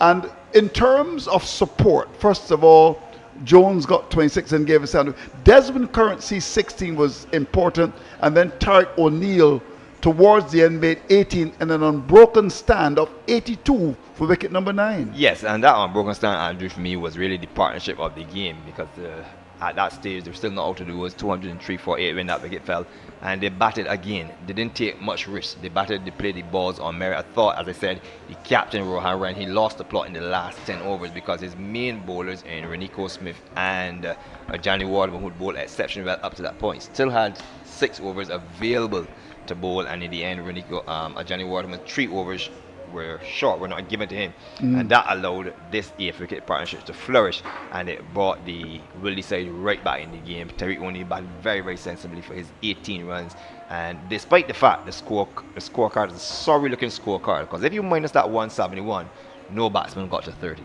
No batsman got to 30, and there were plenty of opportunities for batsmen to get to 30 because there were 62 for 5 with over 35 overs available. So it shows the importance of Neymar Bowler, how he controlled the innings, how he dictated the terms. He never allowed the bowlers to get on top of him. He was content to play 1 or 2 deliveries into the offside, block a couple balls, then he flourished. Got tired towards the end, but most importantly, Andrew, he dug deep mentally because apart from the heat out there, he dug in. He didn't let his tiredness stop him from carrying on because he knew he had to bat at the end. I think that was the telling moment for me, the fact that he batted to the very end. So he would have batted 48 overs and did not get out. Important. You're right in terms of your assessment. So when you look at it, 285 for 8 is a good score. Just before we go to our first interview, which is going to be with the young man from Commermere who did so very well just in Paris. The Under 15 tournament was held a couple of days ago. In fact, it started last Tuesday at the Ruby Sports Club, and Commermere went on to maybe certainly talk to the captains pretty soon, so don't you go anywhere. What about the pitch? Beautiful pitch, beautiful cricket wicket, well presented, a little bit on the flat side, good for batting bowlers. You had to hit the right areas.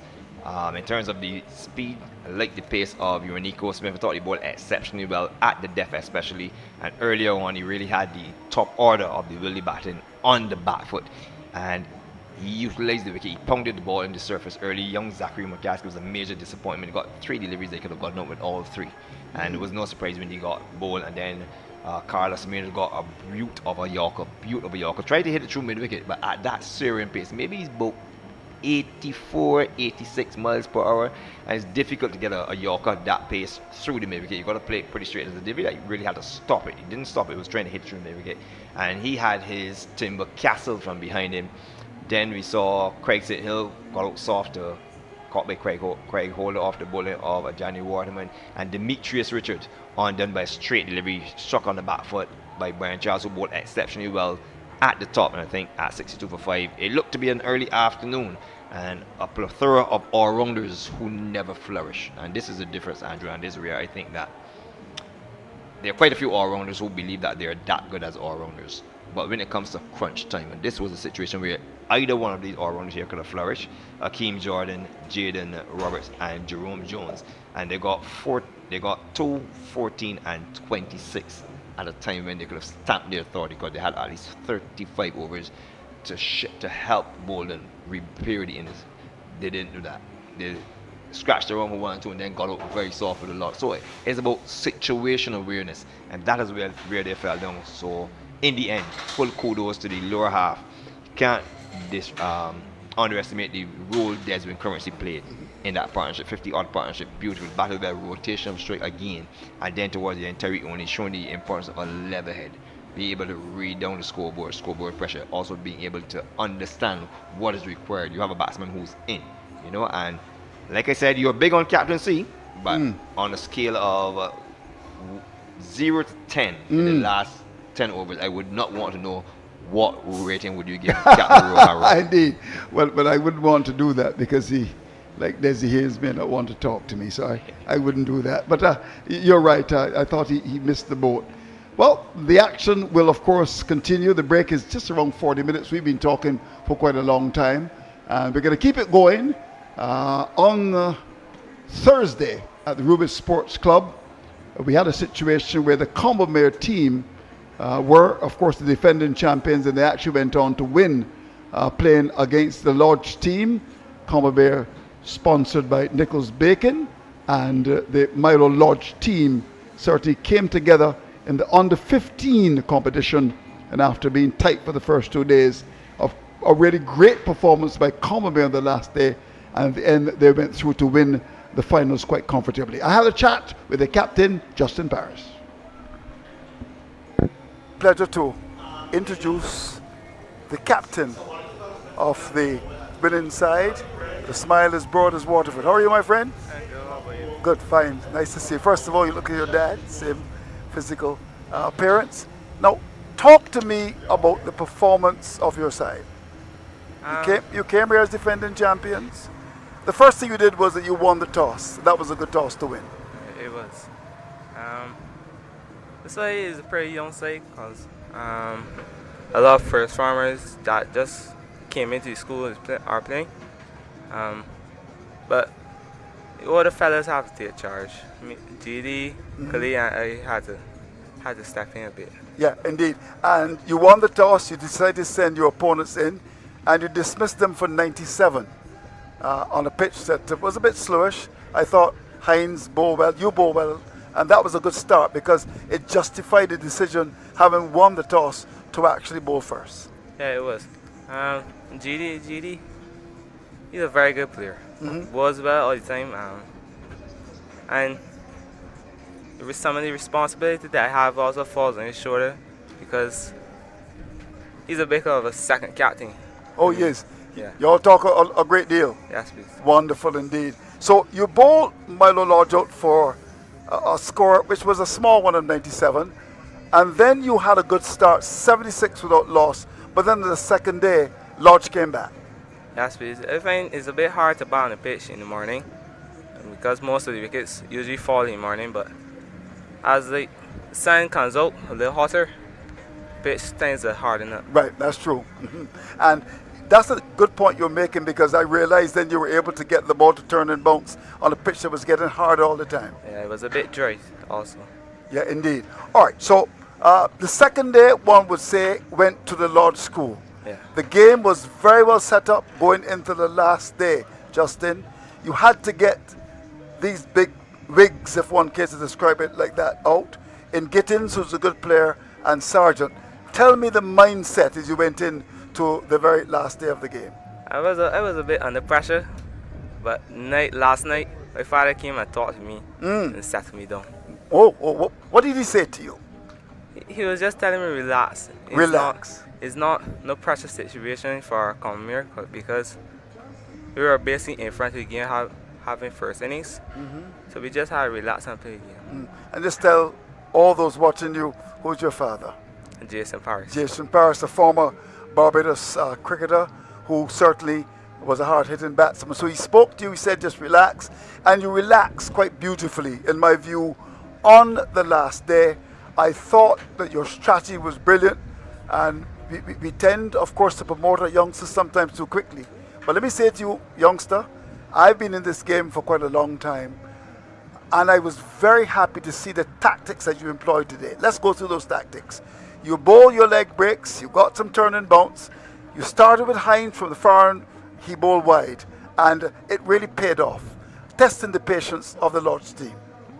It came in because of the coaches. The coaches talked to us this morning, and we went over the footage from yesterday. Right. And we watched it over and over and over, and saw where the batsmen weren't scoring as much. Okay.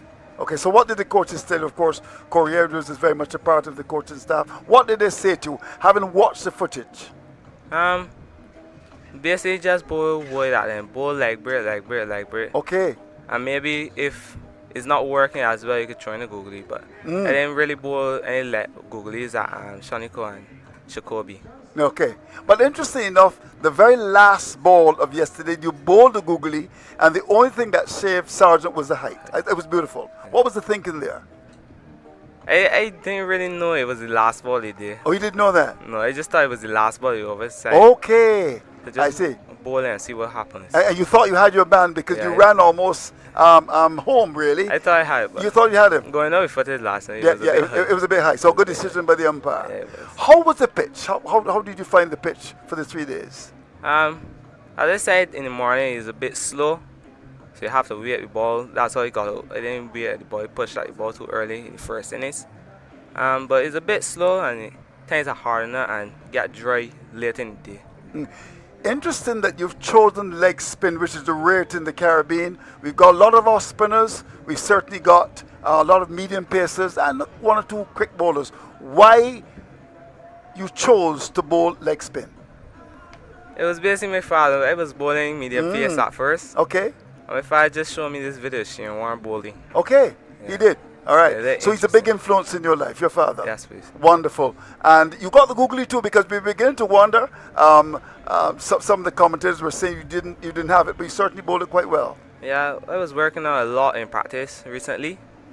I just learned bowl from Shane Warren. Yeah, Shane. Yes, please. Is he your favorite cricketer, Shane Yes, Warren? please. Okay. And in terms of West Indian, who's your favorite West Indian cricketer? You have one? Shea Hope. Why Shea Hope? I just let the cover drive. Okay. It would appear as if a lot of our young cricketers like Shea Hope. You like his cover drive. Yeah. Have you ever met him? Yes, please. Okay. What did he say to you? What did you say to him? He said, just keep going with cricket. It works Oh, right. out in the back end. Right. Now, do you want to make cricket a career? Yes, please. Okay. What about your academics? What are you doing at school? I'm doing, I think it's technical drawing. And, Right. CSAT PE. Right. And obviously maths and English. Maths and English. You got to do your maths and English. Okay. So let's now look at the last day. The game very well set up. I thought that Milo Lodge did very well on the second day, and your thinking was to bowl your leg breaks wide, and certainly Hines was wildly off stump as well. You got the big snappers, and in the final analysis, having started the day in a reasonable position, it was a situation where Lodge were all out for 93. It was a good effort in your part. Yes, it was. It was. The fielding today looked a lot better. Right. The feeling of the Cormier side? Yes, please. Okay. We had a long meeting this morning. Just like the coaches told us, just give it our all. Okay. If you give it all, you can't leave back nothing on the field. Everything has to be done on the field. Right. Not off. And you're a man with a great deal of passion when you got your wickets. In fact, the first wicket you got today, you actually ran having ball out to mid-wicket and you took the catch. Yeah. That was yours. In the morning, it was just thanks. So I thought I had to do everything myself. but Right. it wasn't. Indeed, right. How important is Hines in your setup? And Fort, people talk about Fort, the blocker, but he looks good. And that partnership of 76 set you up. Although you didn't make a lot of runs in the first innings, tell us a bit about young Fort. He was just told to play his role. Okay. Early up in the season, he wasn't as confident as he was coming into the final. Right. But the coaches were with him and just telling him to play his role. Right. And also playing the role was fibrous. Yeah. No, people will say he batted slow, but I thought it was an important knock from him because it was a difference in terms of getting the first innings points and then that slender lead of 16. Tell us a bit about Fibrous. Fibrous, he bats well. He does. If it wasn't for him, we probably wouldn't have been in this situation that we were this morning. Right. But his batting is definitely improving. Interestingly enough, that Hines doesn't only open the batting and the bowling, but he also keeps. What's the thinking there with Hines? For different balls, I will bowl. So okay, I see. He would usually come in after he done bowl. He would usually come in when I'm bowling. so that if my googly goes on the leg side, Right. you skip around, or if I bowl in my off break, you see it out of my hand or what's not. I also saw yesterday you bowled a pretty quick delivery, really. I mean, you looked as if you bowled an off break. Then you bowled a pretty sharp delivery there as well. It was almost a medium pace. What was the thinking there? I was working on nets. Okay. I heard Shoniko's father saying, "Bat me off your back foot." So it was Okay. So bowling you want a to bit call, faster. yeah, okay, on the back foot. Interesting. All right, I'm going to let you go very, very soon. What does this victory mean to you and the wonderful people at Combermere? What does it mean? Having been the second trophy that I won in the last 2 years for Combermere is really important to me. And Stuart really, especially emotions when it comes to winning trophies for Combermere. Right. And any celebrations planned for the evening? Or are you going to take it easy? We don't know yet. Oh, you don't know yet? Then maybe a surprise? The coaches Yeah. And how important are the coaches? Yeah, Mr. Yard and Mr. Edwards are very important when it comes to us getting practice and matches and strategy, that kind of thing. Also, my father is a bit of a coach at Combermere. Yes. But they are really important to set up. Right. And you would want, of course, to thank the many people who came, the parents that came. Your father was there watching. We also saw some other fathers. Shoniko's father was here. Liam Seeley's father was here as well. What do you have to say to them in terms of support? There's a lot of support around the youth cricket. Right. So, and as I said, I'm going to let you go now. But just finally, you're now playing at the higher level. Of course, you played on the 15 for Barbados, but in your first match, you got 47 runs. How was that experience? I was a bit nervous. You were nervous? Yes, please. All right. I was a bit nervous, but I should have led home the game for Barbados. But it didn't work out in the end. Right. I want to thank you for coming and talking to us. The whole of Barbados seeing you.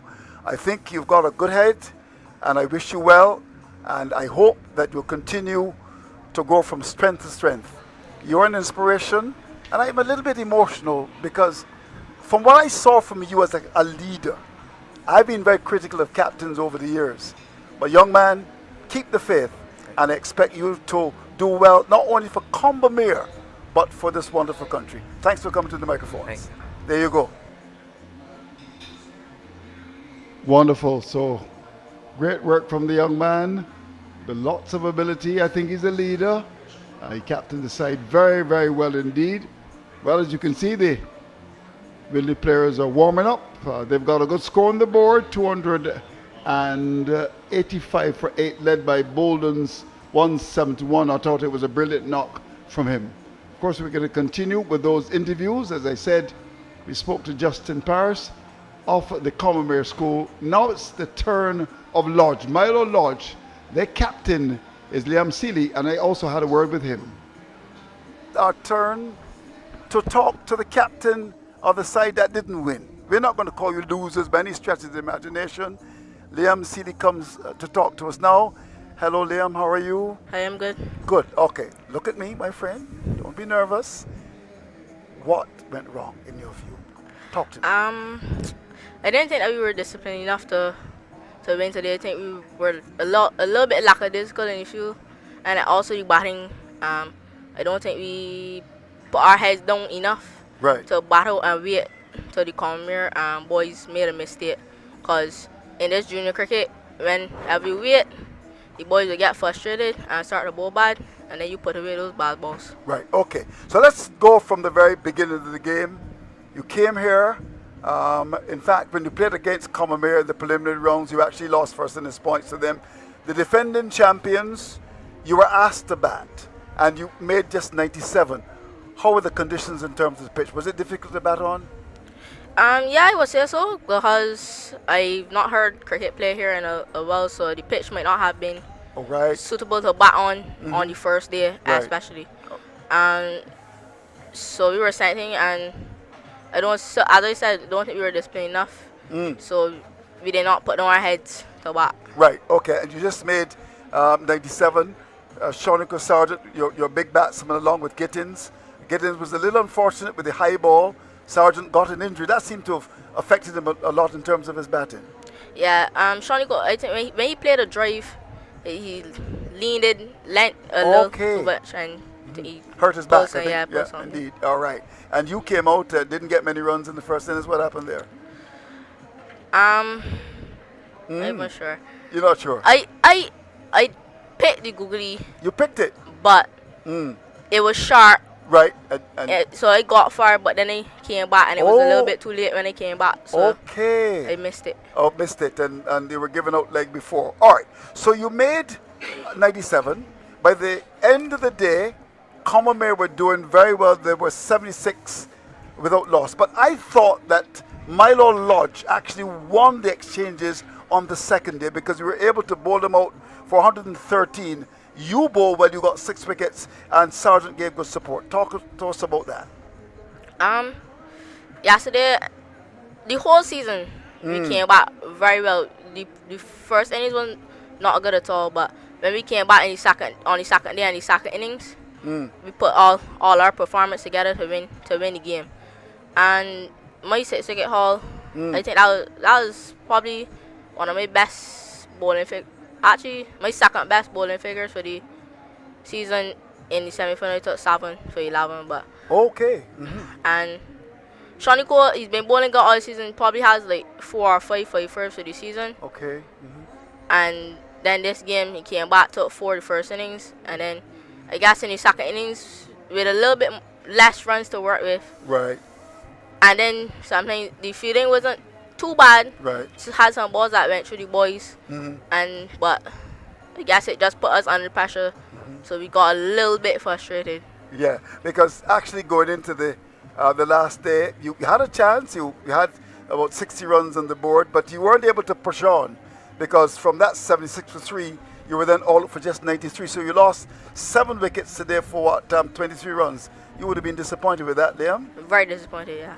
Indeed. Now, your father, Anderson Seeley, left-arm spinner, playing for Banks, and one season got 98 wickets. He was here supporting you. What does that support mean to you?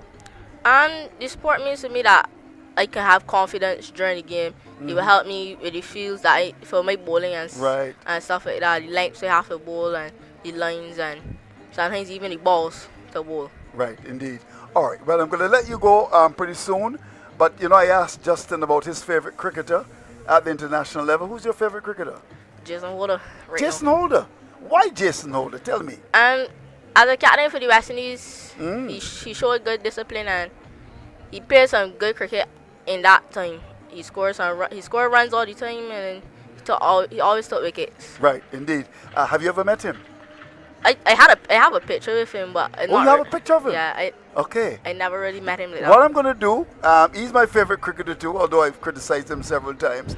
I have his number, I hope he answers the phone when I call, and try and set that meeting between yourself and Jason Holder. You like that, wouldn't you? I would love that. All right. So, of course, finally, you want to congratulate the winners. Actually. Okay, so congratulate them, please, my friend.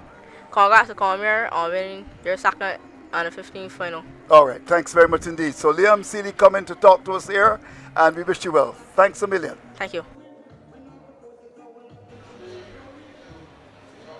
Right, so heard from the young man, of course, the future. There's no question about that. Liam Seeley, whose father, Anderson Seeley, would have been a fine bowler for the Banks side.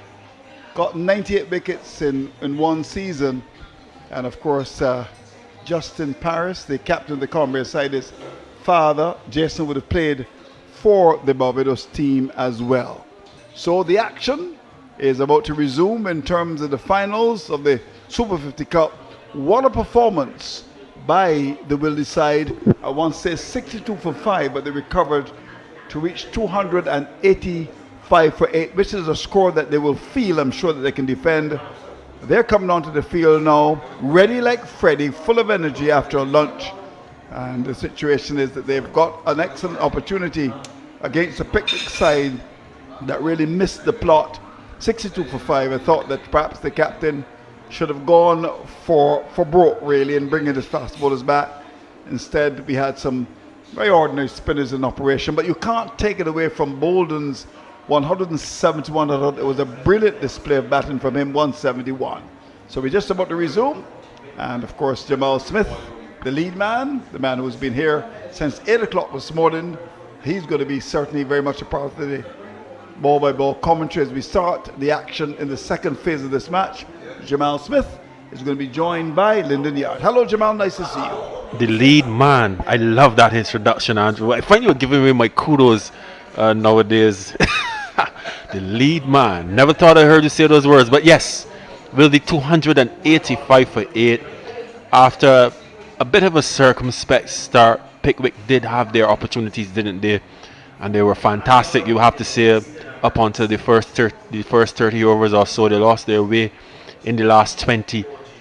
Possibly this bright sunshine and these conditions.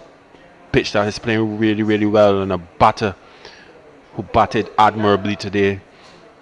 Neymar Balden not out 171 from 160 deliveries, as many as 11 fours and 9 sixes. The young man really played well, played so well that we can deem it almost a chance. It's not really only offering a chance just at about 145 or so. So a wonderful exhibition of batsmanship from young Neymar Balden. Yes, Pickwick did have their opportunities. Some would say that they should have brought back the seam a little earlier, but they would have been hard pressed, those seamers, in these conditions. And when I last went off set, when I was speaking to Donovan Lovell, I had the feeling, I just had the feeling that if the Wildey team could get up to 40 overs or so, the last 10 would be a bit of a meal for the Pickwick team. And so said, so done. Balden continued to solidify his position, and he was aided and abetted by Tariq O'Neill and Currency as well, as we await the start of the first delivery. Welcome back, Lyndon Yard. Thank you very much, Jamal. And the first delivery is stroked by Shamar Ford onto the offside. There is no run. Desmond Currency operating from the Joel Garner end. And a decent target of 286. You said decent, Lyndon. Yeah, under the circumstances, given the fact that they were 62 for 5, and it didn't look as though they were going to get to at least 180. He said decent. I said formidable, but yeah, but if you analyze the cricket, you always had the feeling when Wildey were around 160, 170 that they would go north of 200. They went really far north. Splendid display by Balden, but you have to say that Pickwick let themselves down, not necessarily in the most obvious terms, in terms of that they did poorly in the last 10. I just think they had limited resources. They only had 2 seamers really to pick from, and on top of that, as I said, and I keep saying it all the time, I felt Brian Charles was the only man really that looked like he could remove Neymar Balden, and he was not utilized, in my opinion, in an attacking fashion towards Balden. He allowed Balden to move from 30. I remember that particular spell when Brian Charles had come back in his 3rd over, going into his 4th, when he got into his work from the southern end. I just felt like they allowed Balden to stay tight. They didn't try to tease him, fox him out, especially with Brian Charles. And I always felt when he got about 60 or so that he would have been in sight for a big one, and that was massive. So the end of over number 1, no run on the board, and this is ESFE's Pickwick looking to get up to 286 for victory after the Wildey side won the toss and opted to bat, amassed 285 for 8, led by a fantastic knock by Mr. Fantastic. Jamal was saying it is easily the best innings I've seen in about 5 years of watching this cricket, whether it's T20, 50 over, or 3-day cricket. It was and the thing about it is that he was in the middle of a crisis. He basically batted 48 overs, and what was most heartening is the fact that he carried his bat to the very end, especially during a stage where it became no longer physical but mental, because it is tiring. He was tired, but he never surrendered his hand. Most batsmen get to 105 and get on the 39th or the 41st over. That was not the case with the young man. Did you remember when we were on set, you said he had to weather the storm, and I told you maybe he should become the storm. You most definitely. And he became the storm. But what more can you say? The young man displayed intelligence, he displayed fitness, his shot selection was on point, the way he accessed the boundaries, took on the fielding changes as well, hit the ball over mid-off when he had the opportunity, when he mid-on was up, etc. He played magnificently. And here is Jordan to start, and his first is outside the off stump, and it goes past the back of Evan Grant and through to the keeper. So 2 slips, So gully, cover, mid off, mid on, deep square leg, and then there's a fielder on the circle on the 45, short fine leg. So Grant, who's been a prolific scorer for the Pickwick side this year, along with Craig Holder.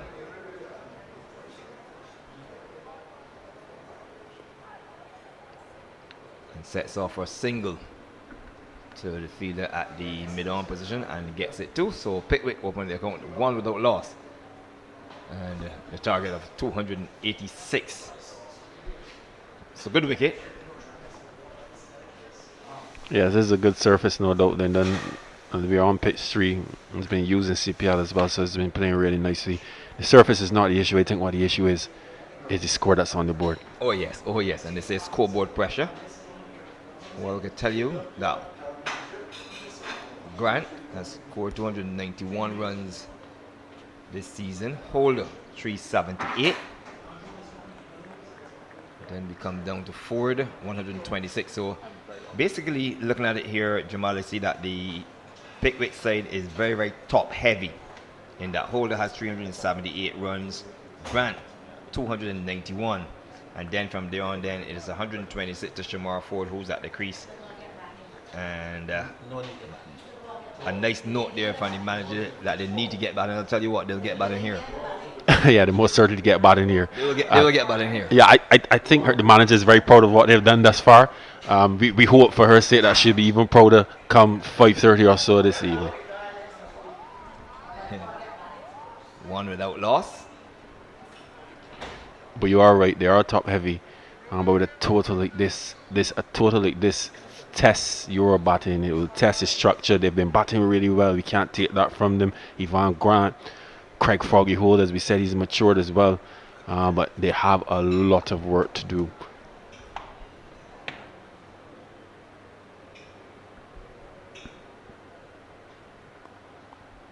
It'll be turned into the mid-wicket region.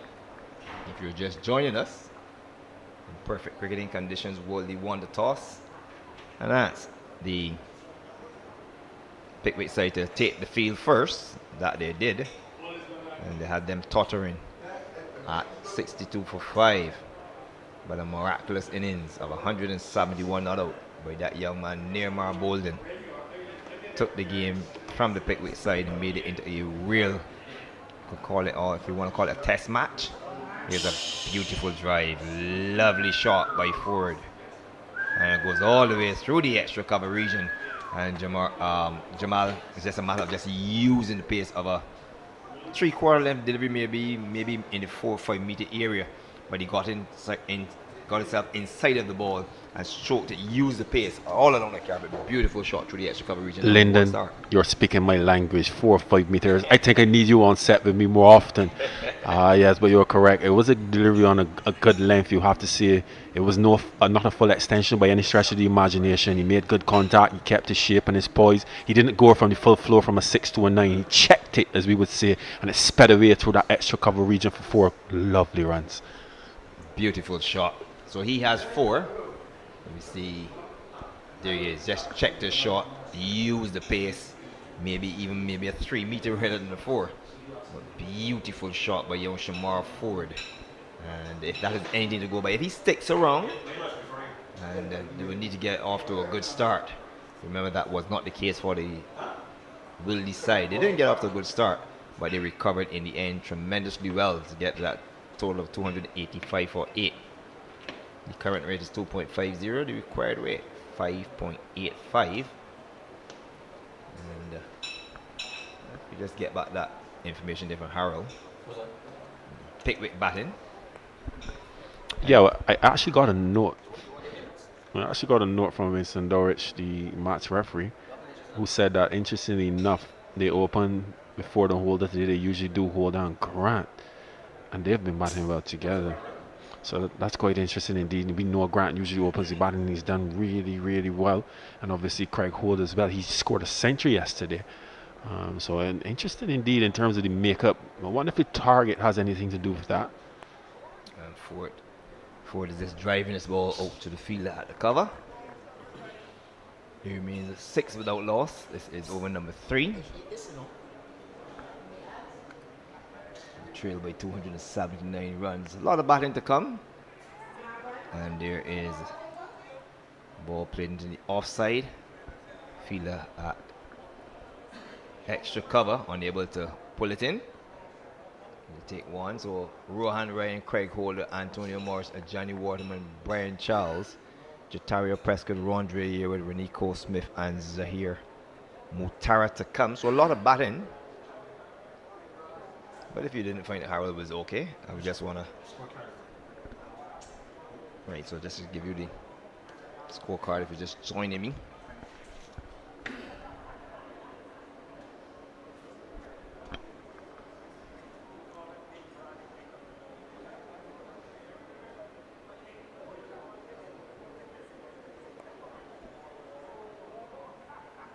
Kasky went for 3. Richards without scoring. Bolden 171 out from 160 deliveries. 11 fours and 9 sixes. Strike rate of 106.88. Mearner didn't score. Craig St. Hill contributed 10. Kim Jordan, he made just 2. Jaden Roberts contributed 14. I think I owe you a meal for that, Jamal, for that 14. Thank you very much. Jerome Jones contributed 26. Desmond Currency a crucial 16. And Tariq O'Neill not out 18. And to give you some bowling figures in that total of 285 for 8. Johnny Waterman 7 overs, 1 million, 2 for 30. Renico Smith 10 overs, 1 million, 2 for 63. Brian Charles 10 overs, 3 million, 1 for 21. Jatario Prescott 7 overs, 1 million, 1 for 50. Rondre Yearwood 5 overs, 1 million, 1 for 36. Zahir Mutara sent down 8 overs, 1 million, none for 48. And Antonio Morris 3 overs, 1 million, 1 for 27. And there you have it.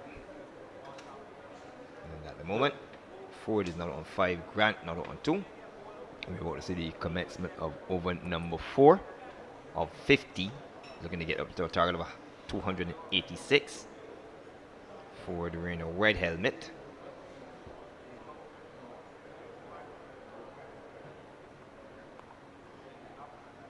And he stands up behind the short delivery, plays it down into his boot, but has it under his control. And you know when a batsman is in control when the ball is played in front of him. Jordan, medium pace. Busy little medium pacer. Starting with 2 slips. A gully. And this one is off the edge down to third man.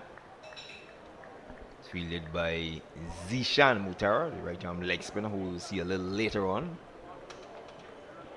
Looking forward to seeing him bowl. And you would want to say, Jamal, that going into the break really definitely would have been the better or the more comfortable of the 2 sides. More comfortable indeed. 285, that's a tall order on any given Sunday, especially this one.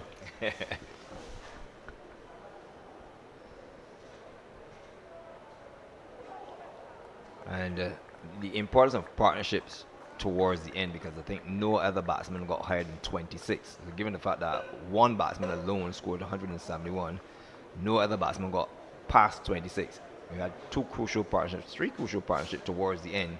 First it was Jerome Jones and Balden, then it was Currency and Balden, and then at the end I think 84, 85 run partnership between Tariq O'Neill, the right arm off spinner, and Balden. So again, partnerships towards the end, very, very crucial.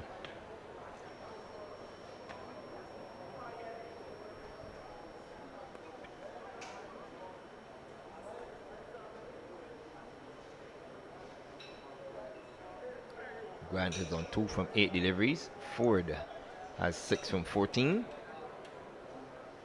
And Pickwick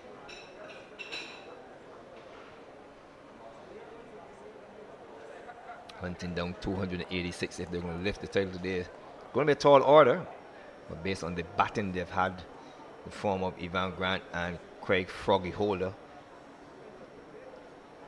If they can bring that form to Kensington. And it won't be at Kensington because the first man to go has gone Ivan Grant, delivering an outswinger. And this is what Akeem Jordan walks about, with an outswing in his hand. And it was just a tentative push. A tentative push again. I always speak that you could tell when a batsman is in control, he plays the ball in front of him.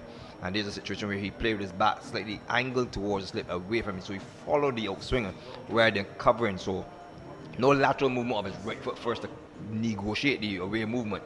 And a soft dismissal to a prolific run getter. And here is where the floodgates open for the Pickwick side. Yeah, most certainly. I think you described it aptly. Ivan Grant is one of the other youngsters as well that I would have paid my money to see today, to come in to see if he could really and truly make an impact in this final as we see it. There on the monitor, delivery of just about 4 stump. He pushed at it. Possibly Jordan is usually known for bowling that end swinger as well, possibly covering the off stump. Looking for that bit of inward movement. Pretty good take away to the right as well. Talk me through it. But if you notice on his first movement is that the right leg went back. It never came across. So he was always going to be open up to the away swing. And even had he turned it the other way, he still would have been in trouble because the right leg never moved at all. Okay, so we just say that his trigger movement was not good and Jordan found the edge. And let's not forget, Jordan is actually a pretty good exponent in this white ball with this new white ball. Remember when he burst onto the scene against 4 combined campuses and colleges? I remember one spell in particular, he bowled right here at Kensington Oval against the Trinidad Red Force. I think they were at the time dismissing the likes of Len Simmons and Darren Bravo and so on. I think he collected 5 or 6 and the CCC went on to win the game. So he has that bit of quality about him. He'd be there in that corridor of uncertainty, as they like to say, and it's certainly Ivan Grant was uncertain. Yes, and like we were speaking when Jordan went to bat, where he has the opportunity to showcase what he's learned at the top level, having been around the West Indies setup maybe in the last 5-6 months, where he can bring that experience before. He didn't bring it to the fore with his batting, but it comes to the fore here and he finds Ivan Grant just lurking, trying to get forward. I would say half caught, half forward, and not quite forward, and with no trigger movement at all at the bat. And in the end, soft dismissal for a player who's had a tremendous run. And now Craig Froggy Holder comes to the crease, another player who's had a tremendous run. 8 for 1, Pickwick in the 4th over. I'm very excited to see Froggy Holder play today. I have not seen Froggy play in so long. I've just been opening my Sunday Sun and seeing him recording some runs, 2 centuries so far in this competition. In this year's edition, does he have what it takes today? We'll find out. And he's greeted with a short ball. He's under it. He's already short, so he didn't have to do much ducking to get under that. And at the end of over number 4, Pickwick seeking 286 for victory to defeat Wildey. There are 8 for the loss of 1, having lost Ivan Grant, caught by wicketkeeper Meredith Carlos Marina of the bowling Akeem Jordan for 2, and 8 for 1 with Shamar Ford not out on 6. To come, Rohan Ryan, Antonio Morris, Johnny Waterman, Brian Charles, Jatario Prescott, Rondre Yearwood, Renico Smith, and Zahir Mutara. And very interesting to see the middle order that have not gotten any chance to bat today. Because I think today's day they'll need to bat. Yeah, they'll certainly get the opportunity. And just going back to that dismissal, not enough is said about the glovemanship really of Carlos Milner. Yes, he tumbled away to his right. He made it look very standard indeed, but I tell you what, he's one of the better glovemen in this country. And I always feel like he's probably 2 steps away if he can put together some good scores of being someone that could be seriously looked at, especially for the 3-day version, but the 4-day version, of first class cricket. Oh, expansive, well tracked there by Mutara, it looks like. Yeah, the young Zishan Mutara. They took it down there in that cover region. Very good to see. So these are quite interesting times indeed. Currency has bowled really, really well for the Wildey team all year actually. Someone said to me last night they reckon he's the best left arm spinner on show in the white ball competition in Barbados. Quite very strong words. Remember, they're the likes of Joe Melwar still around and Bishop and company. Obviously, Harold would say it is Andre Marshall. I always like to say that Andre Marshall bowls very well in the park. I call him Daniel Vittori in the park. But we'll leave that there. He's at home, at home.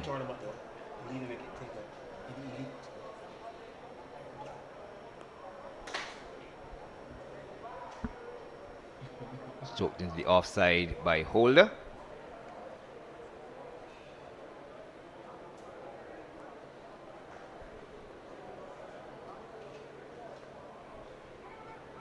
Goes for a quick single, the return comes in, and might have done better to just super cross and flick it sideways rather than he took a lunge, and by taking a lunge he just lobbed the ball basically. Yeah, wrong footed from the beginning. Could never end well there. Couldn't get his body in position. It looks like Craigson Hill. Yeah. Could have been interesting if he had been able to pick up one time. Again, Currency just sliding that delivery back. He's not a prodigious spinner of the ball. Usually just keeps the batters on it, especially in the power play, bowling stump to stump, left and right hand. And that is his strength, that is his skill set. That's what he's employed to do. Billy opting to go for this one pace, one spin option that we've seen Pickwick employ, and employ to good effect in the first 10 overs or so. Lost the plot somewhere around over number 30 and beyond, but you have to say that with a score like this, Billy will have to go really, really far right to really be challenged here by Pickwick. Craig Holder is by no means expansive. He's batted well. But in a situation like this where you may have to determine the game by winning the power play, for instance, probably trying to be like 80, 90 runs to set the tone, to afford that middle order the opportunity to set themselves, especially when the ball is soft and so on. You know, that's a lot of work to be done, especially against the likes of Hakeem Jordan, who started well, removed Ivan Grant. So I don't know if it's just me, but the energy of the Pickwick batters looks, I would say, slightly defeated. Yeah, I could agree with you, because I'm just wondering between Craig Holder and Shamar Ford, who's going to take charge here, because they seem content just to play the ball up and down, and that's not going to really help their cause, because they need to transfer some pressure onto the Wildey side in pursuit of this 286 for victory.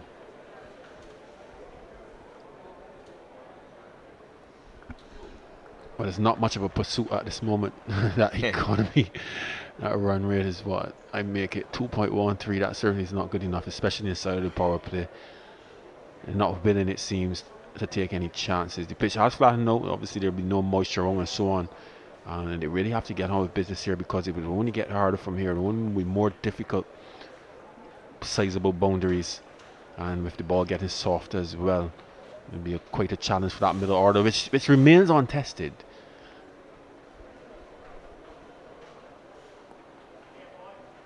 Tucked into the leg side, brings the fielder off the fine leg boundary, square leg boundary into play. And Ford gets off the strike. He's up to 9 from 19 deliveries, brings Holder into strike. He has 1. And what it says in terms of who's going to be more dominant here, because Holder generally will bat balls. He's not one of these players that will come in and get the ball right away, get the ball off the square. He tends to take his time, and I think that will then transfer the pressure to young Ford. He's not known to be explosive in as I've seen him bat before. So it's interesting to see how they go about it, but they need at some point in time to increase his scoring rate, at least to make a challenge of the total. Realized so far that Jordan has opted with the 3 deliveries that he's bowled to Craig Holder, just to give him some short stuff. And Jordan's by no means express pace, and for him to be smacking deliveries in the surface, it suggests that that's a bit of a plan from the Wildey perspective, probably just to unsettle them. Obviously, we know that the deep backward square is done as well. I don't know Craig Holder to be much of a hooker as well. So I mean, all these are good little steps, because if you're keeping the bat out of rhythm, not allowing him to get bat on ball, especially in the areas where he likes, then you can obviously force him into indiscretion. And he forces them onto the back foot. That is picked up by the fielder at the mid-off position. So slow beginnings here for the Pickwick side in pursuit of this target of 286, but they're not a side that's known to be aggressive, and they are a side that will really accumulate runs. There's really no basher in the side, even if you bring in a Shea Hope and a Kyle Hope as well. You know, they were accumulators of runs more than, let's say, a Dwayne Smith, a Kemar Smith. Yeah, you went very high up the pecking order there. This is what is turned away.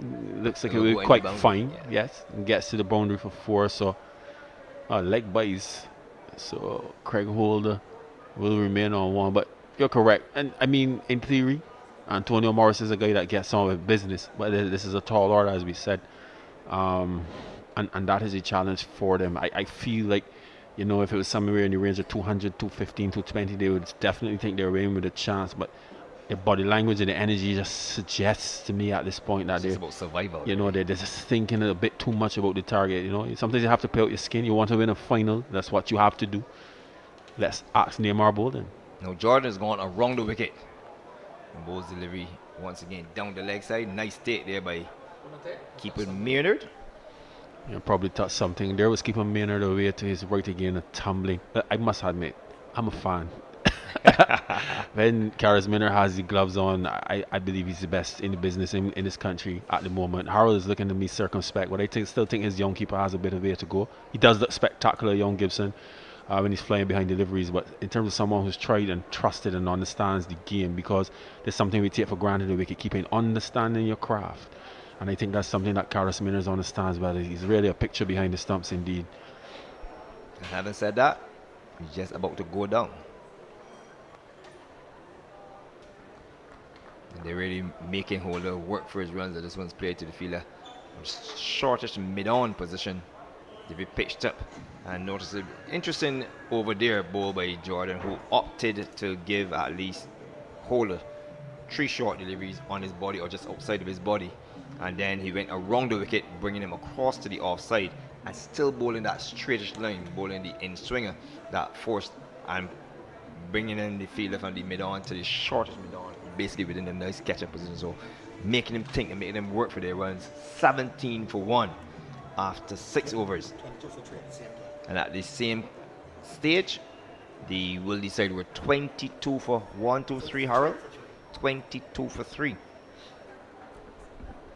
Just shows you, Lyndon, this game, this beautiful game. We always say it's filled with glorious uncertainty.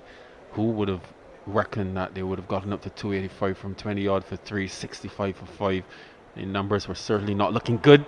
And the numbers aren't looking good at all, because Shamar Holford has been bamboozled and has been bowled.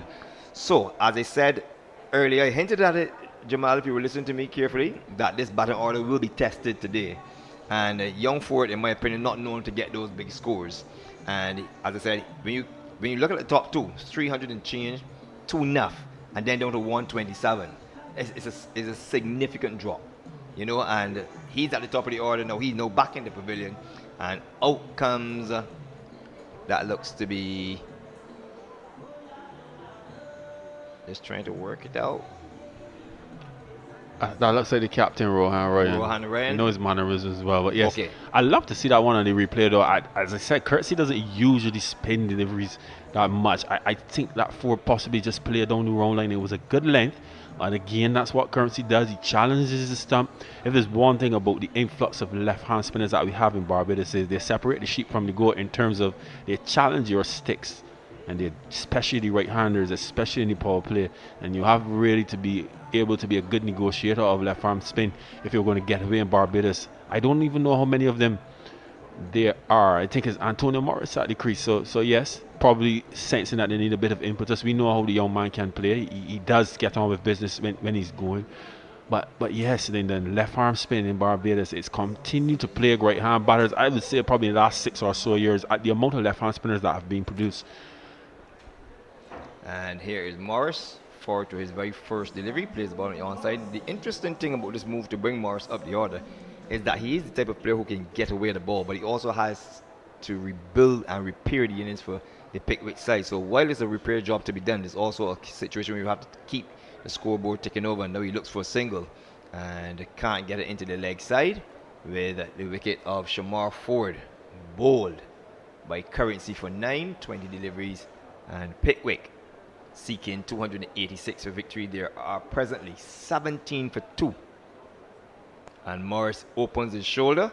And interestingly enough, they are playing to his strength as well, because they have the long on in position, deep mid wicket. And Morris looking to hit it down the ground, but he hit it on the carpet, which is good. Opens his account. He has 1 from 3. It brings Craig Holder, who has dropped anchor. He is there on 1 from 8 deliveries. And he's been the main scorer for the Pickwick side in this competition. And now he drives outside the off stump. Doesn't make contact. Taken cleanly by the keeper, your favorite player. Yeah, you would get tired of saying that today, taken cleanly by me, and I guarantee you, it's always clean. Harold just on the look at me. Here's a drive, knocked down by the field that cover to go for a single on the misfield. So a good single to have, because they need to get every run will count. And I can tell you at the end of over number 7, Pickwick, they're in trouble. 19 for 2. But remember that at one stage the Wildey side were 22 for 3, 62 for 5. And you said this is a game of glorious uncertainties. But looking down the batting order, and there's where my concerns lie now. When they go down the batting order, I don't see where the runs are going to come. And that's based on consistency. It isn't about who think they can bat, because thinking you can bat and think you can bowl, statistics will determine how good you really are. So what we'll do, Lyndon, is that we will not look down the order. We'll try to focus on who's at the wicket. And I think that's the best way to approach it from a Pickwick perspective. But there are little things that I like to see, or little things that I question sometimes. I know, for instance, currently operating with a long on and a deep mid wicket. Get back to that shortly. As Holder gets a delivery from Jordan and tucks it into the leg side. They go for a single. Holder is up to 3.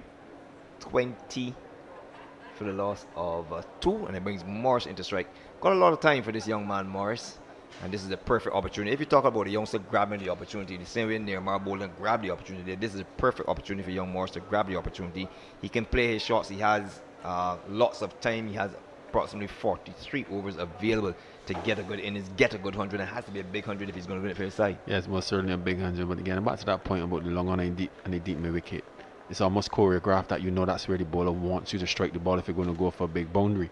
And what separates the good players from the average players is the ability really to negate that in the form of possibly playing an expansive drive to the extra cover region, especially if you get the length that you're looking for, not necessarily the line. You're just able, like for instance, Justin Graves, a wonderful exponent of that inside out shot that goes wide long off into that extra cover region, just to change things up.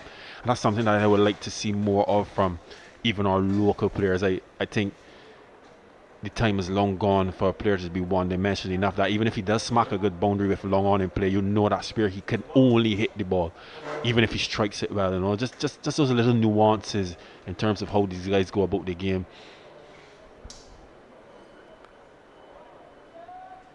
Very, very good running. Played with soft hands by Morris into the cover region, and he just looked up and saw that Craig Holder had made a few exploratory steps, and off they went for a good single.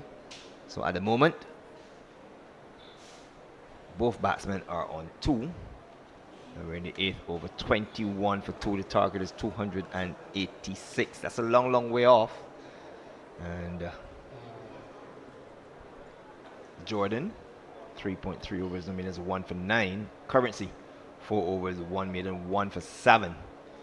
Extras of 6, 5 leg byes and 1 wide. And the current rate is a mere 2.80. The Holder gets a short delivery, and that has been the trend. One short delivery signal to the batsman by the umpire, Ayana Holder, who is doing duties with Dave Thompson. 2 very competent umpires. Well, you know, I stand out on the limb and tell people when I'm a fan and when I have a bias. It used to be Shane Dowrich many moons ago. Maybe the batting in his careless manner with the gloves, but certainly Dave Thompson for me, if Jermaine Prescott is listening, is the #1 umpire in Barbados. I say that without fear or favor. I'm sure I get a few messages about it, but competent indeed. So too Ayana Holder. They'll be pushing the offside. I do agree with you 100%. I'd always liked Dave Thompson from the time I saw him, but I think in the last maybe 3-4 years, for some unexplainable reason, hasn't been explained to me, he has not made it at the top level. And but I believe that he was dressed under the leading umpires, which would be Gregory Bradford and Leslie Reeford Jr. And for some reason, just seemed to move back down the ladder. And I love how you classified it as some reason. I know that the reason cannot be his on-field officiating. Most definitely, I agree with you 100%. Well, I'm glad that that person that's next to us is not on the mic, as we see a lovely shot there from Craig Holder. Gentle push, beautiful timing down to that long on region for 4 runs. That was a lovely shot from Craig Holder, a shot of a batter indeed, who has a bit of class and a bit of form about him. And the good thing about that, Jamal, is that he didn't try to hit it. He just used the pace of Jordan, who was guilty now of trying to york his man, but he came down on the wrong line and the ball angling, and he just straightened up, just held his shape and stroked it all along the carry, sped across the outfield down to the Malcolm Marshall and into the boundary for 4. Beautiful shot by Craig Holder, and you could tell it's a shot of a batsman in the form. Yes, most certainly. Just finishing off that conversation, we're not going to get into the term that was used by our esteemed colleague to the right in terms of to describe why people the likes of Dave Thompson have not acceded really to the higher ranks in this cricket. But certainly, he has to be there or thereabouts by now. Oh yes, most definitely. And it's going to be currency to continue. Morris is stretching forward, and you've seen the emergence of a lot of young umpires into the realm of umpiring. And as I said, maybe 4 or 5 years now that Dave Thompson have been at this level, I kind of use the word relegated, and without explanation, because given any given Saturday or Sunday, he's one of the top umpires in the country, no doubt about it. And I think that when a fella is good, he's good. When a fella is good, he deserves to be making strides all the time rather than being kept down. And having said that, there goes Craig Holder. He's lost his off stump, playing very, very soft. And Desmond Currency strikes in over number 9. 26 for 2 becomes 26 for the loss of 3. Jamal, I'm not going to ask you where your money is, but I said earlier, this batting lineup is going to be tested, especially the batsmen that did not bat for the season, because it is top heavy. Well, tested indeed by Currency. Remember, I told you a few hours ago that it is said that in the 50 over format that Currency possibly is one of the better left arm spinners around right now. Hopefully we see that replay on the monitor. But Craig Holder, a batter that is in form, has been beaten all ends up and bowled. We just wait to see that one on the monitor in terms of if it was an inside or an outside edge. But once again, Currency challenging the stumps. And there's one thing I appreciate about this influx of left arm orthodox spinners in Barbados, is that they challenge batters. I remember way back when Kevin Stout had a significant problem, because he's a guy that likes to stay leg side of the ball, and these guys that arm the ball. And Cossie Ross, do you remember him? Yeah, from YMCA. He was problems, man. He'd slide the ball back into you, and it was a running joke. Any left-hander would do, and Stout had to then go and reinvent his game almost to counter that, and that is what I like to see, that these kind of bowlers can present challenges, even for the most senior of players, because obviously we know Kevin Stout's record, etc. But for guys to be consistently challenging the sticks is good for the cricket as far as I'm concerned, because you need to be able to bat to negotiate it. It's really as simple as that. Well, that's a mouthful. The new batsman is Captain Rohan Ryan, and if ever you need a captain to step up, this is the perfect opportunity for him to step up and make a name for himself. He can bring the St. Philip side home. He needs a good innings, and he's at the crease. And his first delivery, he stretches forward, plays the ball up to the cover region. There is no run. Pickwick backs against the wall, 26 for 3. There was a stage where the Wildey side were 22 for 3. Now he elects to stay in the crease and plays a delivery on the center leg stump into the onside. There's no run. 42 for 3 at the end of the power play. That was the Wildey score. And there is Rohan Ryan. So Jamal seemed quite intent that the captain himself has decided that he will join the players before him and just coming forward, just pushing forward without looking to get off the strike or rotational strike, because you need to transfer the pressure. You just can't soak up the pressure. Now he goes onto the back foot, plays the ball down in front of it into his boot. So the comparison after 9 overs, 9 overs, 26 for 3 with Morris on 3. Rohan Ryan is yet to score.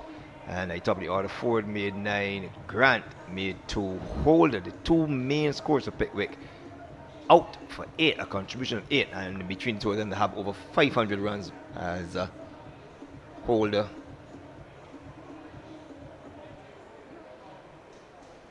Oh, beautifully bowled. He played inside the line, Jamal. He played inside the line, and the funny thing about that is that despite the fact he's playing inside the line, his head is outside of the bat. Well, you summed it up there. You could probably do some coaching as well, but yes, I suggest it's probably would have been a hint of drift there, but the type of left-hand spinner that gives challenges in Barbados, especially to left-handers, are the ones that challenge the outside edge as well, and you saw that from Courtesy, albeit he challenged the off stump.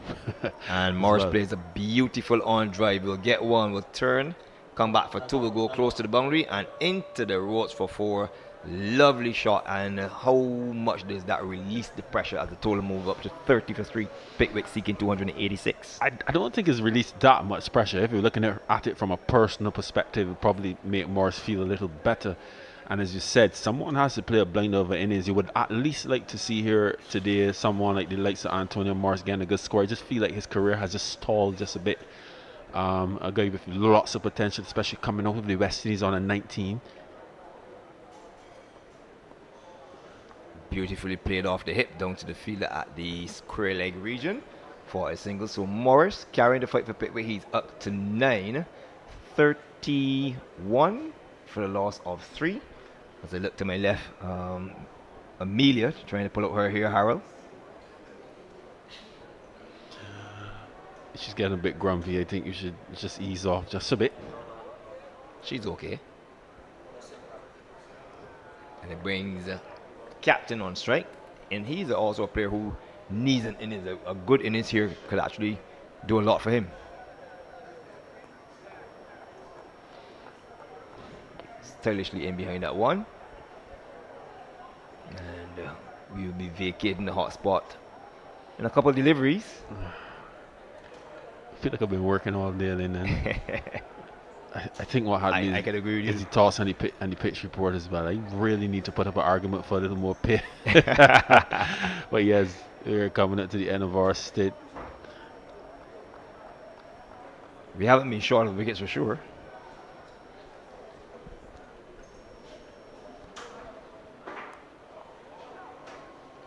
Cut away.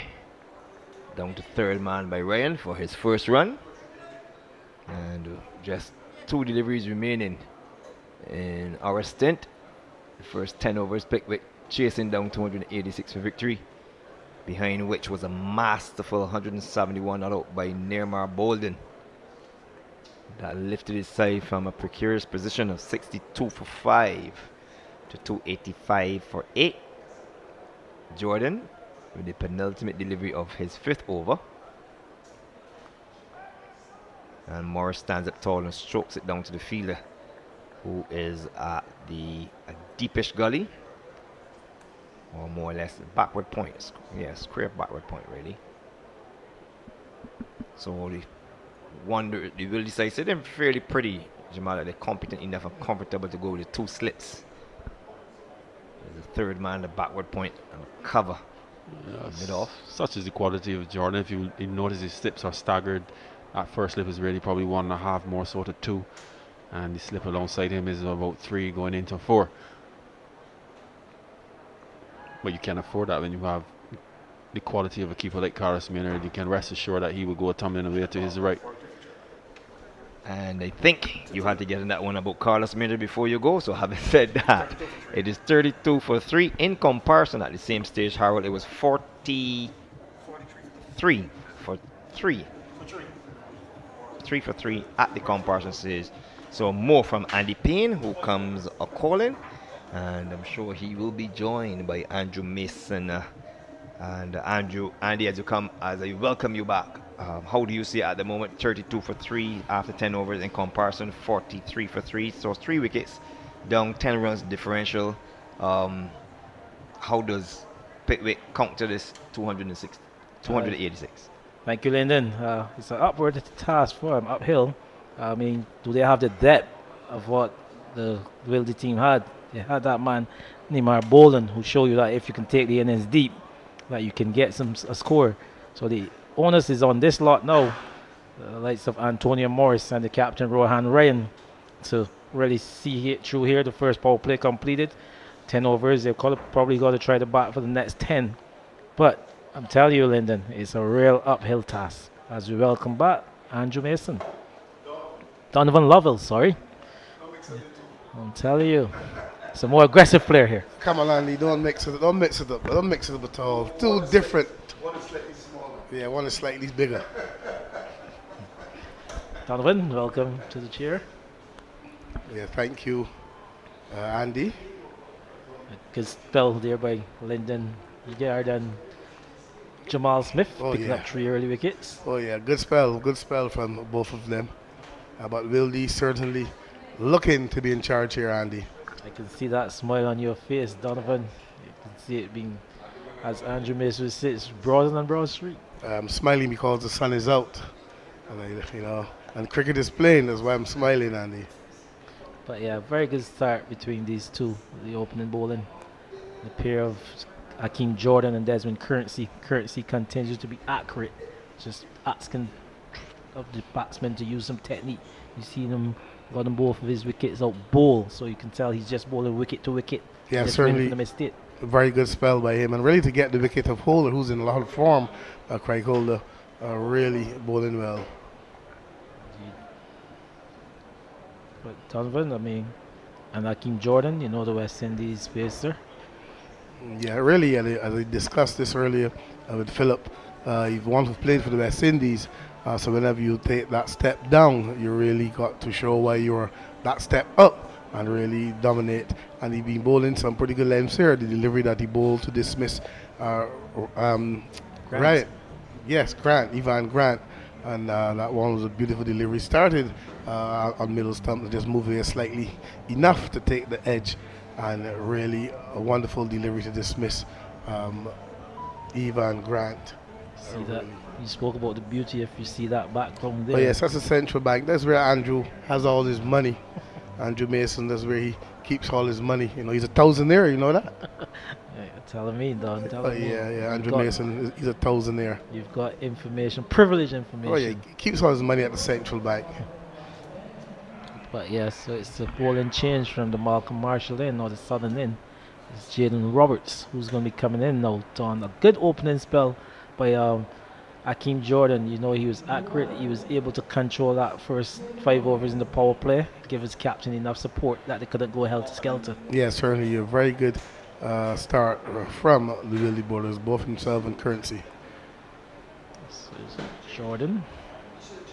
Again, someone we could say he's got a lot of variations, Hakeem Jordan, but he's coming at a good stage. A good setup where he can get some additional protection in the outfield by his captain. But he's got a slip, gully, backward point, cover, mid-off, mid-on, deep backward square, and a fine leg. So he's got some protection around the outfield there, Don. Yeah, certainly. Just have to keep that consistent line there about off stump and try to be as accurate as possible. Lovely shot there, played by lovely shot there, played by, is that one Morris? Yes, Morris played it through the mid-wicket area for a lovely shot, whip off the hip there, Don, and all the way out to the mid-wicket area. Yes, really, that one ill-directed and a fine shot by Morris. But you see, whipped off the hip, really good looking shot all the way through mid-wicket for 4.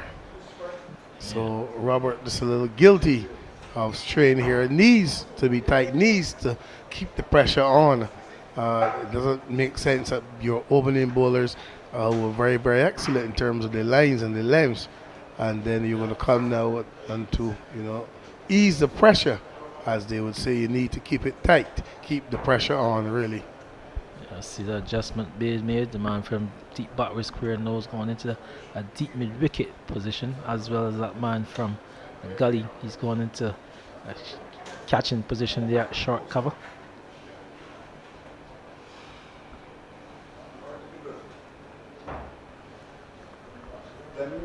Yep, spraying it down the leg side again. He uses a single there for Morris. He was just worked that one down to fine leg for 1. Yeah, easing the pressure, so to speak. That one again, ill-directed, easily worked down the leg side by Morris.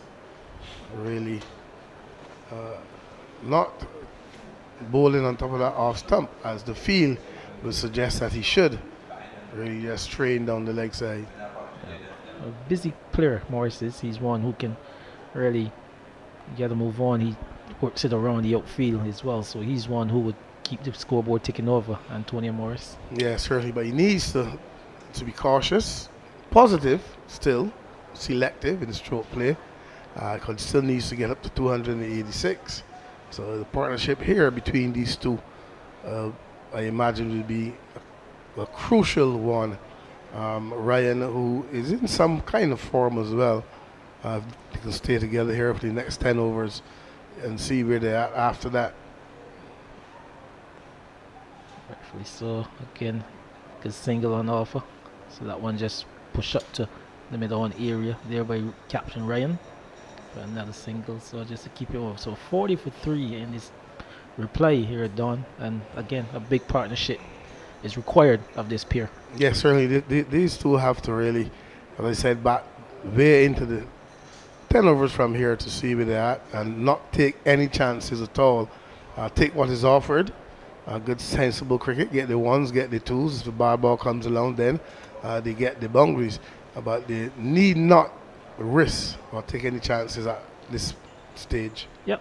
Required rate is only asking of just 6.5, hovering around that area. You're scoring at some 3.3 right now. So if this pair could just spend any length of time in the middle as the over comes to end, over number 12, 40 for 3, I'm sure some kind of repair job is required here, Doc. Yeah, certainly. But when you look at the board and you see 285, that plays on your mind a bit. After having the Wildey side 95 for 6, I think it was, and they're getting up to 285 really tight. So wonderful knock of 171 by Neymar Balden and aided and abetted by Currency, Desmond Currency, really to get them up to 285. You start off by seeing that scoreboard. So that's the scoreboard pressure that you start with. And then you've lost some early wickets. So that again, as we see here.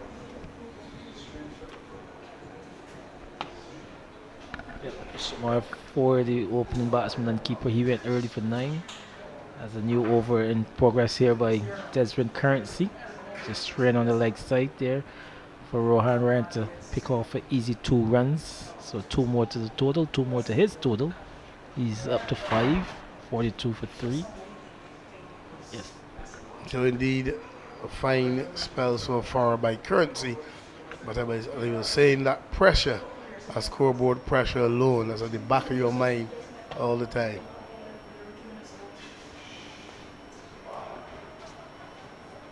But this is good batting here by Ryan. Again, just getting the singles was required. Just keep the score, the required rate just around that 6 run mark, you know, done some 6.4 and get himself in. No need for any big shots because Currency, he looks like he's set to bowl all the way through. His 10. So, you know, you just don't want to give it any more wickets. I don't think he's that threatening. But he does. What he does very well, Don, is that he continues to bowl wicket to wicket. That's true. And when you look at the others to bat for the Pickwick side, is Johnny Waterman, Brian Charles, young Prescott, Rondre Yearwood. So that's telling me that this partnership here is crucial. Johnny Waterman with some ability with the bat. Brian Charles, I'm not sure about him. Not seen much of him really. But then the likes of Rondre Yearwood and Nico Smith and Motara. So it suggests to me that the batting might not be as long as the Wildeys batting lineup. But with a good partnership here, you never know what can happen. That's the glorious game of cricket, partnerships. Good delivery by on target there from Currency. Continues to be tight. He's into his 7th over. Just conceded some 14 runs. 2 wickets he's got in the bag.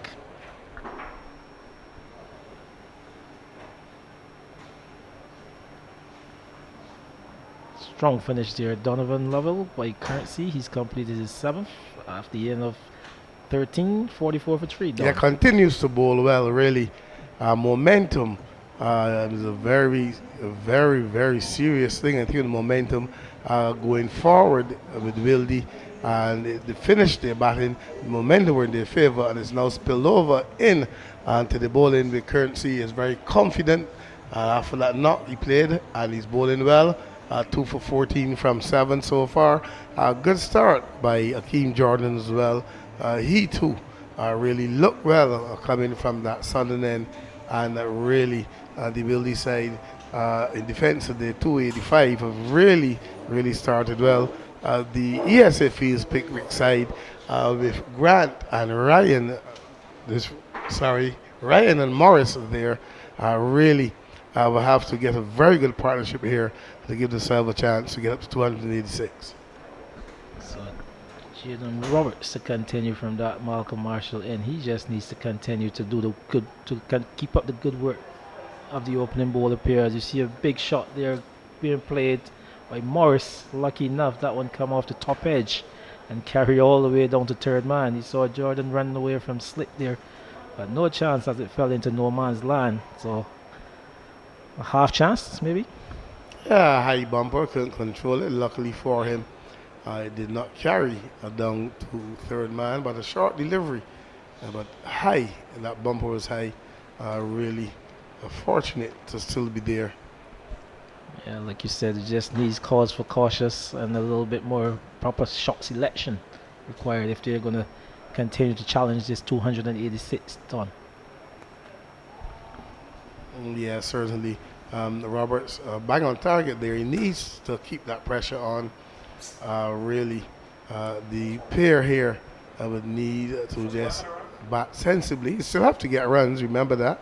You don't want to bat yourself in a rut where you're not scoring at all, but you just have to make sure that you don't offer a chance by proper shot selection. Take what is given and wait on that bad delivery. Roberts.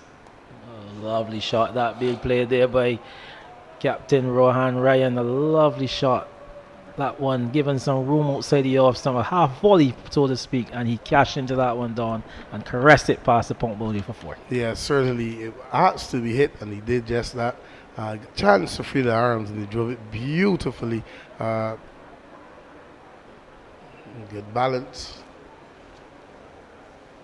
Drove it beautifully to cover point and into the boundary for 4. He's a good player, Ryan, and once he gets going, I'm telling you, he's capable of playing a wonderful innings. Very lovely shot, just opening the face to the blade and caressing that one past point. See what Roberts would reply with. A short one this time, and I think he's lucky to get away with that one as it's hit down to fine leg. Good feeling down there. Looks like your man Tishan Matara. Just picking it up on the bounce. So the first 50 up down for the ESA field Pickwick. The 50 coming in some 13.4 overs, 55 minutes all told. Hey man, Ryan, he's on 11 from 20, Antonio Morris 16 from 18 done. Yes, good 50 so far for the Pickwick side. Roberts a bit wayward, really gifting some easy boundaries away. But these two here again, as this one is squeezed down to third man, and it looks a good stop on the boundary by Desmond Currency. So they need to back further into these overs. Pickwick side, this pair so far are doing a pretty good job, but Roberts just been a little guilty of being a bit wayward. But early days yet. Once they stay there, you never know. Yeah, a similar look to what was happened when the Wildey took the batting with the first innings. He had some early wickets with the new ball. A repair job was what was asked in the middle. This man, Neymar Balden, did it so excellently for his Wildey side. Here's an opportunity for both Ryan and Morris to do likewise. Short delivered there by Roberts. This time again, Morris able to pull that one up to the deep mid-wicket area where he has protection. So only for 1. But the over comes to an end. Over number 14. The Pickwick side 53 for 3. Yes, both Morris and Ryan looking to do a repair job. But Morris is on 19, Ryan is on 11. Really looking to do the job that Balden would have done for Wildey. As you can see here, Shamar Ford was bowled by Currency for 9. Grant caught by main off the ball of Akeem Jordan for 2. Holder bowled by Currency for 6. Really wonderful delivery. Morris is on 19 and Grant, he is on, and Ryan, he is on 11 and looking to do the repair job here. As we see, is there a change in bowling from this end? It looks like Jerome Jones going to come into the attack. Currency 7 overs, 2 for 14, 1 maiden. Akeem Jordan 5 overs, no maidens, 1 for 19. And Roberts 2 overs, 15 runs, no wicket. Jerome Jones is into the attack from the southern end. Yeah, Jerome Jones coming into his new and found role. He's seeing bowling these left arm orthodox coming over the wicket just to see how he will try to break this partnership. But currency, he gave him a very good start. 77 overs, 1 made and 2 for 14s, accurate and picking up wickets. Again, a one push taking the batsman on the back foot. He would like to bring him forward. He's got that slip there waiting. Jerome Jones, so he's just getting into his work. Naughty shot that by Morris. It's Jones, like I said, he'd be trying to spin it from middle to off there, Don, but not a lot of spin on offers. But again, a little bit of aggression being shown there by Antonio Morris. Like I said, he's generally a busy player, as you see him bringing some reinforcements now onto that offside. The guy from cover, he's going out to the sweeper area there, the deep extra cover, as well as wearing one from the leg side, the square leg. He's going to come into that cover region there, Donovan. Yeah, certainly. The extra protection. This field suggests to me he's going to bowl on top of the off stop, trying to see if he can get the edge. Him going looking for that cut shot. Better delivery this time, Brian Morris on the front foot. But yeah, Jerome Jones, one who would have been the West Indies on the 19th player, Donovan, would have bowled left arm fast medium in his time, and one who could have hit the ball a long way.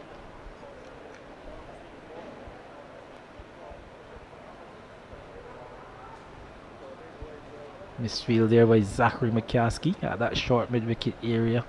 Ball just pushed down to his left. He got around but wasn't able to collect it cleanly, and it carried all the way down to Lawan for Morris to add another one to his score to go up to 20.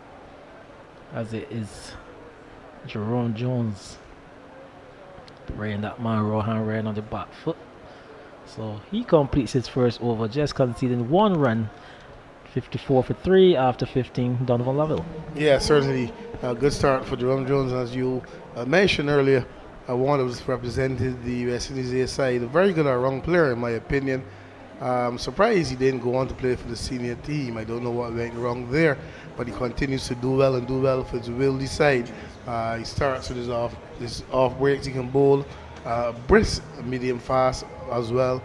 He's excellent in the field, and we know he's a good batter. So really a fine cricketer. As I said, I was surprised he didn't make it to the senior side, but I don't know what happened there. But indeed, starting well for Wildey, who are looking to get the ESA fees Pickwick side under that total of 285 that they made. Really, as we see a change in bowling from the northern end, it looks like O'Neill is into the attack.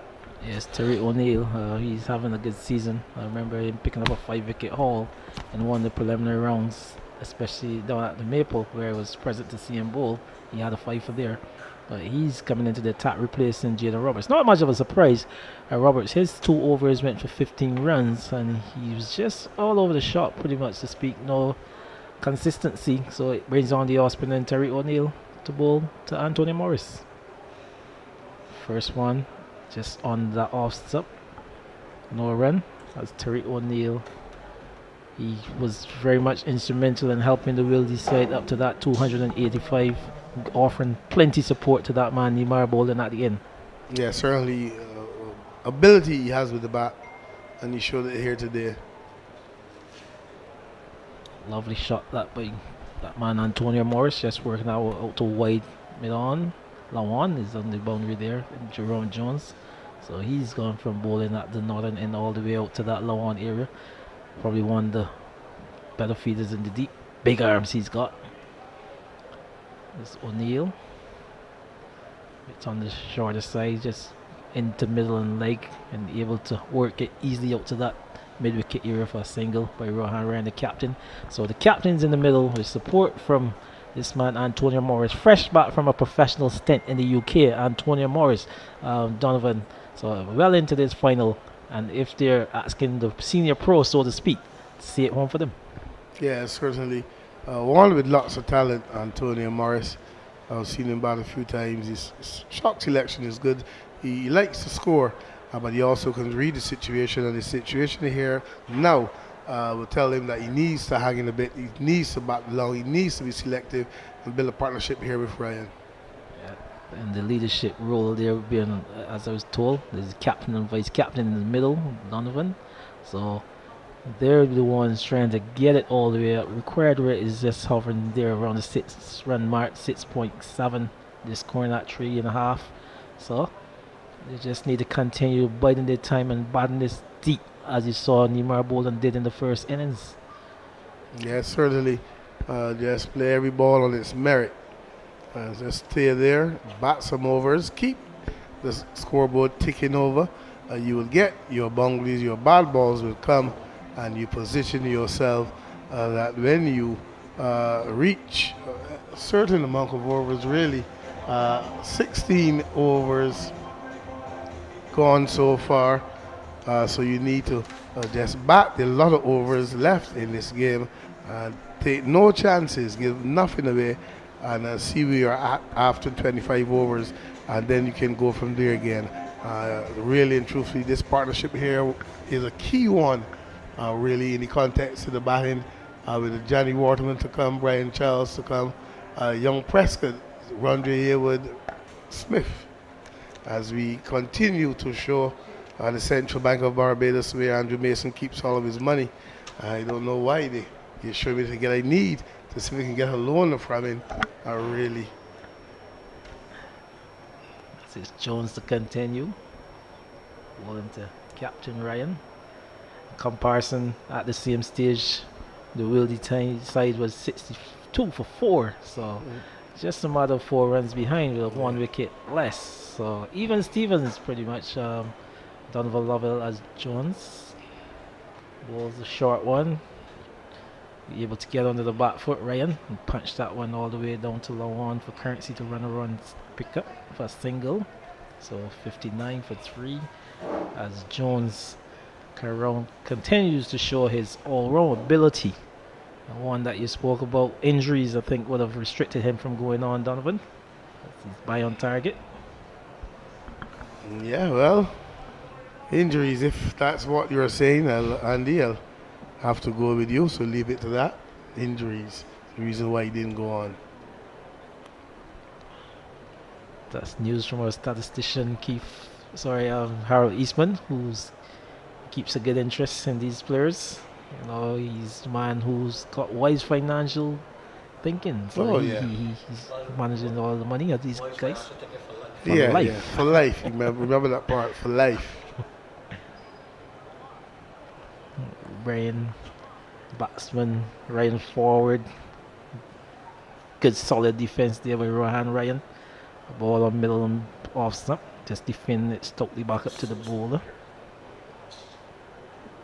Jones, short ball again, and he's on the back foot. Can't beat that man at that extra cover area. So over number 17 comes to an end. At the end of it, it's 60 for 3. Words from Donovan Lovell. Yeah, so another good over here from Jerome Jones. So far, 2 overs, costing him only 3 runs. And exactly what was ordered here by the captain, and he's doing a fine job so far, young Jerome Jones. Well, he's not that young anymore, but he's really been a superstar for Wildey. He's really been a good player over the years. Jerome Jones with the bat and the ball, and really one of the key players from a side coached by St. Hill. Clint St. Hill really been doing a fine job over the years, ably led by Mark Eswick, the president, along with Winston Reed, the vice president, and the manager, Dale Callender. And it's O'Neill to continue. A lovely shot that being played by Antonio Morris. Room on off on the off stand. He was able to get back, short delivery, and he punished that one. Hit it out to cover for a lovely shot for 4. Moving his team up to 64. He's taking his one score up to 27. A lovely shot that Donovan Lovell. Yeah, certainly giving himself some room and banging that through the offside. He played it quite beautifully, and it sped away across his low and quick outfield into the boundary for 4. O'Neill needs to be a little tighter in terms of his lines and his length as well. This time a better delivery there on the off stump. Just bringing Morris forward.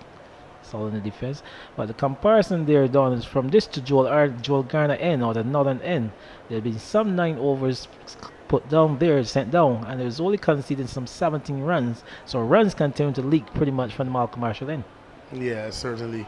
The bowlers guilty of not being as accurate as they should. Really spraying the ball all over the leg side and some wideish.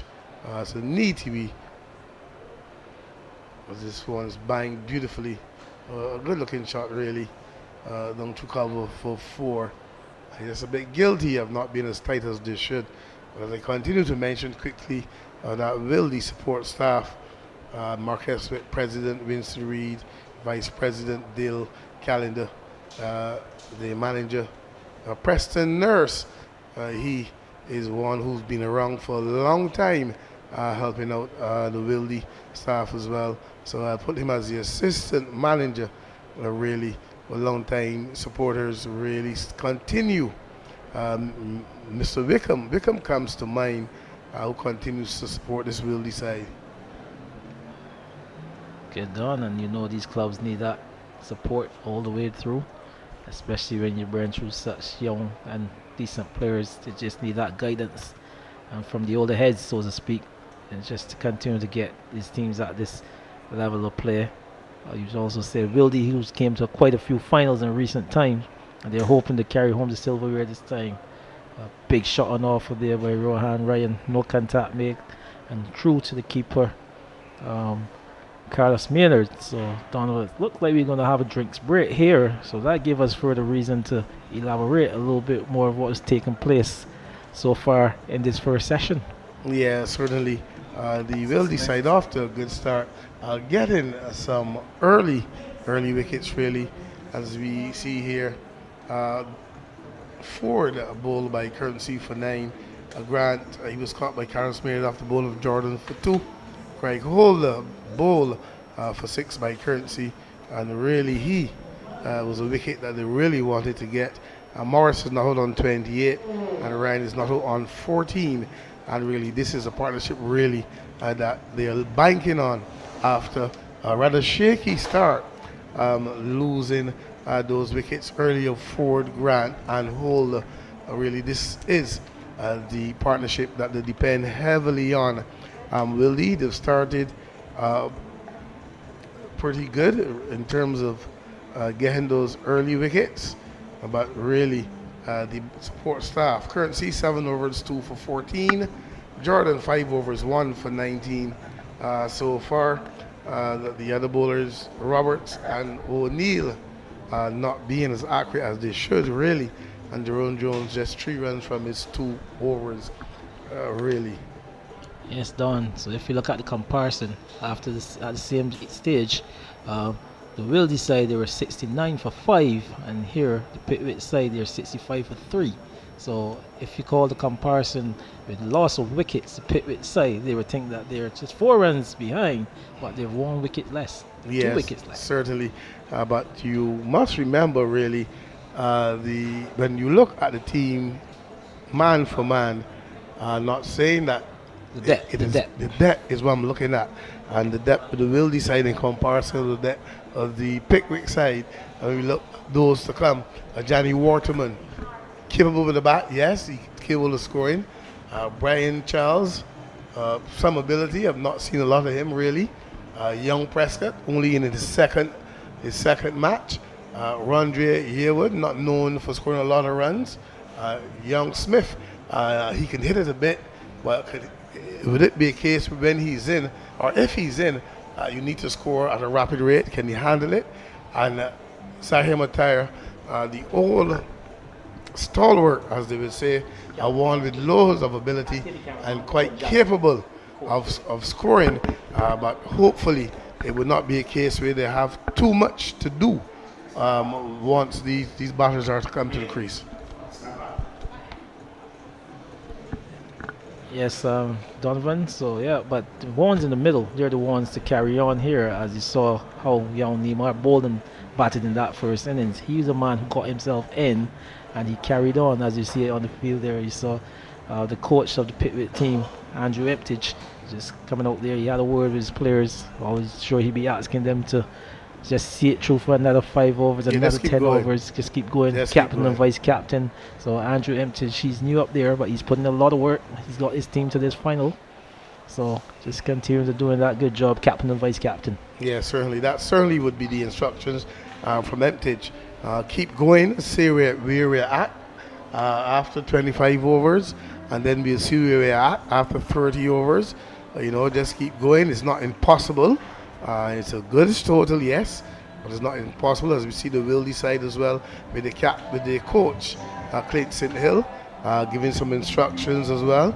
And no doubt asking the bowlers to continue to keep it tight, don't give much away, continue to bowl well in partnerships, and really looking to make further inroads to this Pickwick batting, recognizing that this partnership here could be the key partnership. Yeah, and he'd be telling them in the same vein as how they went about when they were batting, that once you get yourself in here on this track as a batsman and you just spend any length of time in the middle, that runs can be scored here. I mean, there's a good solid placid pitch.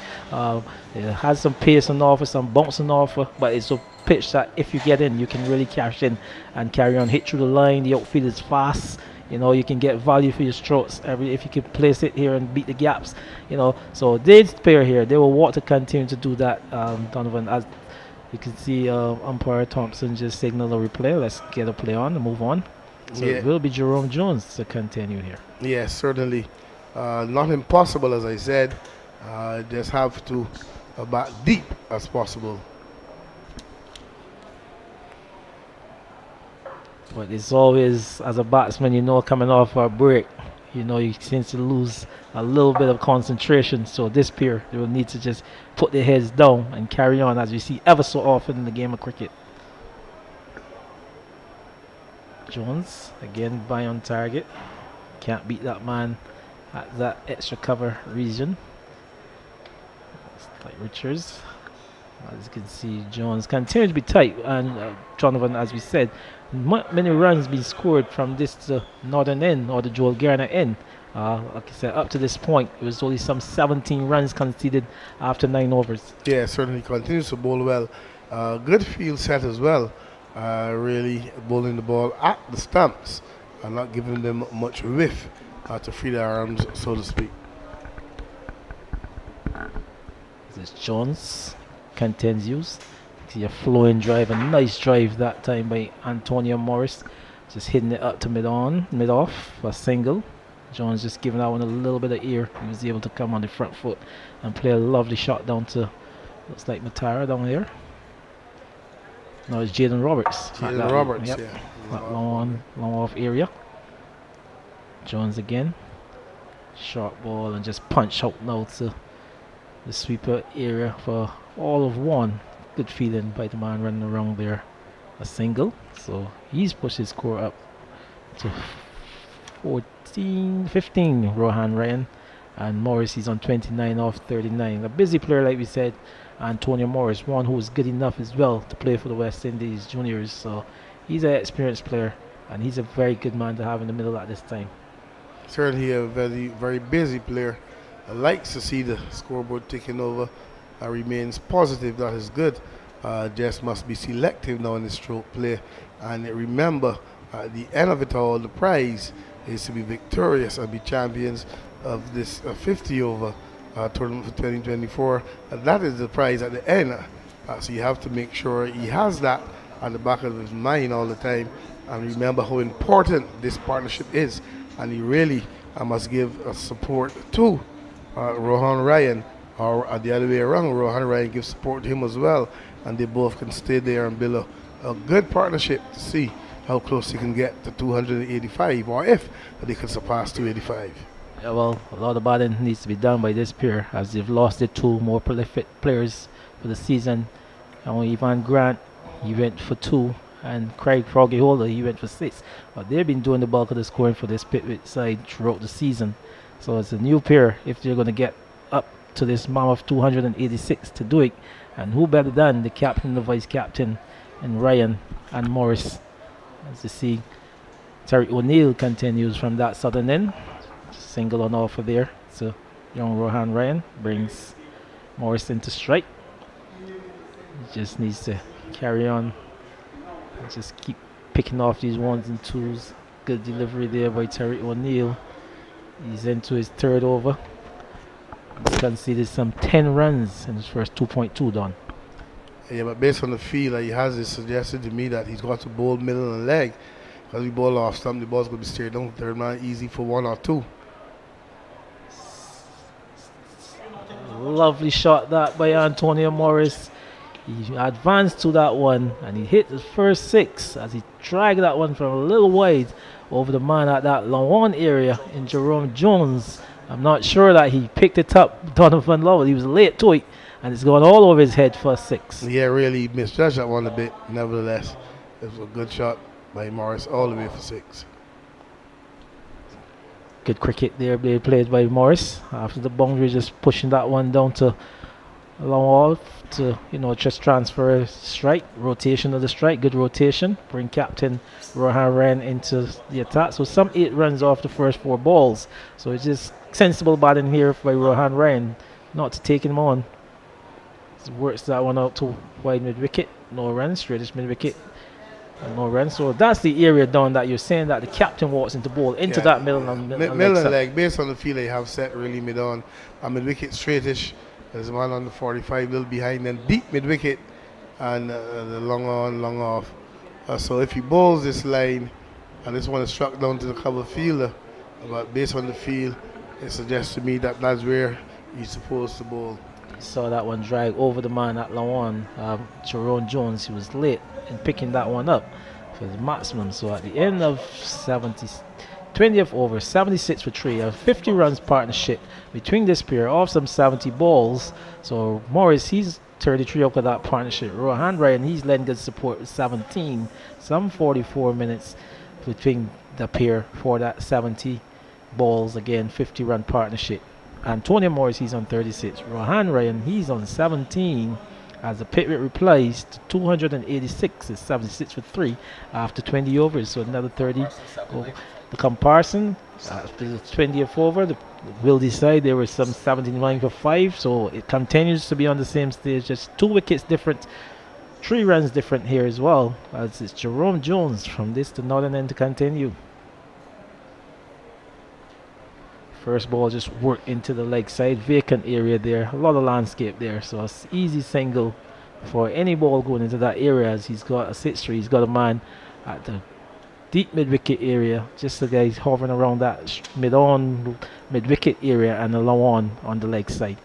So he don't want it to be too straight. Again, can't beat the man at short mid-wicket. Morris, so Jones continues to be accurate, continues to be tight, not giving much away from this end. Another good delivery by on the off stump. Jerome Jones, Donovan Lovell still here very much with me. We're into the 21st over. I think, again, not the line to bowl. Donovan Lovell, he's bowled that one outside the leg stump and you see a lap sweep all the way down to the fine leg area for 4. So a naughty ball there by Jerome Jones. Yeah, certainly that one is directed down the leg side. All that was need to be done there by Morris was get some bat on it, and that he did, and it easily went away down the fang leg for 4. So guilty, as we see, guilty of just straying a bit, and easy pickings, as they would say, for Morris, who continues to bat well in this partnership, continues to flourish. Yeah, sensible batting there by Antonio Morris, just trying this time. Better delivery by Jerome Jones. More of what is asked by his captain to just continue to bowl those balls into the wicket on that middle and off stump where he's got a lot of protection and not to stray on that leg side as he bowls again this time into Morris. Again he's on that leg side and turn away down to the fine leg area. This time it's a chase to Manfred Slip. Look like Akeem Jordan really get there. He does well to pull it back just in front of the boundary rail as they go for 3 runs. So 3 more runs to Antonio Morris. He moves his score up to 43. The Wildey side, the 84 for 3, and moving along. The run rate for the first time has gone over the 4-run mark. So that's 4 run. The rate is at 4 over the required rate at 6.9. That's words from Donovan Lovell. Yeah, certainly continue to bat well this pair. Antonio Morris 43, Ryan is on 18, and they're doing what is just the order. Just hang around, pick up the ones and twos. The boundaries are going to come, and that's happening. So far, a wonderful partnership. 84 for 3, and they're looking pretty good. As I welcome back Andrew Mason and with him Lyndon Yard. 83 for 5, the comparison. Thank you very much, Don. And at the age 84 for 3. So they are pretty much in it. The difference would be the 2 more wickets lost by the Wildey side in comparison to the Pickwick side. So they're in it to win it. 286 for victory. As I say, welcome back to Andrew Mason. Hello, Lyndon. Yes, these two have done a good job. A partnership of 59 now, but a lot of work to be done. So they trail exactly by 200 now. The current rate is 4.02. So they will want to bat for quite a long time, because when you look at those to come, it doesn't inspire a lot of confidence. Yes, you got Waterman, you got Charles, Prescott, Yearwood, Smith, and Motara. So this is the partnership now, Andrew. It is indeed the partnership, and 2 pretty capable players as well. Ryan, the captain, 18, and we know that Antonio Morris, who's been watched by his father. I just was chatting with him. He's got 44 and has batted well. Too short. Well, it's the perfect opportunity for both batsmen to do some justice to their abilities as batters. Rohan, where they're woefully short of runs, and Anthony Morris has promised a significant knock, a lot, would have played for the West Indies under 19. So this is a perfect opportunity for him to play an innings similarly to that one played by. So we seem to have picked up an injury out in the offside. And just trying to ascertain the player. I'm sure that he'll be given some assistance momentarily. And could it be Jaden Roberts, the really medium pacer? And he sent down 2 overs for 15 runs. So if he should go off, he hasn't gone off. Just getting some attention, some stretching, maybe a bit of. Let's hope he didn't pull a hamstring. It is Jaden Roberts, confirmed by the ever reliable Harold Eastman, an assistant with the manager. So no one has a smile on her face. That's a good sign. Read his hope, Andrew. You say keep the faith, read his hope. Keep the faith, keep the faith. and the old people say joy comes in the morning. Yes, he's in some pain. There's no question about that. Went down rather awkwardly, and let's hope that he's okay. Young Jaden Roberts. So 86 for 3.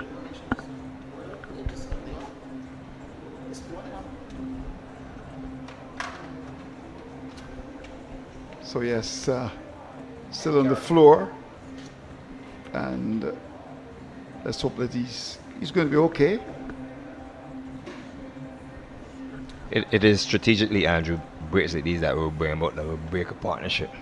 Where you just get the breaking momentum, stop the flow of the progression of the game, and a simple break. Did you remember the 2024 World Cup finals? Mm-hmm. Where the keeper took the pads off? Yes. Do you remember that? What happened afterwards? What happened after that? Indeed. Where the South Africans were looking pretty good looking, almost assured of victory. And then? And a simple assignment of taking the pads off, which was just merely a matter of buying some time. And he pant, and then immediately, as soon as play resumed, there you go. So maybe it's one of those moments, but Roberts is off the field. He's down for the count now. He looks to be in pain too. Yes, I suspect it might be a hamstring. Let's hope it is not that, because if it's that, it's more likely he wouldn't continue to bowl. He is stretching profusely and not sweating, stretching. Where's the physio? Haven't seen the physio come with us yet. It looks as though they haven't employed a physio. Yeah, this is amateur cricket. Okay. Harley's been saying this amateur cricket. My response is that amateur cricket also needs a physio. Oh, yes. Played on the professional rules.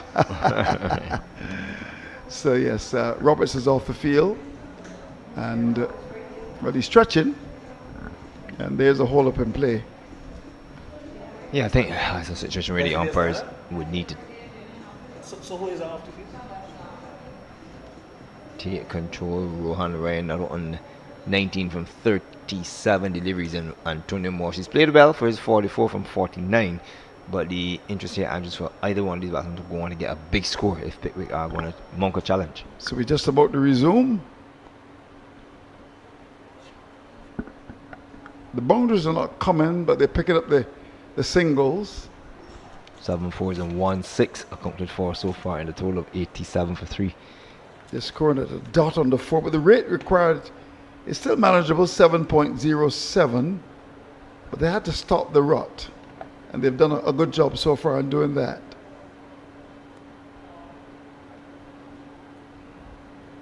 O'Neill has been defensive, just trying to cut out the boundaries, not bowling really to try to get wickets. He's been a bit short as the over comes to an end. 22 gone, and it's now 88 for 3 Pickwick. No, they are both teams are Comparatively, 88 for 3. 88 for 3 in comparison to 88 for 5 after 22 overs. So you would think, but remember that the Wildey, they took their advantage in the last 10 overs, and that was the major difference when they scored 94 runs off the last 10 overs. Yeah, and that was when, of course, Balden was seeing the ball as big as a yellow meat breadfruit. He really batted extremely well, played some beautiful shots, and was able to make what many of us regard as perhaps one of the best innings we've seen in a long time, under pressure, and stroked the ball beautifully. It was a top knot from Balden, and I'm told it's also his birthday as well. So we're going to try to work with him. Yeah, what a wonderful birthday gift then. Wonderful. Bowling change, Andrew. Yep, Matara is into the attack. This is the young Matara. Yeah, young Zishan Mutara, not Zaire Matara. Zishan. In he comes with his first ball and a bit of bounce. He's a very impressive leg spinner. Yeah, he usually hits his straps right away, and there's a first leg break toss up outside of the off stump.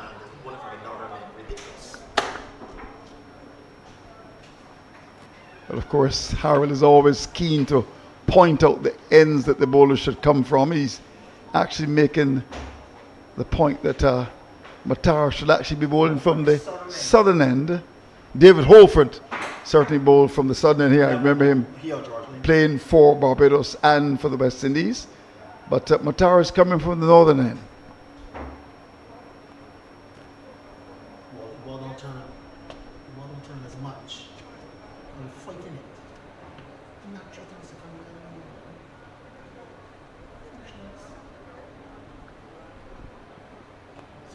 come That's it in the air, but has he got enough on it? He has.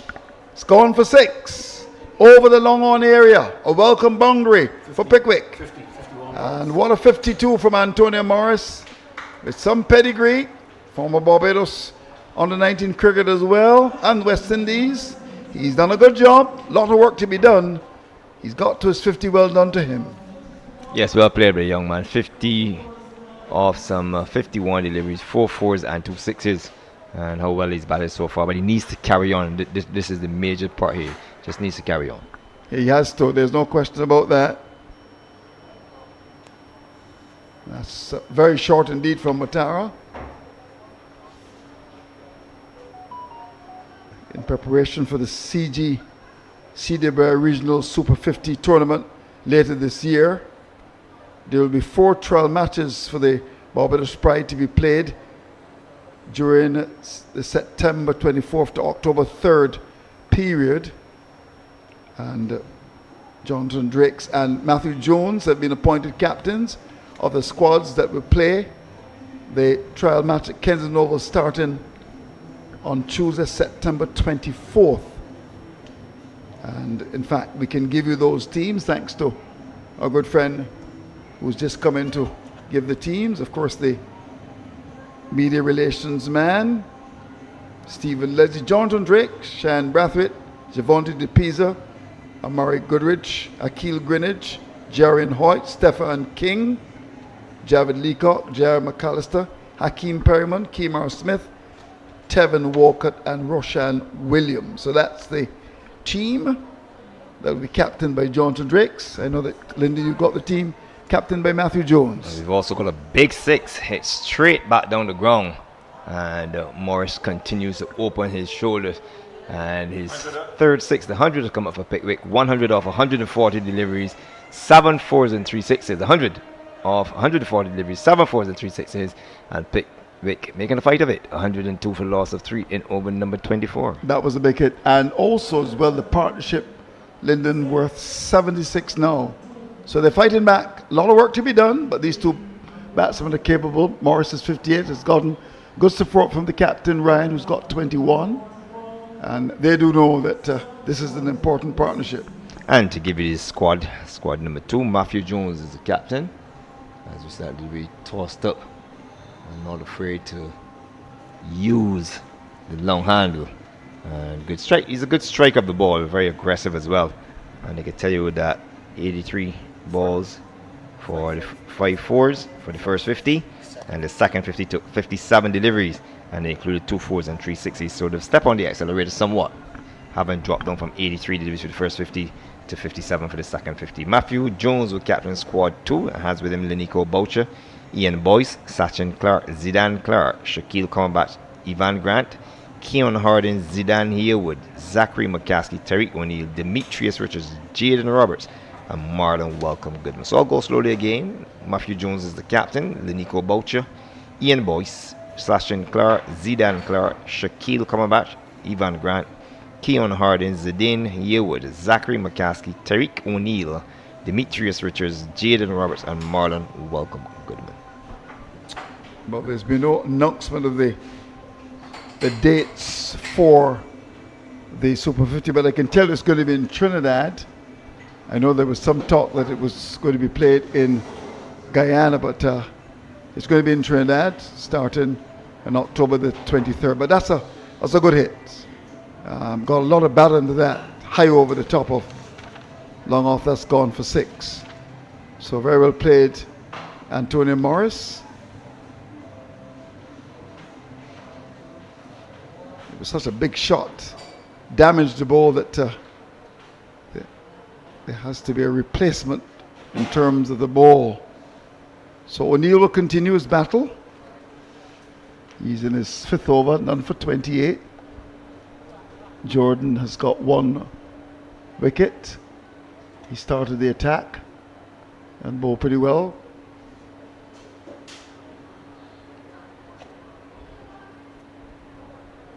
So after losing 3 wickets very quickly, these two have dropped anchor and they've batted very sensibly. Partnership of 77. So is there hope for Pickwick? Of course there is hope, Andrew. They say it isn't over until the fat lady arrives, or the fat lady sings. But it is this partnership that they will need to break. And when we look at the batting to come, Johnny Wardman, Brian Charles, Jatario Prescott, Ron Dre, Nico Smith, and Zahir Mutara. Those are 1, 2, 3, 4, 5, 6 batsmen that are not known to score runs on any given Saturday or Sunday consistently, at least, or 30 plus. So this is the partnership that the Pickwick side will be relying on. And I think the Wildey side will also be aware that if they can break this partnership, then they can just go out to close out this game. Right, you're right. And Wildey did very well to get rid of Shamar Ford, Yvonne Grant, and Craig Hall, who made 100 yesterday, rather cheaply. We know that Grant is a good player. His father would have played for Barbados. And I know the selectors have got their eyes on the young man Grant.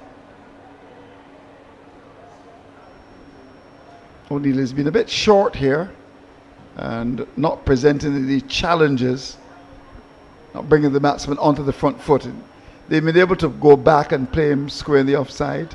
When he tossed up, hit away down to long off. So he's a having a challenge or two with his length.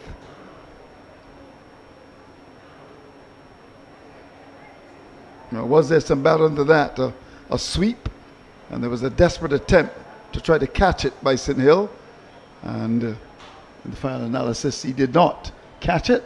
So as we come up to the halfway stage in the reply, 24 gone, 105 for 3.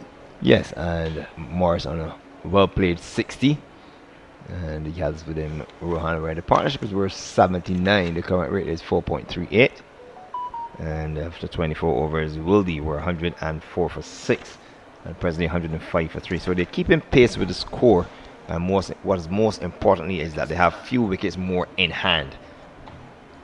And I would say in hand and put those in inverted commas, because when I look at the scorecard, those in hands that are to come on any given side, they put 4 editions of the Sun together.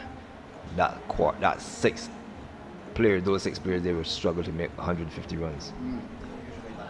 And get into the Sun, because I think you've got to get double figures. Interesting, when you look at the BCL scores, you see Mason made 10 and Yard made 9. Now here's a drive in the air, going through the bowler's hand. Bit of a loose shot, but he got away with it. So Morris taking his chances, 61 from 50-60 degrees, batted well, gone on to run a ball. 72 minutes, 4 4s and 3 6s, a straight rate of 108.9. Captain Rohan Ryan, who now comes on to strike. He has 22 against his name.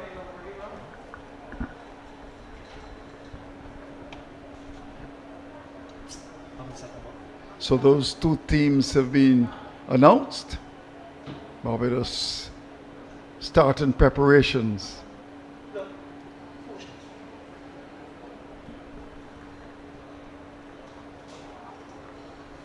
That might have been the attempt at the googly there.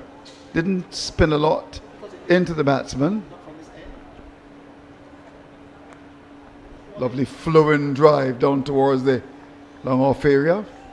Harold Eastman is going mad because the leg spin is bowling from the northern end and not the southern end. He would have seen David Holford, Georgie Linton, Dave Marshall, Garnish Mahabir. Remember him bowling leg spin, and it was from the southern end. No, it's Spartan. He's always keen to talk about the end that Shem Holder should bowl from. And if it's the north, Shem bowls from the south. Well, you say these days, Andrew, the youngsters operate different. That's gone through, down to backward point. They'll look for a second, they won't go for it. There's some coverage on the cover boundary. But Matari's been a bit short here, not getting his length right. So another over comes to an end. We're at the halfway stage, and the equation Pickwick trail by 176. The 109 for 3. In comparison to 109 for 6 at the same stage to the Wildey side, who had lost an additional 2 wickets. 3 wickets. And it's 109 for 6 in comparison to 109 for 3. So again, these two will have to bat deep. And remember, I was saying earlier that once the Wildey side can get into the last 10 overs, then they can take charge from there. This pair will need to bat down to at least over number 42 together. One would think so. You're right.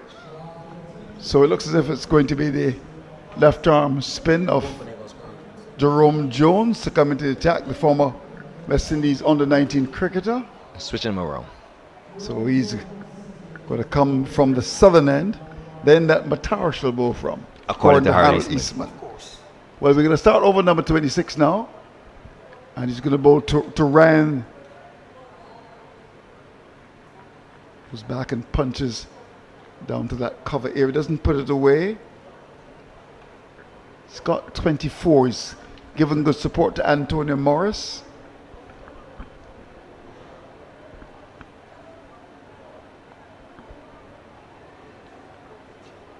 So the Barbados Royals losing today again.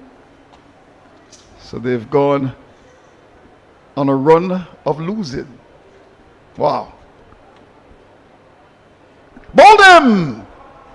Right through the gate, beautifully bowled by Jones, and that's a very important wicket to get. Ryan gone, 24, 109 for loss of 4. And not a good choice of shot, really. A delivery tossed up at him, but he was trying to force the delivery through the offside. It was a delivery that merited hitting straight down to the long on area, but he was just trying to force it through the onside. It might have come off the inner portion of the bat. And once again, Rohan Ryan, as I was saying in the conversation with Jamal earlier, consistently can give you the scores. As you see him clearing the front leg, looking to force the ball through the offside, a ball that slanted it in at the same right leg that he cleared it. So basically, having cleared the leg, the idea is to stay straight and play the ball straight down to the long on region. He'll pick up an easy single, and that now opens the floodgate as a Johnny Waterman comes to the crease. And Morris has 62. It is from here on in. Can he get his side home? And 109 for 4. Having lost captain Rohan Ryan for 24, and a game that has been dominated by a magnificent 171 not out by Neymar Balden and Antonio Morris, former West Indies under-19 batsman, putting up a fight. He has 62, and it's a case now of getting what he can get with a very, very suspect lower order. So Johnny Waterman comes to the crease. St. Lucia Kings are top in the CPL, 12 points from 8 matches. They've lost 2. The Amazon Warriors, they're very much there as well. They've got 10 points from 7 games. And the Barbados Royals that led for quite a long time, beginning to slip. They've got 10 points from the 8 games. They lost 3 games now, losing 2 in a row. TKR to St. Lucia. To St. Lucia. They've picked up 8 points, but we do know who the 4 will be. The Falcons and the Patriots are out of it. Very ordinary performance by both sides. In fact, the Patriots played 9 matches and only won 1. Wow. Electing to go back. Could have played that ball into the stumps. You better get forward, my friend. He didn't. And then played a bit of a Chinese or French cut. So, at the end of over number 26, 109 for 4. I like that description, Andrew. Chinese or French cut. I can tell you. Take your pick. I'll take the French cut. I'll take the French cut. I think the Chinese is more approved fashion. We have a lot of Chinese restaurants in Barbados, so French we have a lot of French restaurants in Barbados. Yeah. So, but I think what his introduction to the crease would mean, Andrew, is that it's going to force the hand of Antonio Morris, because I'm sure that he reckons, as much as we reckon, there's not a lot of batting behind your left.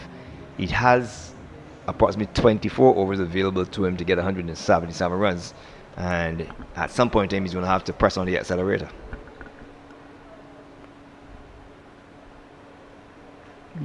It's interesting observation there.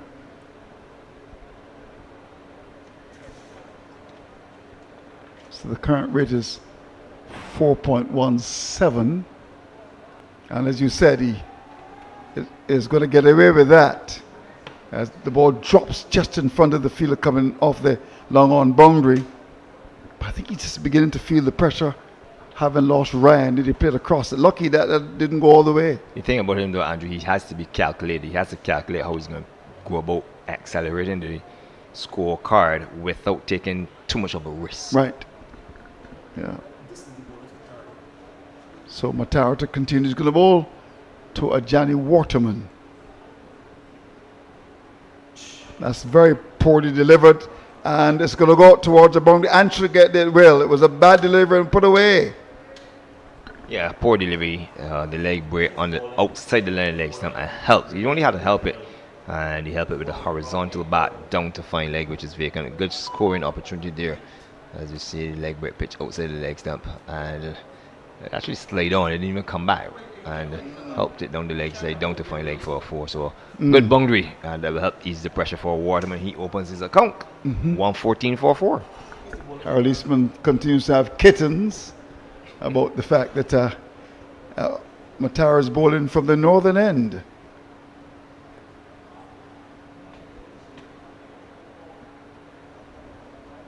How many leg spinners around? It's almost like a rarity really in local cricket. You've got Matara. Tell me of some of the You've leg got spinners in Javed Leacock from Javed Leacock, UWA.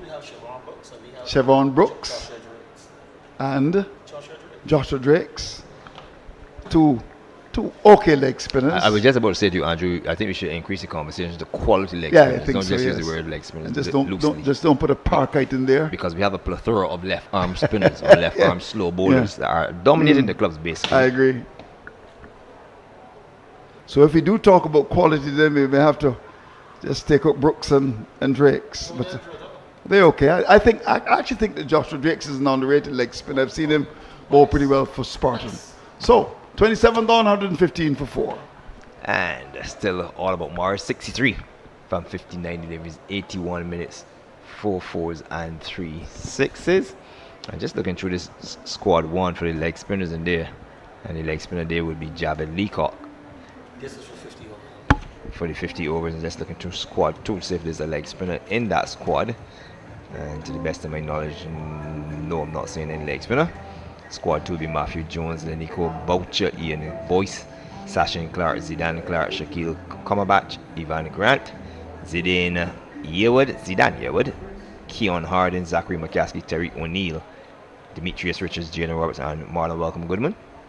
Yeah. What I can tell you though, Lyndon, from what I was told though, these two squads here are not the full list of people who've been selected for trials. This is just the 2 teams for the first trial game, because there's going to be a rotation. Wonderful. Hopefully we'll see some more leg spinners, quality leg spinners, not the spinners that you call, as it is the left-handed Jerome Jones. Wants a medium pacer who bowls a little medium pace and weight off, weight on. Considered the fast bowler in his younger days, and as he's gotten old, he's gotten a lot slow. So he's now thundering in the left arm, trundling in the left arm. More the stumps than turning than anything else. But more importantly, is that the captain Maynard had the presence of mind to switch. And you like to speak about captains. He pulled his man out from the Joel Garner end and brought him for the end with Harold Eastman. He's bowling from the wrong end, but obviously he got success right away. He got the wicket as well. So I just want to just continue the conversation. And now again, wow, he's got his man. Bowled off stump, and Waterman's defense has been breached. And that was a good delivery. Further trouble for Pickwick. They're struggling. They're 115 for 5. Andre made the cardinal sin of looking away. And as long as Anthony Morris is not on straight, you cannot look away from the cricket. I made the cardinal sin because, as I said, the batting lineup left here. Well, Waterman is on his way back. Out will come Brian Charles, Jatario Prescott, Rondre Yearwood, who could stick around a bit but is not known to get runs. Renico Smith and Zahir Mutara. And it's going to be a really, really tough order. As we see the replay, this is the batsman coming forward. Nowhere near the delivery. No. Again, head towards towards mid-off. The back going straight down the line.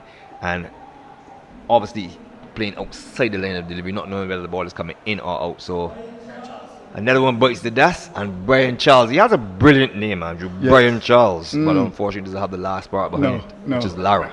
Yeah. Interesting. Harold says the Brian is spelled with a Y. Does it make a difference? Yes, Bryan. Of course, the great man. Different spelling. Brian Charles. What a name to have. He's from at least the same country as Brian Charles, Lara. So 115 for 5. The innings very much at the crossroads. The crossroads, Andrew. Which crossroads? Well, there's a place in Jamaica, Crossroads in Jamaica. I'll tell you a secret, Andrew. And I always say statistics don't lie. Right. Harold presented me some information just before at the start of the innings, and it showed a significant drop. Right. Craig Holder 370 odd runs, and then Ivan Grant 200 and enough, and then there was a steep decline to 120 odd. Could you imagine? You know, and from there on, then he said, "Well, here's a big problem," because it tells me then that the Pickwick side, a beautiful shot through the covers to young Brian Charles, and that would do his confidence the world of good as he opens his account. He has a strike rate of a 400, and Pickwick tottering. 119 for 5 in the 28th over. That was beautifully played. First ball he got, stroked it between mid-off and extra cover. Got to the pitch of it, and that's a lovely shot. Good camera work again by Mr. Green and his team. Beautifully played, well timed. I'm told that he can bat it a little bit. Well, to get these 167, you have to bat a lot, Andrew, not a little bit, a lot. I would agree. So here's Jones.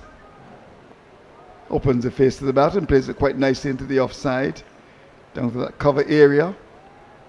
He looks accomplished, but they're going to have to form a partnership again. Yeah, that's important. And that certainly was the case when Wildey batted. Long off his back now. And the ball is placed straight down to that long off fielder that was given lots of air. So, obviously looking to give him a single. And last ball of the over, Harley's been very sharp. This is why he has been the acting coach at the Spartan side for some time. 28 gone, 120 for 5. Well, a good observation to give the young man the single, because what it will do, it will all transfer the pressure then on Antonio Morris, who is on 63 not out, because I think what happens is he is an aggressive player who makes aggression with good defense. He has a good solid defense, but once he's kept away from the strike, at some point then it will force him to try to find methods of scoring, methods to increase the score and keep the Pickwick side in the game.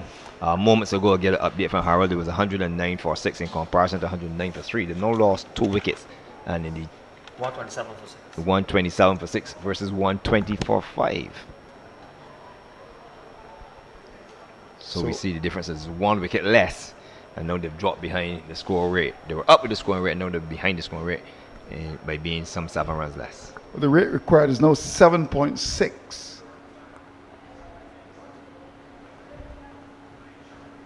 So just talking about that, Barbados Roar's loss. Also in football, we had the big game, Arsenal up against Man City. Ooh, that goes past the keeper and the slip fielder. Will head up to the boundary and will get there as well. Bye signal by the umpire. A very late reaction there by the slip. I think he was slightly offsided by the keeper. Maybe just caught him sleeping really, because the keeper just threw up his hand. At the same time, he had a late reaction to fielder and slip, and the ball went down to the boundary for 4 byes. So did turn and bounce actually. So spinning bounce on off of then. I think it kerfuffled the young keeper.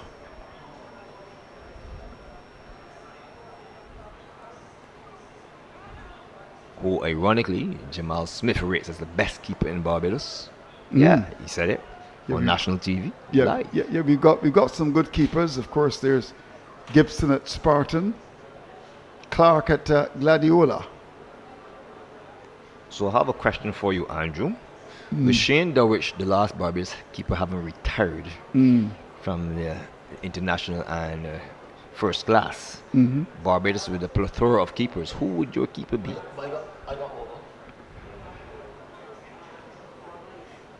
Beaten with a lovely delivery. Much better control in this over from Matara. The last ball spinning and bouncing to end over number 29 now. It's 124 for 5. Yeah, still waiting on your keeper, Andrew. Well, that's a good question. Demetrius Richards, the man who got the job. Of course, you would have had options. Gibson at Spartan, who was a good keeper. Tevin Walker is back and he's also available. Had he been available, I think he would have gotten the job. He's available now. He's available now. So I would think with his experience, he would, I think, come into the side. And of course, there's young Clark up at Gladiola, who's got lots of ability. But let's assume that Yearwood is not there. If you ask me, I think Clark has got the ability. Here's a drive. Chance for a catch. Catch taken. Further trouble for the Pickwick side. They are really struggling here at the region's Mecca. Another wicket goes down. 124 for 6 now. And Andrew called this play. I think the previous over, I said when they took the single that was on offer, it meant that Morris is going to be off strike. And once he's off strike, it means that he has to find a way to manufacture some form of scoring shot to keep the Pickwick in the game. And here's a situation where he still has had available to him approximately 21 overs. So again, you got to treasure your hand. A good batsman don't just surrender their hand like that. As this delivery from Jones, he tails away and ends up trying to drag the ball because Jones followed him and he dragged the ball up to the fielder at the long off position, who came across and had ample time. He had 3.5 days to wait for it to come down because it just went high, hit the toe end of the bat, and what looked a good innings, or what was a good innings, that had all the makings to be a tremendous innings, even if he didn't get his side over the line. I think that Antonio Morris should have gotten 100 here. He goes caught by St. Hill off the ball of Jerome Jones, who's now picked up his third wicket for 63, 60 deliveries, 4 fours and 3 sixes.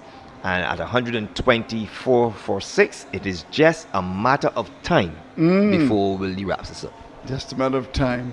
Just getting back to the question that you asked me. I'm going to give you Tevin Walker as my keeper. Well, no, I'm just assuming that. Let's assume he wasn't available. I mean, he is, but you know, you have a choice. You've got Richards, you've got Gibson, you've got Clark.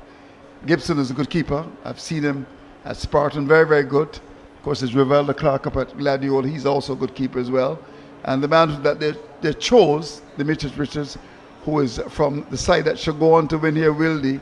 3 young keepers they're pretty good. What about Jamal Smith's favorite keeper in Carlos Maynard? Carlos Maynard would have been considered as well. Who would be your choice? I would have go for young Gibson. Gibson. I like what I've seen about him, especially in front of stump. He looks, and you aren't missing any play at all as the new batsman in and out. Jatario Prescott makes his way back, leg before wicket. The umpire Ayana Holder gives the decision. Another one to Jerome Jones, and I dare say, Andrew, the end is almost near. Yeah, played across it and gone. So the problem really with the Pickwick side is when you look at the batting, doesn't look strong. He's coming forward, wrapped on the pad. That would have gone into the middle and leg stump. And I think a pretty easy decision for the umpire.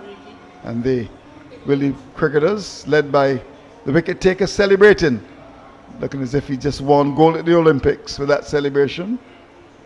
So things are beginning to unravel here for the Pickwick side. Not looking good at all. And they're now 124 for 7.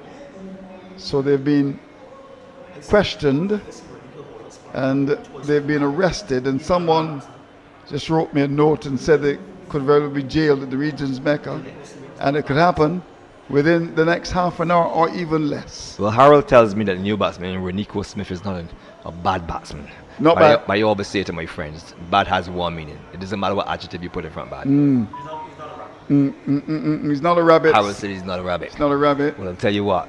He has to be a good batsman to get 162 from here. I would think so as well. So the odds are stacked against Pickwick. Wildey got away 62 for 5, not pressing the advantage by bringing back the fast bowlers to try to restrict the Wildey side. They got away thanks to a brilliant 171 not out from Demar Balden, and that will prove to be the decisive difference in this game. Now Renico Smith is the batsman. Here's Jones to him. He plays it in the dark, Andrew. He doesn't know where the ball went. Hit the inner portion of the bat and trickled into the leg side to the man on the 45.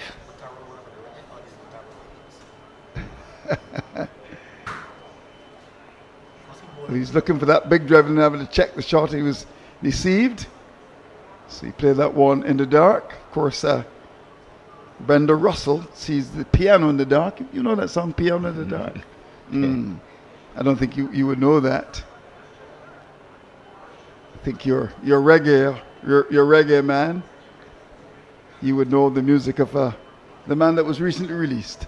So 124 for 7. And 124 for 7. Partnership needs to get going. The current rate is 4.13.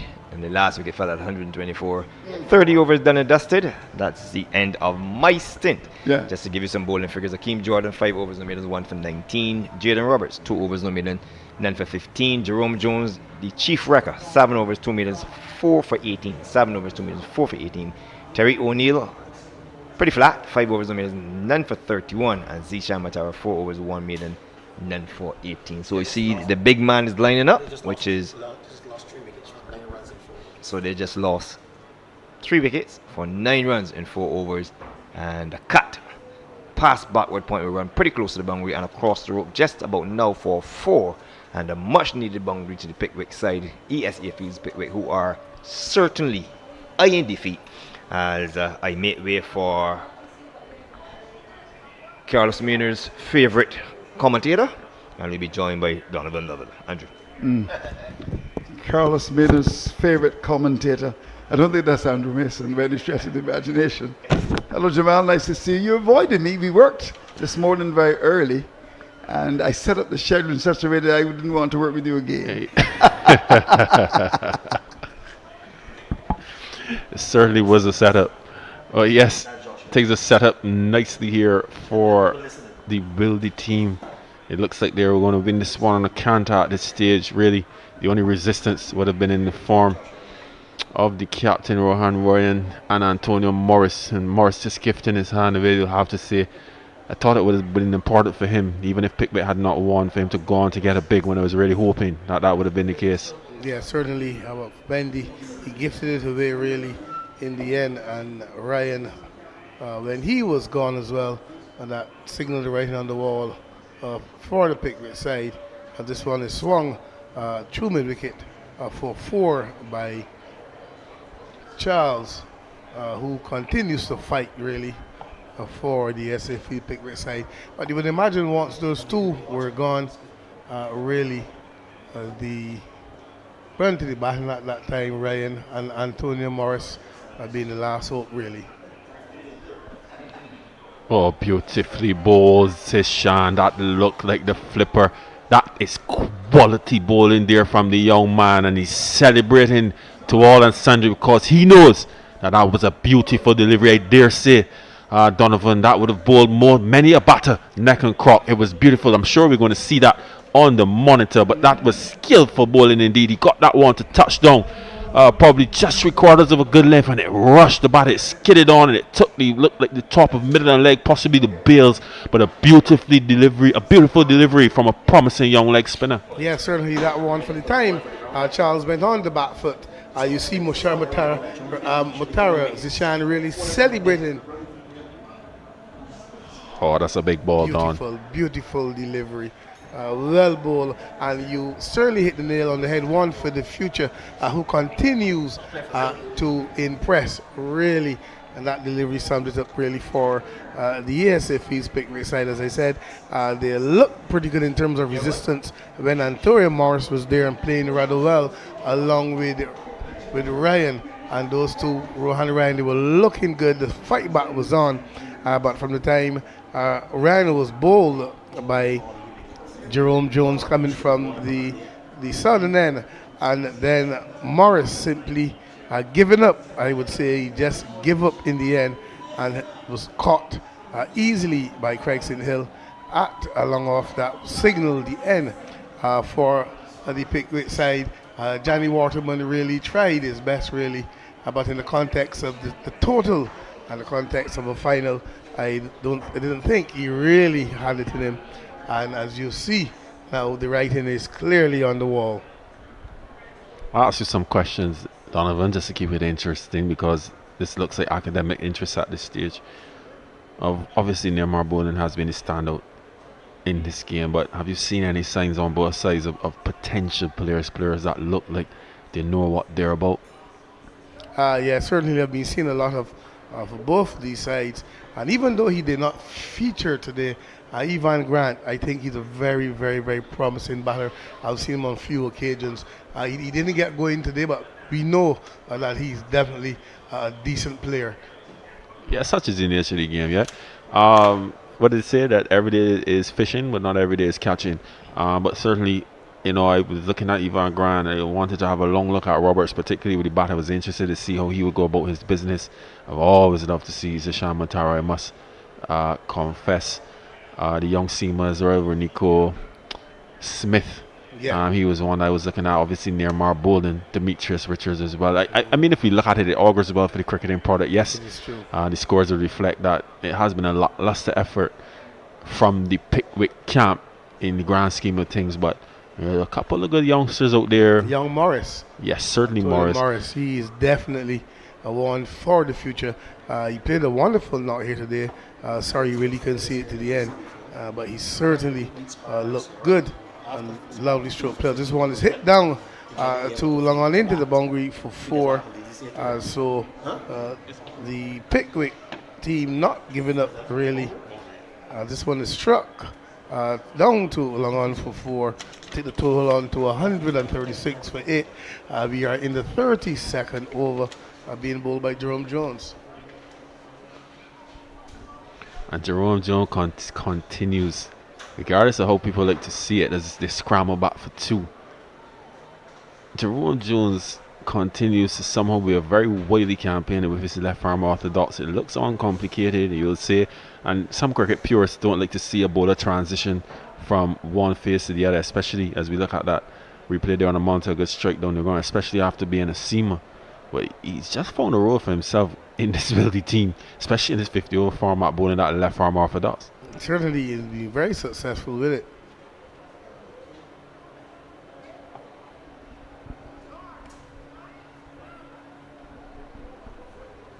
You know, he's just one of those guys, Donovan, for me, that when you look back at his career, I wouldn't want to put the writing on the wall, but on him for any stretch of imagination, but you look back and you always felt that he's someone that could have easily been around T20 leagues and so on and so forth, and he's one of those fellas that's hard to pinpoint exactly where he went wrong.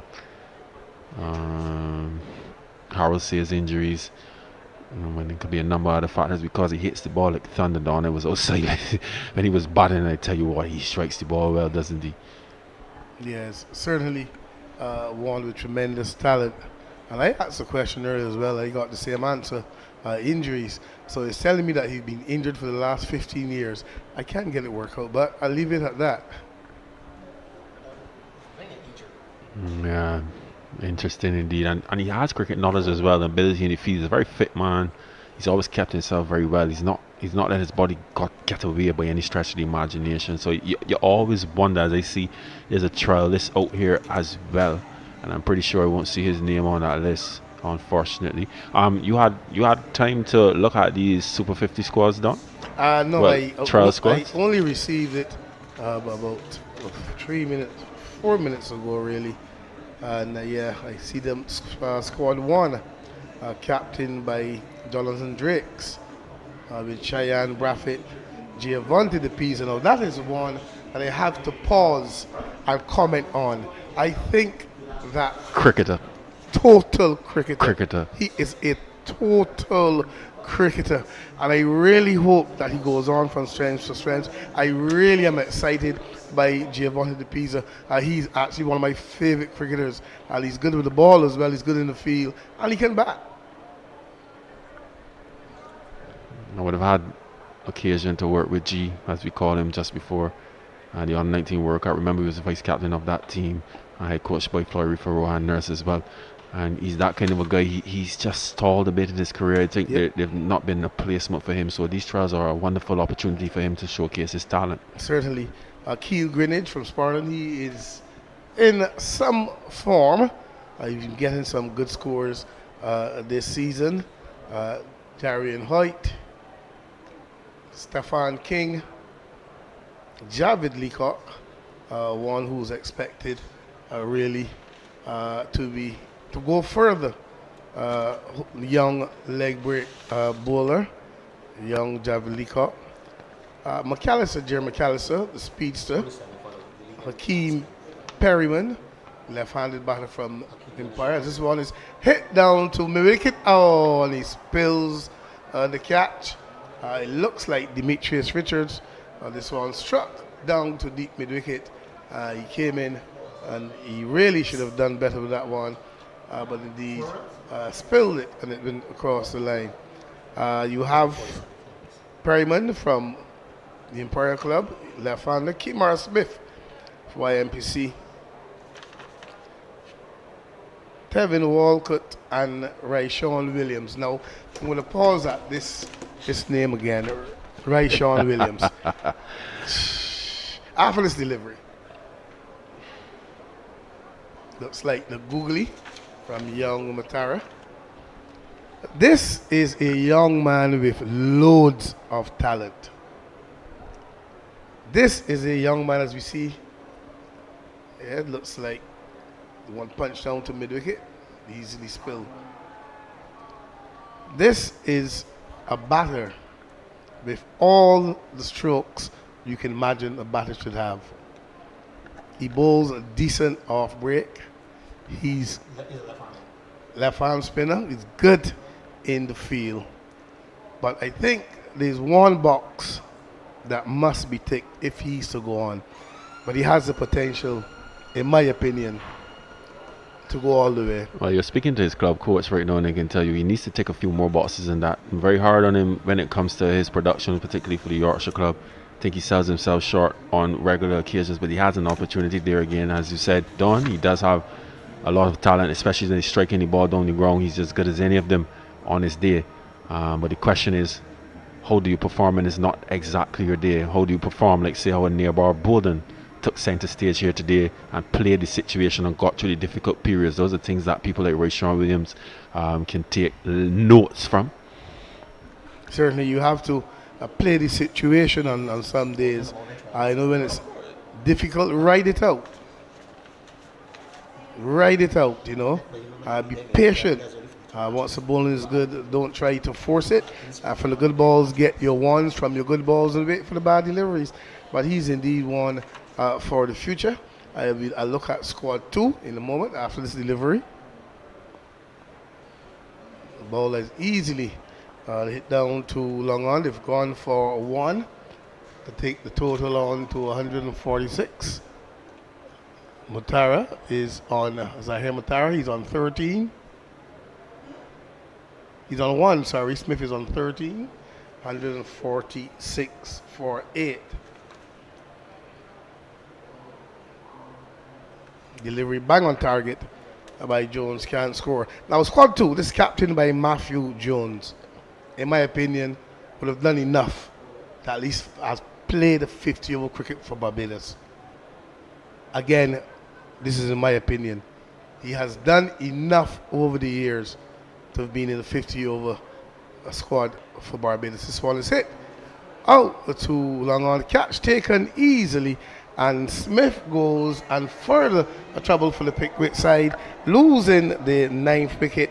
When Nico Smith goes for 13, caught on the long on boundary, another wicket for Jones, and the writing is certainly on the wall here, Jamal Smith. Yeah, as I said when we came on, it's academic interest really.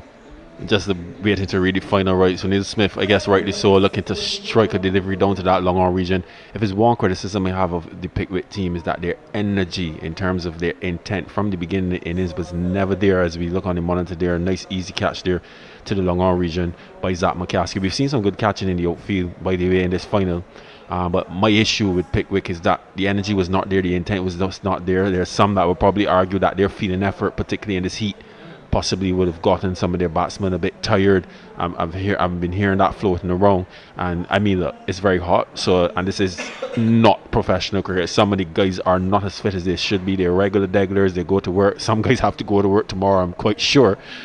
Craig Foggy-Holder, for instance, after scoring 100 yesterday and having to go and teach the nation's youth. So there are a lot of factors in between there, but we've still seen some good cricket. We've seen some bright sparks, and there's a lot to take away from this final. Yeah, certainly. They were certainly wonderful in the field on the Pickwick side, but the batting apart from Morris. And once Morris was going along with Rohan Ryan, it looked as though everything fell to pieces. Then there's Lanico Boucher. From the Carlton Cricket Club. We know that he's a very exciting young batter, really wants to score quickly, and indeed a very good player. Ian Boyce, he's from the Wanderers side. Yeah, yes, he is. Yes, another solid player. You see the catch easily taken. Sasha Clark from Carlton. Sasha Clark from Maple, and his father would correct us. From Maple. He would correct us here anymore. Well, I'm sorry, Andy. Sachin Clark from His father's from Maple too, just from Maple. Zidane Clark is from Carlton. And Zidane Clark is one who is pacey. He's pretty accurate. He can bat. That's variety. That's good variety. And he gets up to some good speeds once he's charging in. This delivery is a P for LBW by Jones. In says not out. Shaquille Cumberbatch. One, in my opinion, is underrated. I've said it many times, but I think he's a good bowler. He just needs to concentrate on cricket and his game and cricket. Leave everything else out. This one, good delivery again in the block hole from Jones. He overcomes to an end. 146 for 9. Zahir Matara is on 1. And Randre Yearwood not yet off the mark. And really, it looks to me as though it's just a matter of time before it's all finished here. I'll quickly finish off. Coming back, as I said, a good bowler. Ivan Grant, we know he's a talented player. We know he's one for the future. Keon Harding, good to see him back in the setup. One who I think is pretty good as well. Especially, he's one of the few pacers that can come back with the old ball and still be effective. Zidane Hayward, okay player as well. Good player as well. So pretty good squads here. Zachary McCaskey, one with experience in the West Indies level. Tariq O'Neill, we know what he can do from the pretty good bowler as well. Jaden Roberts, this one is driven out to cover. They've only gone for one. Jaden Roberts, a good all-round cricketer. Again, in my opinion, underrated. And I'm going to call this last name here for you before we finish. Marlon Welcome Goodman. Cricketer. Total cricketer. Needs to be given a chance, in my opinion. He bats well, attacking, hits the ball pretty hard. He can bowl a brisk medium pace, also he can bowl some spin, and he's good in the field. So really, two pretty good squads here. I would just have to see how it goes.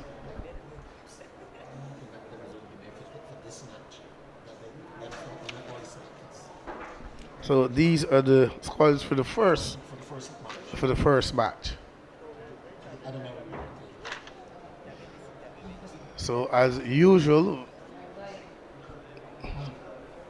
leg by takes the score on to 148 for 9. Young Zahir Matara continues to impress.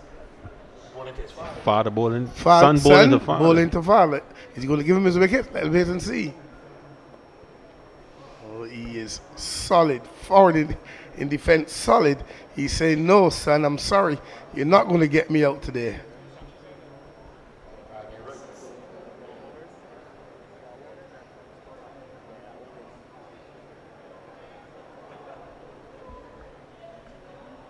He goes for that reverse sweep, makes no contact.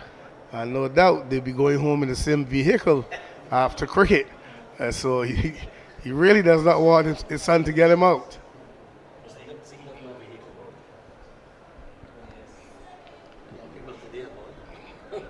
Slider. So young Matara continues to impress Jamal.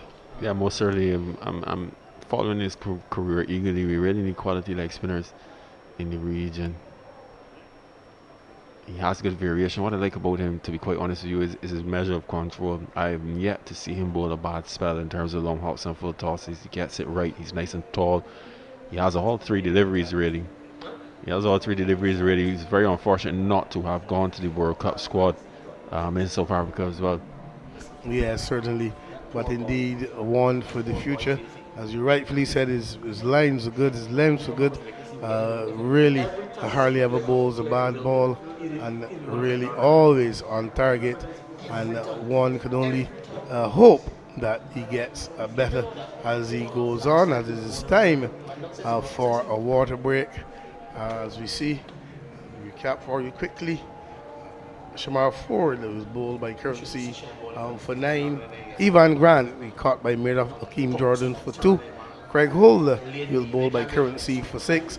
And Tuna Morris caught Craig he'll have the ball of Jones for 63. Well played 63, gave it away in the end. Rohan Ryan, bowled by Jerome Jones for 24. Waterman, Johnny Waterman bowled by Jones for 5. Charles, he was bowled by Motara for 13. A good delivery. It seemed like the flipper. Prescott LBW to Jones without scoring. And Smith in the end caught Zachary McCaskey off the bowling of Jerome Jones for 13. And Zahir Motara is not out on 3. And Rondre Haywood, he is not out on not. And really, the ESA Field Pickwick side, after losing 3 quick wickets, really had a good partnership going between Rohan Ryan and Antonio Morris, and really seemed as though they were going to pull it back for the Pickwick side. They both batted beautifully together, understanding between the two of them to suggest they were together playing for a while, and they took the ones, they took the twos, they took no chances really. When the bad ball came along, they actually scored off. They were going really well. But from the time Ryan was bowled by Jones for 24, as Jamal, that signaled to me that the writing seemed to be on the wall. Yeah, Pickwick. I think Pickwick went wrong in the field. I think when they allowed Wildey to get up past that 35 over mark, get towards 50, they were always in a spot of bother. And obviously when that target got up past 200, 210, 220, 230, I think they knew that the writing was on the wall. Yes, they're a solid batting team and have batted well all season long, but in the final of the chase down to 85, you need special things to happen, special personnel. And as I said, I just sensed from their energy levels, yes, it may be a bit of tiredness in that, but I believe that there was no real belief coming out of that dressing room. I believe they realized that it was a moment lost, and their batters never suggested that they intended to chase this total. Yeah, certainly, because 285 on the board, you start with one type of pressure, and that's scoreboard pressure. That's the first kind of pressure you start with. Then the pressure of getting off to a good start. Then the pressure of continuing to bat well. So you're always behind the 8 ball once you lose early wickets. But I really thought that Antonio Morris batted really well. Very impressive. And I keep saying it because whenever I see a youngster of this caliber and this class at such a young age, I always want to make sure that I highlight that. And he really played some wonderful shots. And it looked easy, sensible cricket. But when he lost his partner, Rohan Ryan, in my opinion, he seemed to give up. He seemed to say, you know what, I've lost my partner. This is the end. He should have kept going. Yeah, most certainly. You may be correct. And he could take a leaf out of the book of Nearmar Balden. I remember when Jerome Jones played his stroke, when he was caught, when he skied the ball and got caught inside the inner circle. You saw a reaction from Nearmar Balden. He was annoyed, as if to say, I lost a partner that I had faith in. But he continued to bat, however, as if the other guys, he would hold on. He was just waiting for somebody to hold on, and he found that partner in Currency. Then he found that partner in Tariq O'Neill. And I'm saying that possibly young Morris could have just gone that little bit longer to see what he could get. Certainly 100 from his perspective. Yeah, certainly. And as you said, you rightfully said, I believe he gave up a bit too early. If he was there and he got into a good groove with Johnny Waterman, you never know what could have happened. And they keep encouraging each other, keep batting for one another. You never know. But in the end, it's sad to say that he really gifted it away. And the way he batted, he really deserved 100. Yeah, most certainly.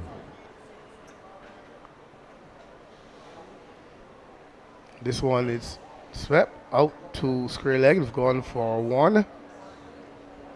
That's all they'll be to take the score up to 100. 150 comes up 150 for 9 in the 36 over. He would not have the mark. Matara is on 4. Good sweep shot there from Matara up into the infield. Jerome Jones, though, how do we contextualize his effort in the semis and now the finals? He's gone 9.3 overs. He has 5 wickets already. He's doing this basically week in, week out now, especially with this left arm spin. How seriously do we take him?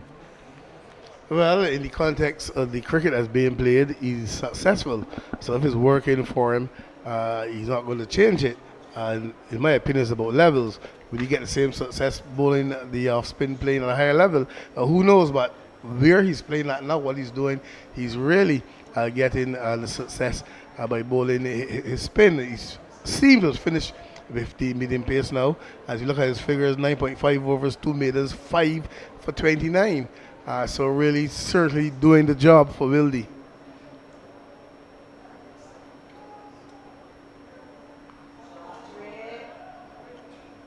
And this one is hit over mid wicket, beautifully struck, and the one given some air, and Yearwood just hitting it wonderfully over deep mid wicket into the stands, and that goes away for 6. So Jones, flighted delivery. That one struck beautifully by Yearwood over deep mid wicket. It's gone into the stands, and that's a big 6. Yeah, looking for 6 wickets, no doubt. Zero Jones offering up something, looking to buy a wicket there. The only thing he purchased was a ride into the top tier of the Greatest Indian stand. Would he offer up another one?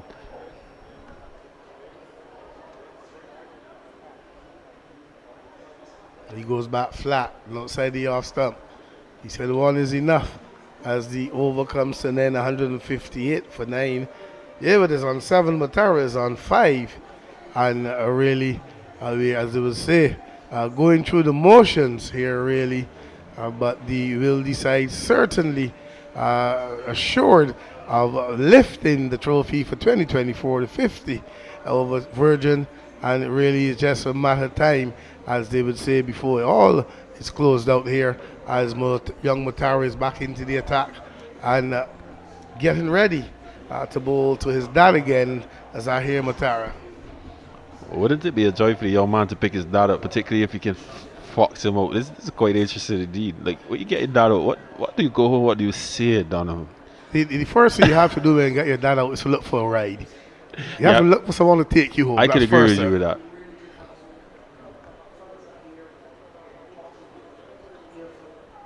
That's well played by Matara into the wicket. Turns this one down to fine leg, and they've gone for one. They're back for the second.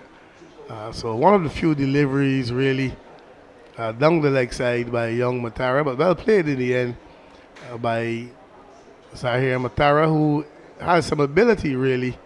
He only probably would give away in this side because he wants to push the younger players, but he's not a muck with the bat. He's gone over cover. He's gone for one again. Back for the second. And there's a peel for a run out. In the end, a good running by this pair.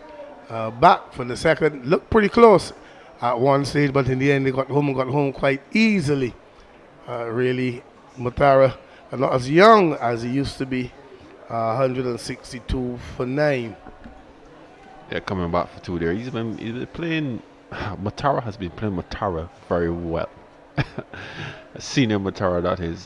Junior Matara probably just been a bit excited. I've noticed since he's come into towards his dad, he's just been a bit off target, a bit off colour. Not supremely bad balls by any stretch of the imagination, but just a bit short of in length. Probably obliging the old man, Donovan. Yeah, certainly. He wanted to give him something to talk about.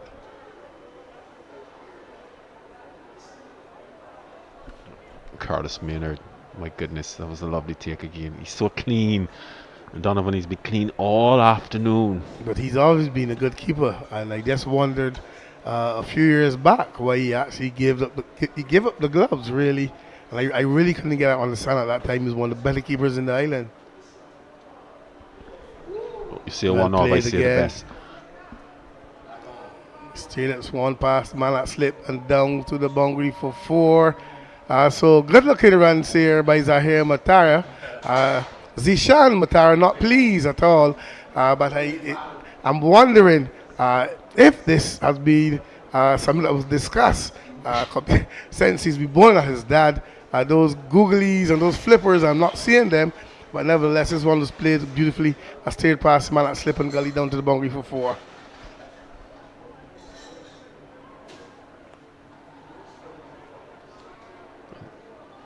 You have to say it's been easy pickings in terms of rotation and capitalizing on the bad ball from senior Matara. It's quite interesting indeed to see how easily he's been manipulating the ball. Some of these guys in the top order probably could have taken note from him. He's looked good. He's run hard as well. At 42 years old and still going strong. I guess it's good to see. Pickwick probably a little short on their bench. If Shehope was around, that would be a no-brainer. Yeah, certainly. Shehope would have fitted wonderfully in this side. But Matara showing his experience here, Zahir, Matera showing his experience and batting young Jason very easily, and really looks pretty good. He's 10 and really batting quite easily.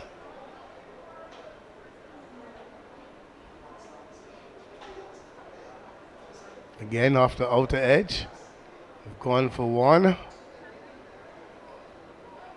Ball runs down to third man, and that's all they'll get to take the score on to 169 for 9 after 37 overs. Zahir Matara, he's on 10.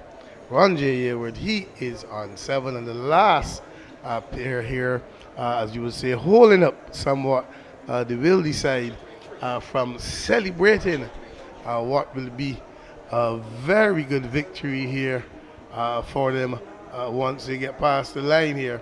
But Matara has different ideas along with young Ronjay Yearwood.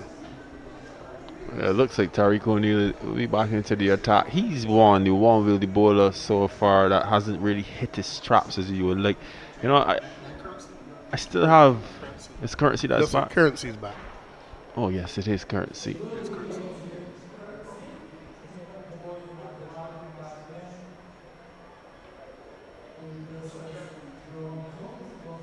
Looking for his figures, I don't see them. Harold, could you help me please? Oh, I see them now. 7 overs, 14 runs, 2 wickets thus far. Yeah, pretty good opening spell. Accurate, the bowler beautifully. The arm ball was working as well, and he really gifted little or nothing away. So he's come back to do the cleanup job for his side. Yearwood and Matara holding him up, so to speak. Celebrating. They're saying enough is enough. It's time to go and celebrate. So Currency is back into the attack.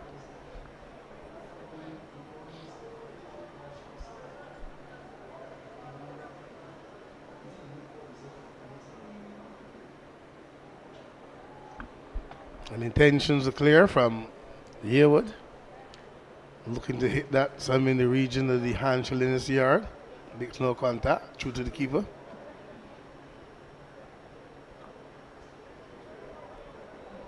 Swings again, gets it down to the wicket. They've gone for one. Good return back to Maynard. 170 for 9.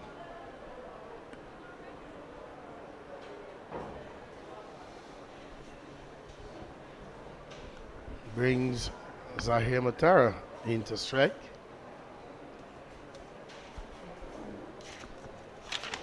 He's on 14.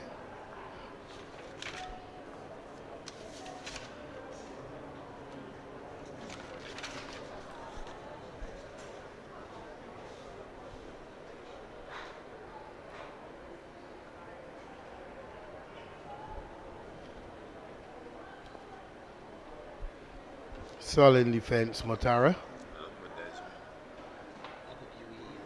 Plays the ball back to Currency.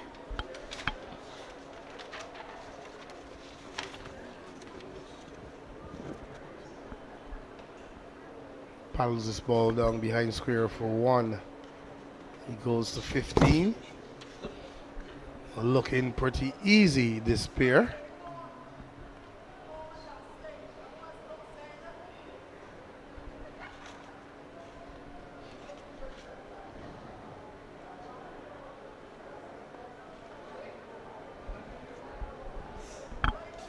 I was just looking at the stats of Desmond Currency here. He's done pretty well for the team before this. 4 matches, 28 overs, 9 wickets. And he's LBW in the end. Ronjay Yearwood coming into his stumps, looking to turn this one out to deep mid wicket. Made no contact. The appeal went up, and the umpire said, "Yes, you're out." And that's the end of the match here today. Wildey being victorious in the end, looking the part, really starting and bowling well in the end.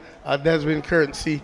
So 171 all out in pursuit of 2 85 for victory. So in the end, quite an easy victory for the Wildey side, Jamal. Yeah, comprehensive in the end.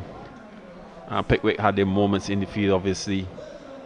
Wildey in a spot about it, but enough cannot be said about that innings from Neymar Balden. He really separated himself from the rest of the class here today, and he was the point of separation, you have to say, between two teams. If you look at Pickwick, have made 171, Neymar Balden made 171 not out, to just show the disparity between the two teams and the great work that he has done. So when all is told, it's pretty easy to summarize this one.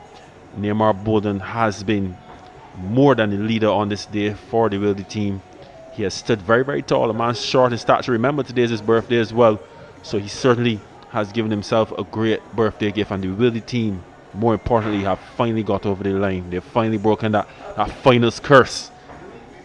Yes, certainly, but indeed, it was a wonderful knock by a promising young batsman, Omar Balden. Wickets fell around him. He stood resolute. He remained positive. He was determined. He was selective in the stroke play, sensible and patient, and indeed a wonderful knock that no doubt would have put Wildey, propelled them up to 285, and indeed a fine gift to have on your birthday. Indeed, 171, man the match quite easily, but indeed a wonderful knock by young Balden. Yeah, wonderful knock by Balden. Backed up then in the field in terms of Balden by Jerome Jones, that 5-wicket effort, 10 overs for 35 runs. And you'll have to say it, when all is told, the Wildey team eventually outpowered and outclassed the Pickwick team. How much of that was fatigue, particularly in their response? The slight tactical errors that were made, particularly when Balden was still very early in his innings in terms of trying to go after him and get the reward. I still will maintain that Brian Charles spell to Neymar Balden was the best opportunity they had, but they sought to be negative instead of going for the juggler. And when you do these things, the good teams will make you pay. And Balden, he bided his time, he rotated the strike, and he found the able partner in Currency, another able partner in Tariq O'Neill, and he's been able to do the business here for the Wildey team. Wildey coming up trumps, winning by 114 runs, a mammoth victory here in the Super Cup finals. Yes, certainly a team that bats not only well, but bats deep, and that support was vital from the lower half, really to support the young Balden. They really batted well with him. They give him the support that he needed, and in the end, to get up to 285, I thought that they started by being under pressure, scoreboard pressure at first, and when they got together, then trying to get up to 286 for victory. They'd have lost some early wickets, crucial wickets, the wicket of Grant for sure. That was a big loss for them, and then Craig Holder, who is in a lot of form this season. But the partnership for me would have been between Rohan Ryan and between Antonio Morris, and they certainly were batting good together. The repair job was on the way, and they looked threatening, but from the time the wicket fell, Rohan Ryan, and then that of Antonio Morris, the writing was on the wall, Jamal. Yeah, a repair job for a lot of damage. Yes, just for a moment they held Pickwick steadily, but the innings never really suggested any real permanence, and there was no real intent from the pair, particularly Ryan. Yes, Morris did take his opportunities, but Ryan would have had to support and basically be batting at the same pace if Pickwick were to threaten, and that did not happen. And I mean, again, their back was broken from the time that they could not capitalize on the position that they had the Wildey team in, and Neymar Balden has certainly separated himself from the rest, and the Pickwick team has been separated from Wildey. Wildey have done a tremendous job once again. Victory by 114 runs. And certainly a beautiful spell by Currency. He started from the south, and then he went to the north. 8 overs, 1 maiden, 3 for 16, and indeed a fine bowling spell from him. And along with it, Jerome Jones, 10 overs, 2 maidens, 5 for 35. 5 for 35 by Jerome Jones, who normally bowls a brisk medium pace, but bowled left-hand spin today. Really, those two broke the backs easily on the Pickwick side for a fine all-round performance by the Wildey team, and certainly deserve to be victorious. They stuck together, they played as a team, and they got the result that they wanted. Yes, they most certainly got the result that they wanted, and now I will leave you in the more than capable hands of Andrew Mason and Stephen Leslie just to wrap up today's proceedings. Thank you, Jamal. Thank you, Jamal. It's good to know that you think I'm capable. Jamal, nice to see you. You didn't work too much today. But let me congratulate the Wildey side for winning. Wonderful, wonderful performance by them. Stephen Leslie, who joins me at one stage as we prepare for the presentation. Don't you move a muscle, we're going to do that. 62 for 5. At one stage, the Wildey side not looking good at all. But there's a young man called Namar Balden who batted very well indeed, 171 on his birthday, to get the Wildey side up to a score that they could have defended, 285 for 8. And you always felt that that was always going to be a challenge for a Pickwick side when you look at Ford, Grant, Holder, Morris, Ryan. But then Waterman, Charles, Prescott, Smith, Matar, and Yearwood, that really didn't inspire confidence. So first of all, Stephen, let's congratulate Wildey. Yeah, Wildey came to Kensington obviously having a good squad in terms of balance, but definitely on the day, you look at how Neymar Balden was able to come to the crease after that early loss of a wicket. And the innings we saw today, Andrew, if you really reflect, he made an unbeaten 171 off of 161 deliveries, came in at number 3. And for a young man on his birthday to play the way he did, it was very, very well crafted. He was balanced in his front foot shots and also his back foot shots. And one of the things about Neymar Balden, he was able to take the innings deep and to remain unbeaten. I think it's highly commendable. And Wildey, on the back of his innings, were able to post a formidable score. And in the final, Andrew, 280 plus runs is really a mountain. And I always thought that Wildey were strong favourites after the first half of the game. Yeah, that's very true. And then when Pickwick batted, they lost Ford for 9. Grant, their top batsman, for 2. Craig Holder, who made 100 yesterday, for 6.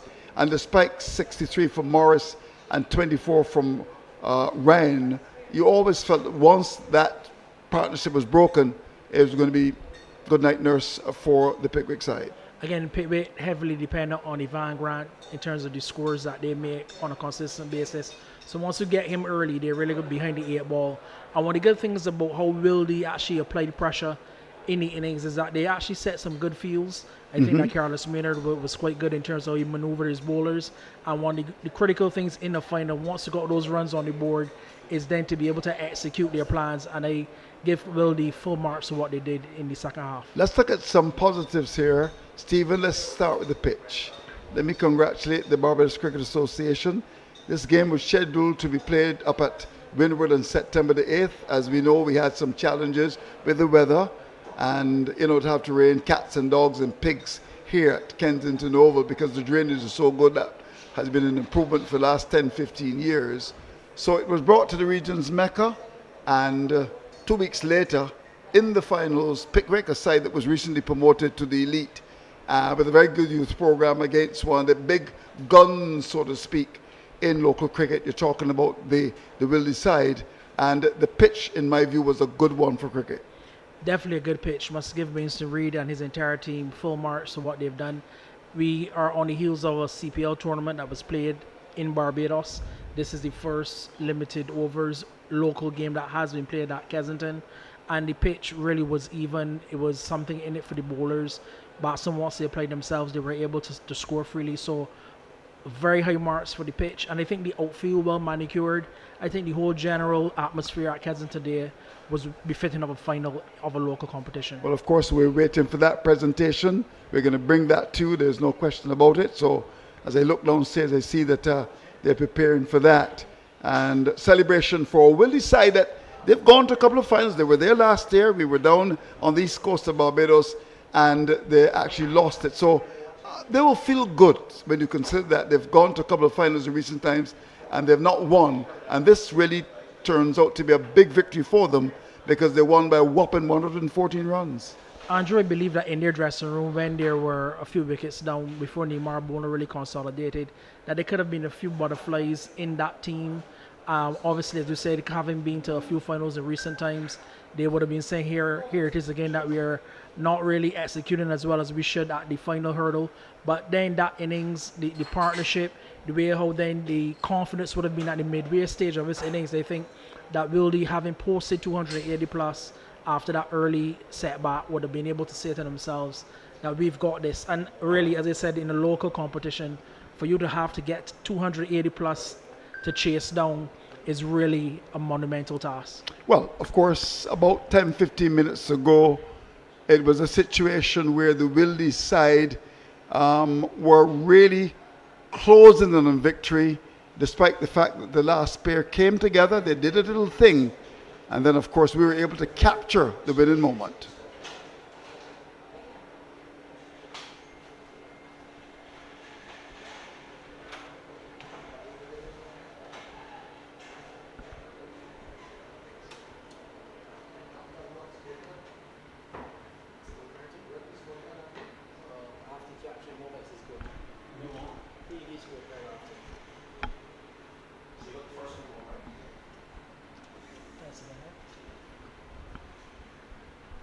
So there you have it, winning moment for them. The Wildey side, of course, in terms of their batting, not off to a good start. They lost McCaskey for 3 and Richards for a duck. Carlos Maynard didn't trouble the scores at all, and Craigston Hill departed for 10. And Akeem Jordan promoted.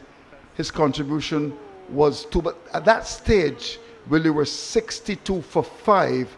But then some good batting from Neymar Bolden, not out 171, 161 balls. Got good support, first of all, from Jones, 26, Currencies, 16, and then Tariq O'Neill, 18. And from that position of 62 for 5, the Wildey side able to recover to a satisfying 285 for 8. It was Stephen Leslie, who was with me, a very good response. Yeah, wonderful response in the circumstances. And again, you look at the contributions after that 171. The next highest score was Jerome Jones, 26 off of 24 balls at the end. And I think that Wildey really would have been extremely confident once they got this 285 for 8 after 50 overs. They felt with their bowling attack that they could restrict the team from the 4 square oval, which is the Pickwick club. And once Ivan Grant went, I think that most of their hopes were dashed. So a very good partnership. Neymar Bolden showing supreme class, and I dare say that on the strength of this innings, I think the selectors and many others who would have seen it would really write down his name to actually be considered strongly to be part of the Barbados setup for those trials that will begin at Kensington Oval, the first game, which is on Tuesday. We're going to talk about those trials very, very soon. No question about that. I note that our release came up, but let's just spend a little time on Balden. Here's a young man, a former Barbados under-19 captain, batting at 3 today, Stephen Leslie, and what a knock from him.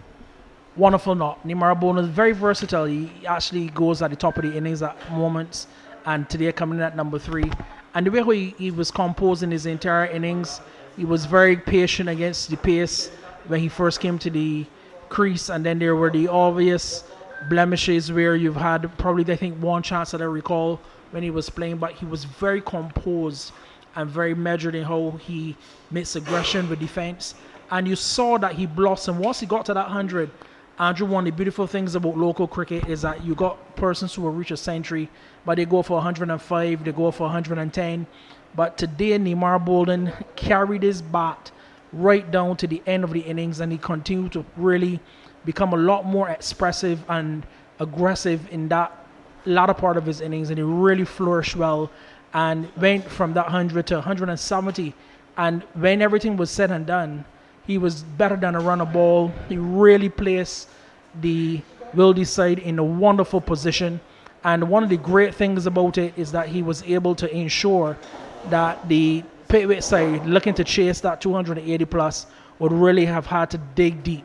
And one of the great things about Neymar Balden is that he's a young man. He attended the University of Waterford, which is the Cormier School, and he really showed his good measure and class today. And I think that innings is one that will always be remembered. Well, in fact, when we look at the bowling of the Pickwick side, I mean, Waterman started bowl well, 2 for 30 from his 7 overs. Renico Smith bowled with some pace, not as good towards the end, looked a bit tired, 2 for 63. Brian Charles, look at the economy, Stephen, 1 for 21 from his 10. And in terms of Prescott, 1 for 50. Yearwood, left arm orthodox spin, 1 for 36. Matara, none for 48. And Antonio Morris was a bit expensive, went at 9, 1 for 27. So we saw good performances from the Pickwick side at the top in terms of Waterman getting 2 for 30, Smith 2 wickets for 63 runs. But then, you know, as the innings progressed from the young man Balden, things didn't go all that well. Prescott was way too much outside the line of the leg stump. Matara was not at his best, and Antonio Morris was expensive. So when you look at that bowling card in the final analysis, Pickwick might have just allowed it to slip, because at 62 for 5, you had Ronde with bowling, Matara and Morris. And one would have thought perhaps the captain might have just gone back to his big guns in Smith, certainly, and Prescott and Waterman. That didn't happen. But you can't take it away from the Wildey side to have recovered Stephen Leslie from 62 for 5 to make 285 for 8 was a tremendous effort. One of the names that would have been mentioned earlier for his economy, Brian Charles, I think that they would have missed the trick in trying to dismiss young batsman who made the unbeaten century by allowing Charles just to be economical. I think it would have been critical for him to strike at that point in time, be able to dismiss young Neymar Balden. And I think that that's where the Pickwick team, maybe in the rotation of bowlers, might have missed it. I think that was critical that they got that wicket of Neymar Balden as early as possible. So all things being said, very good recovery and a formidable score posted by the Wildey side. Well, 286 would have been the target for the Pickwick side. They didn't start well at all. When you look at the scorecard, you know, Ford got 9. Grant, the big fish, the big snapper, he got 2. Craig Holt, who made 100 yesterday, got 6. And then it was really left to Antonio Morris, who got 63, and Ryan got 24. But then after the dismissal of Ryan, soon to be followed by Morris, things didn't look good at all. Waterman 13. Charles, well, he just didn't do too much. Waterman got 5 actually. Charles 13. Prescott a duck. Renico Smith got 13. Matara towards the end got 15. And Yearwood 9. 228 all out. Really was not the kind of effort. 38 overs bowl, and it was a good effort on the part of the Wildey side in defending that score of 285. Most definitely. Really the one main batsman that was fluent for the Pickwick side was Antonio Morris. He made his 63 from 61 deliveries, and he would have played a very good innings in terms of being able to consolidate the innings and really be flowing. But he really was lacking partnerships. I mean, Rohan Ryan came in, spent some time with him for that 4th wicket. But overall, once Morris got dismissed, that overall total that they were chasing was really too much for them to be able to overtake. So really just Antonio Morris from the Pickwick innings would have shown any serious resistance to the Wildey side. And that Pickwick score of 171 all out in 38 overs was always going to be short. 285 in a 50 over game, even at the higher level of cricket, the international 50 over, teams do in fact struggle to make those runs, and that was the case today. We're just getting ready for the presentation. Sabres, we're going to bring that to you pretty shortly. Just look downstairs and see that they're getting ready, and of course the Wildey side will be celebrating their victory very, very soon. They were happy to have gotten the coup de grace. So let's now look at the bowling of the Wildey side. A good unit, we've seen it. They've had some good quality bowlers in the last couple of years. Akeem Jordan, with the experience of playing for the West Indies, opened their bowling. Yeah, it's always very important for a club side to be able to get the opportunity for their experienced players. Akeem Jordan, in this case, having been on a number of recent West Indies tours. He came back, he bowled his 5 overs for 19 runs and took 1 wicket. But I think overall, as a collective group, Wildey were quite good in how they actually were rotating their bowlers. Jerome Jones, really from the statistical standpoint, got that 5-wicket haul for just 35 runs from his 10 overs and the economy rate of just 3.5. So collectively, Wildey would have done a great job. And I think that having come to Kensington Oval, following that delay that you mentioned earlier of a couple of weeks ago after that rain-out match at the Bainbridge Club, I think Wildey really will be reminiscing the fact that they've been able to come today and overall get a good score and be able to defend it. Okay, well, they certainly performed very, very well indeed. Time to go to the presentation.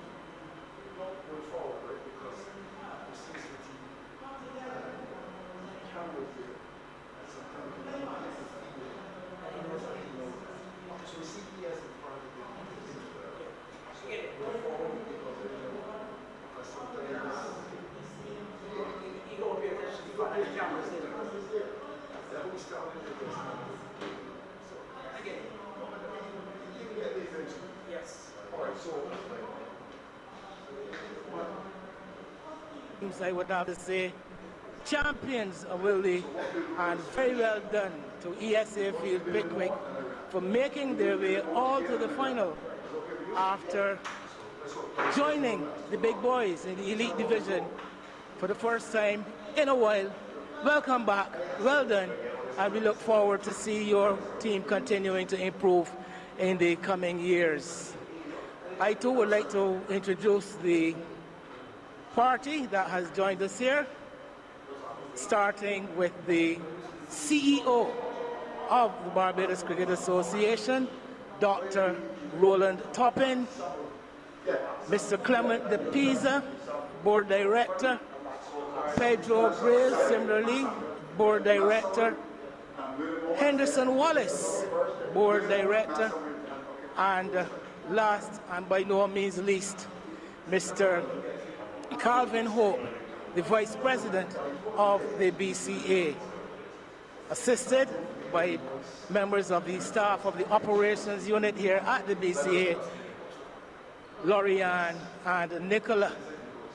Before we get into the business of the evening, though, I would ask Mr. Hope to come and offer a brief address on the behalf of the Barbados Cricket Association. Mr. Calvin Hope, the Vice President.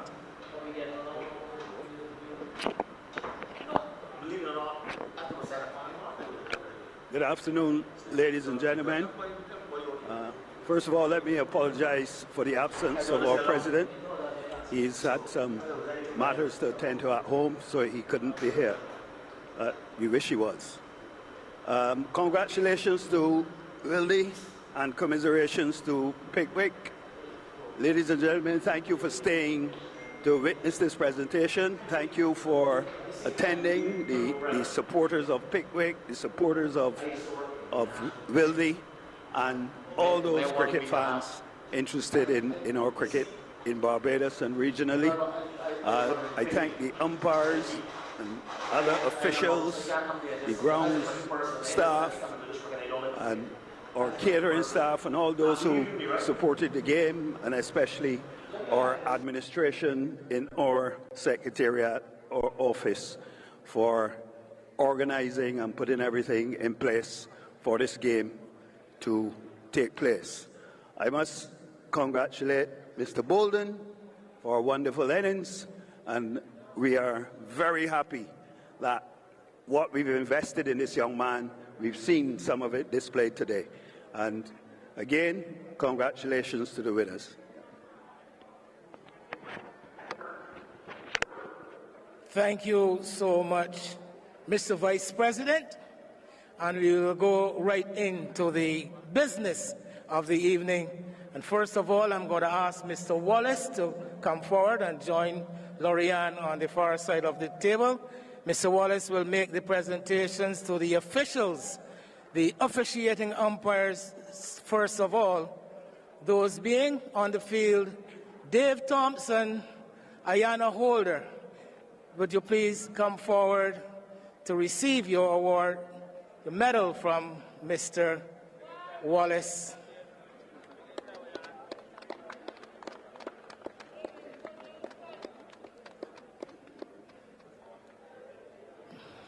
And then the reserve umpire, man sitting in the background, Mr. Shamar Boyce.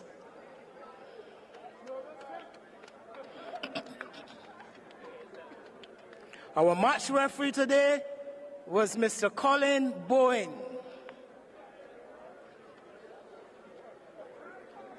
Who's the BCS for Eliza? Yeah. So don't worry, she is.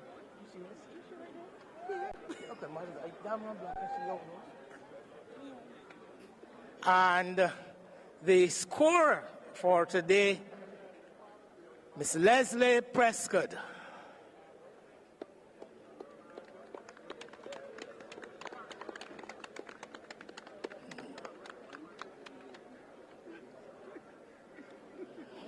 Lots of smiles. Thank you, Mr. Wallace. Next up, Mr. DePisa, you are responsible for the presentation of the Player of the Match award for the final. It was a tough decision, I believe, for those who had to adjudicate, but after much deliberation, I think they came up with the right decision. Mr. Nimar Balden of the Wildey side, an innings of 171.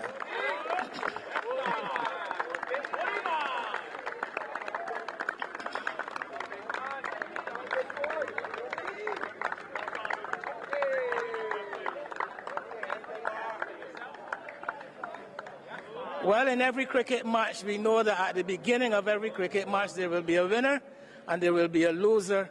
And today, the runners-up in this final, the ESA Field Pickwick side, led by Rohan Ryan. I will ask him to bring his men forward to receive their silver medals from Mr. Pedro Graves, board director. Just come forward, Mr. Ryan, and the other troops follow in step.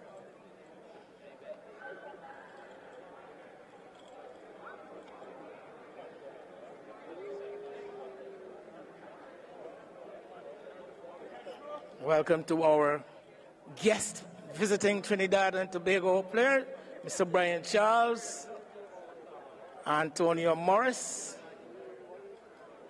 young Mr. Ford, Ivan Grant, the man with a proper surname, Craig Holder, Shamar Ford, the wicket keeper, Johnny Waterman, Rondre Yearwood. The man who won the battle between father and son, Zahir Matara.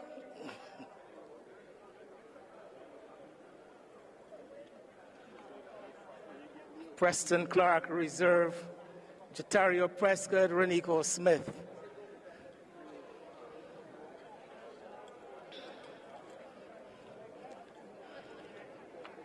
Followed by the scorer and manager of the Pickwick team, Amelia Crick, and the coach, Andrew Jamming Emtage.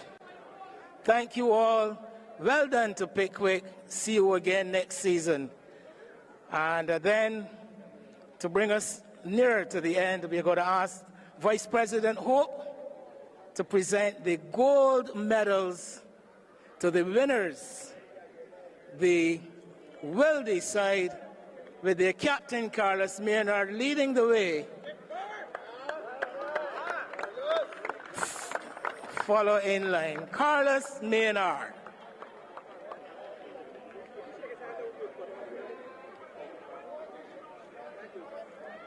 Demetrius Richards. Craig St. Hill, himself a former Pickwick man.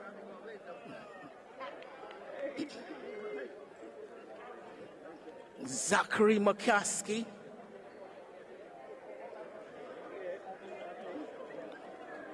Akeem Jordan making a quick flight from England to be here for this final. Fast bowler turned left arm orthodox spinner, Jerome Jones.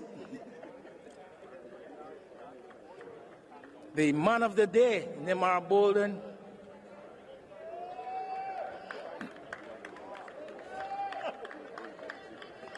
Jaden Roberts. Man who did a lot of damage with that left arm, Desmond Currency. Tariq O'Neil. Zishan, I don't know how you gonna go home tonight. I don't think Zahir is going to let you live down this day. Zishan Motara.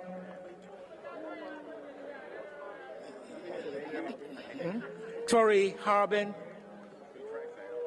Once upon a time a top wicket keeper. Shenaldo Taylor. Jaden Leacock.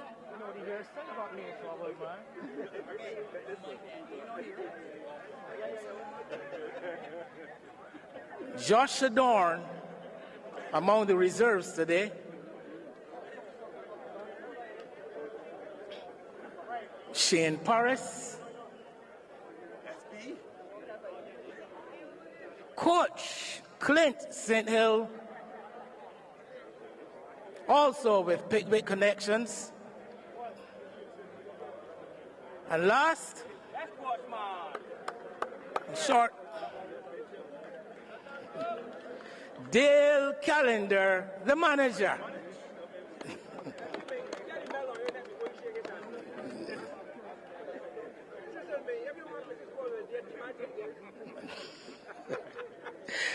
Thank you, Mr. Ho. That brings us to the end of the presentation. Well, not exactly. That was the presentation of that was the presentation of the individual players. That is what I meant. We've got the one of them is a runners-up. Both for the team. So we've got the major trophy, the big prize, the trophy for the Barbados Cricket Association's 2024 Super Cup competition to be presented by Mr. Hope, and it goes to the Wildey Club, Carlos Maynard, the captain.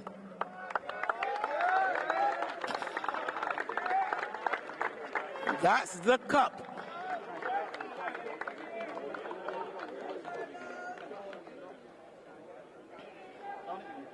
Now that we've got that out of the way, we say thank you very much, ladies and gentlemen. Congratulations once again to the Wildey side. I'm sure that Kmore is going to ask you all to join together for a photograph. But thank you, ladies and gentlemen, for today and for the entire season. Thanks to the presentation party. Ladies and gentlemen, wishing each and every one a very good night. What them gonna do, shy?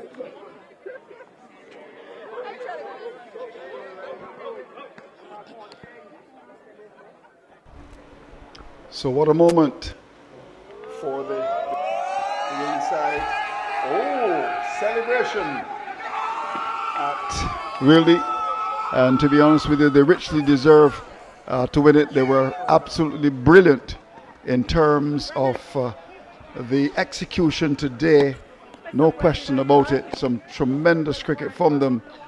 And they were the losing finalists last year when they lost to Gladiola. Gladiola didn't make it. And 285 for 8, led by Neymar Balden's 171 not out, was indeed a joy. We're going to try to capture that interview with him shortly. Of course, we just want to allow the Wildey team to continue the celebration. But when we reflect on the game, it was a very good game indeed for them.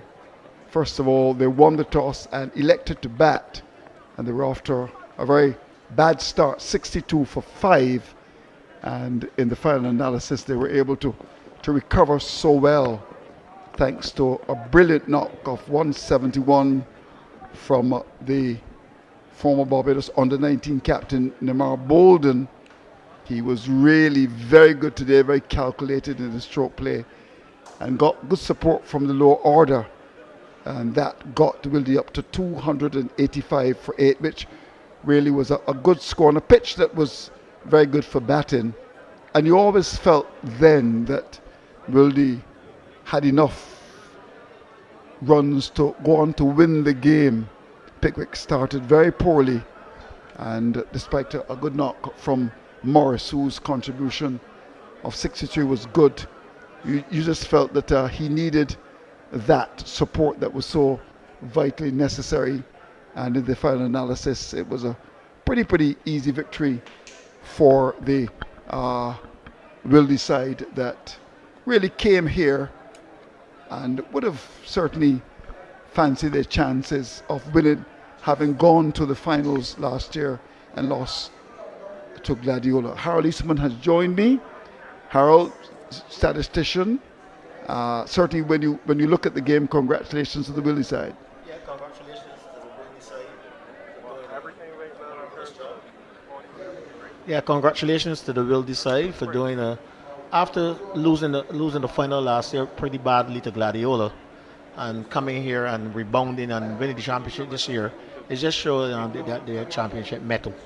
Yeah, Harold, let's look back at it as really a celebration. I'm sure the celebrations will go well into the night. They won the toss and they elected to bat here. And on a good pitch, they were in trouble, 62 for 5. Talk me through Balden's knock. You saw it. Well, Balden, a batsman who, obviously from what I've seen of him, is a good attacking player, but he also is a knowledgeable cricketer. And he knew that once he batted all the 50 overs and he got the support from anyone in the order, that they would have been able to do a winning total. Yeah, indeed, 172, and he got good support, as you said, from the lower order. I mean, look at O'Neill's knock; it was important, and they got to 285 for 8. And you always felt, I mean, even at the international level, there's some teams that will struggle to get anything over 250. And Pickwick did not make a good start, and they lost Grant, their big batsman, early. There's a strange phenomenon that has come into the cricket nowadays, and that is coming because of the lack of fitness of our amateur cricketers at this level. And it's not for the first time for the season where a team who has had to field all 50 overs coming in when they have to bat, not having the energy and the drive to do the task. All right, I think we're just about getting ready for that interview with Neymar Balden. So without any further ado, let's go downstairs. Stephen Leslie is talking to Neymar Balden. Tighter. Yes.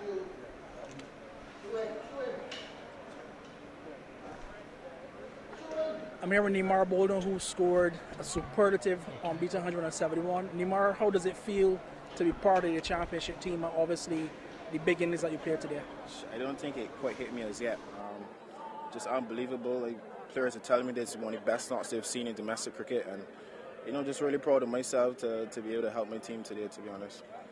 Neymar, there's some batsmen who make it to that century and 10, 12 overs remaining, they get dismissed at 105. But today, you carried right on to the end of the innings. What was in your mind when you got to those 3 figures initially? Well, really and truly, when I got 100, the score was only like 200, 210 maybe, and in my opinion, that wasn't enough for us to win. Not a good enough total. So I didn't really think of myself at that stage. I thought of Wildey, and I knew that once I stayed there and just put on the aggressiveness of the game, then I'll be able to help the side. Well, you represented this country at national youth level. It's the team approaching Barbados Pride, approaching the Super 50 Cup regional tournament. I want to know about your ambitions, because a knot like this would really send a signal, not just to fellow players, but to selectors and the cross base of Barbados that you're serious. So how do you feel about your knot and your future ambitions? The knot, very, very, very, very, very grateful, very thankful. But the ambitions, just do what I can control, honestly. Just score runs, put my name in the hat. I can't control selection. It's not up to me. But once I make myself available and I perform, then it makes things a lot easier. I'm going to let you go, be able to celebrate with the Wildey side. but how do you feel in your heart for the remaining part of the season, the 3-day tournament, your ambitions in terms of the BA, how you want to play for the remainder of the local season? Man, for me, it's just about taking it one day at a time, to be honest. Currently playing UA, good position. I feel like I don't think too far ahead. I'm a batsman. I want to be main batter at Wildey, one of the main batters in the country. So my goal is just to take one innings at a time, focus on that, and just go from there. Well, enjoy the moment. Congratulations again. A wonderful night today in Neymar Balden. Thanks, man. Appreciate it. Oh, well done to Neymar Balden for being the man of the match quite comfortably. There's no question about that in terms of his overall performance, which was a very, very good performance. 171 on his birthday as well. And it really represented a very good show. And as you could see, 171 from 161 balls. Got good support from Jones's good knock of 26. O'Neill's 18 not out. Currency got 16. And in terms of the bowling for the Pickwick side, 2 for 30 from Waterman. And Smith, 2 for 63. Charles was very tight. His 10 overs cost just 21. And Morris's 3 cost 27, so he's a bit expensive. Now it was then the turn of the Pickwick side to bat in pursuit of 286 for victory. They faltered. Morris 63, Ryan 24. And towards the end, a bit of fun from Matara, who got 15 not out, and Charles 13. But the star, former West Indies under-19 cricketer Jerome Jones, they call him JJ, 5 for 35 from 10. Good support from Currency, good left arm spin, 3 for 16. Akeem Jordan, with the experience of being with the West Indies side, 1 for 19. And Matara, a bit expensive, but got an important wicket for 45. So basically 285 for 8 to Wildey in response. The Pickwick side 171 all out. A big victory for Wildey by 114 runs. So it really was a tremendous performance from them. And just before we go, I think it is very important to go back to the moment when Wildey won the Super 50 Cup.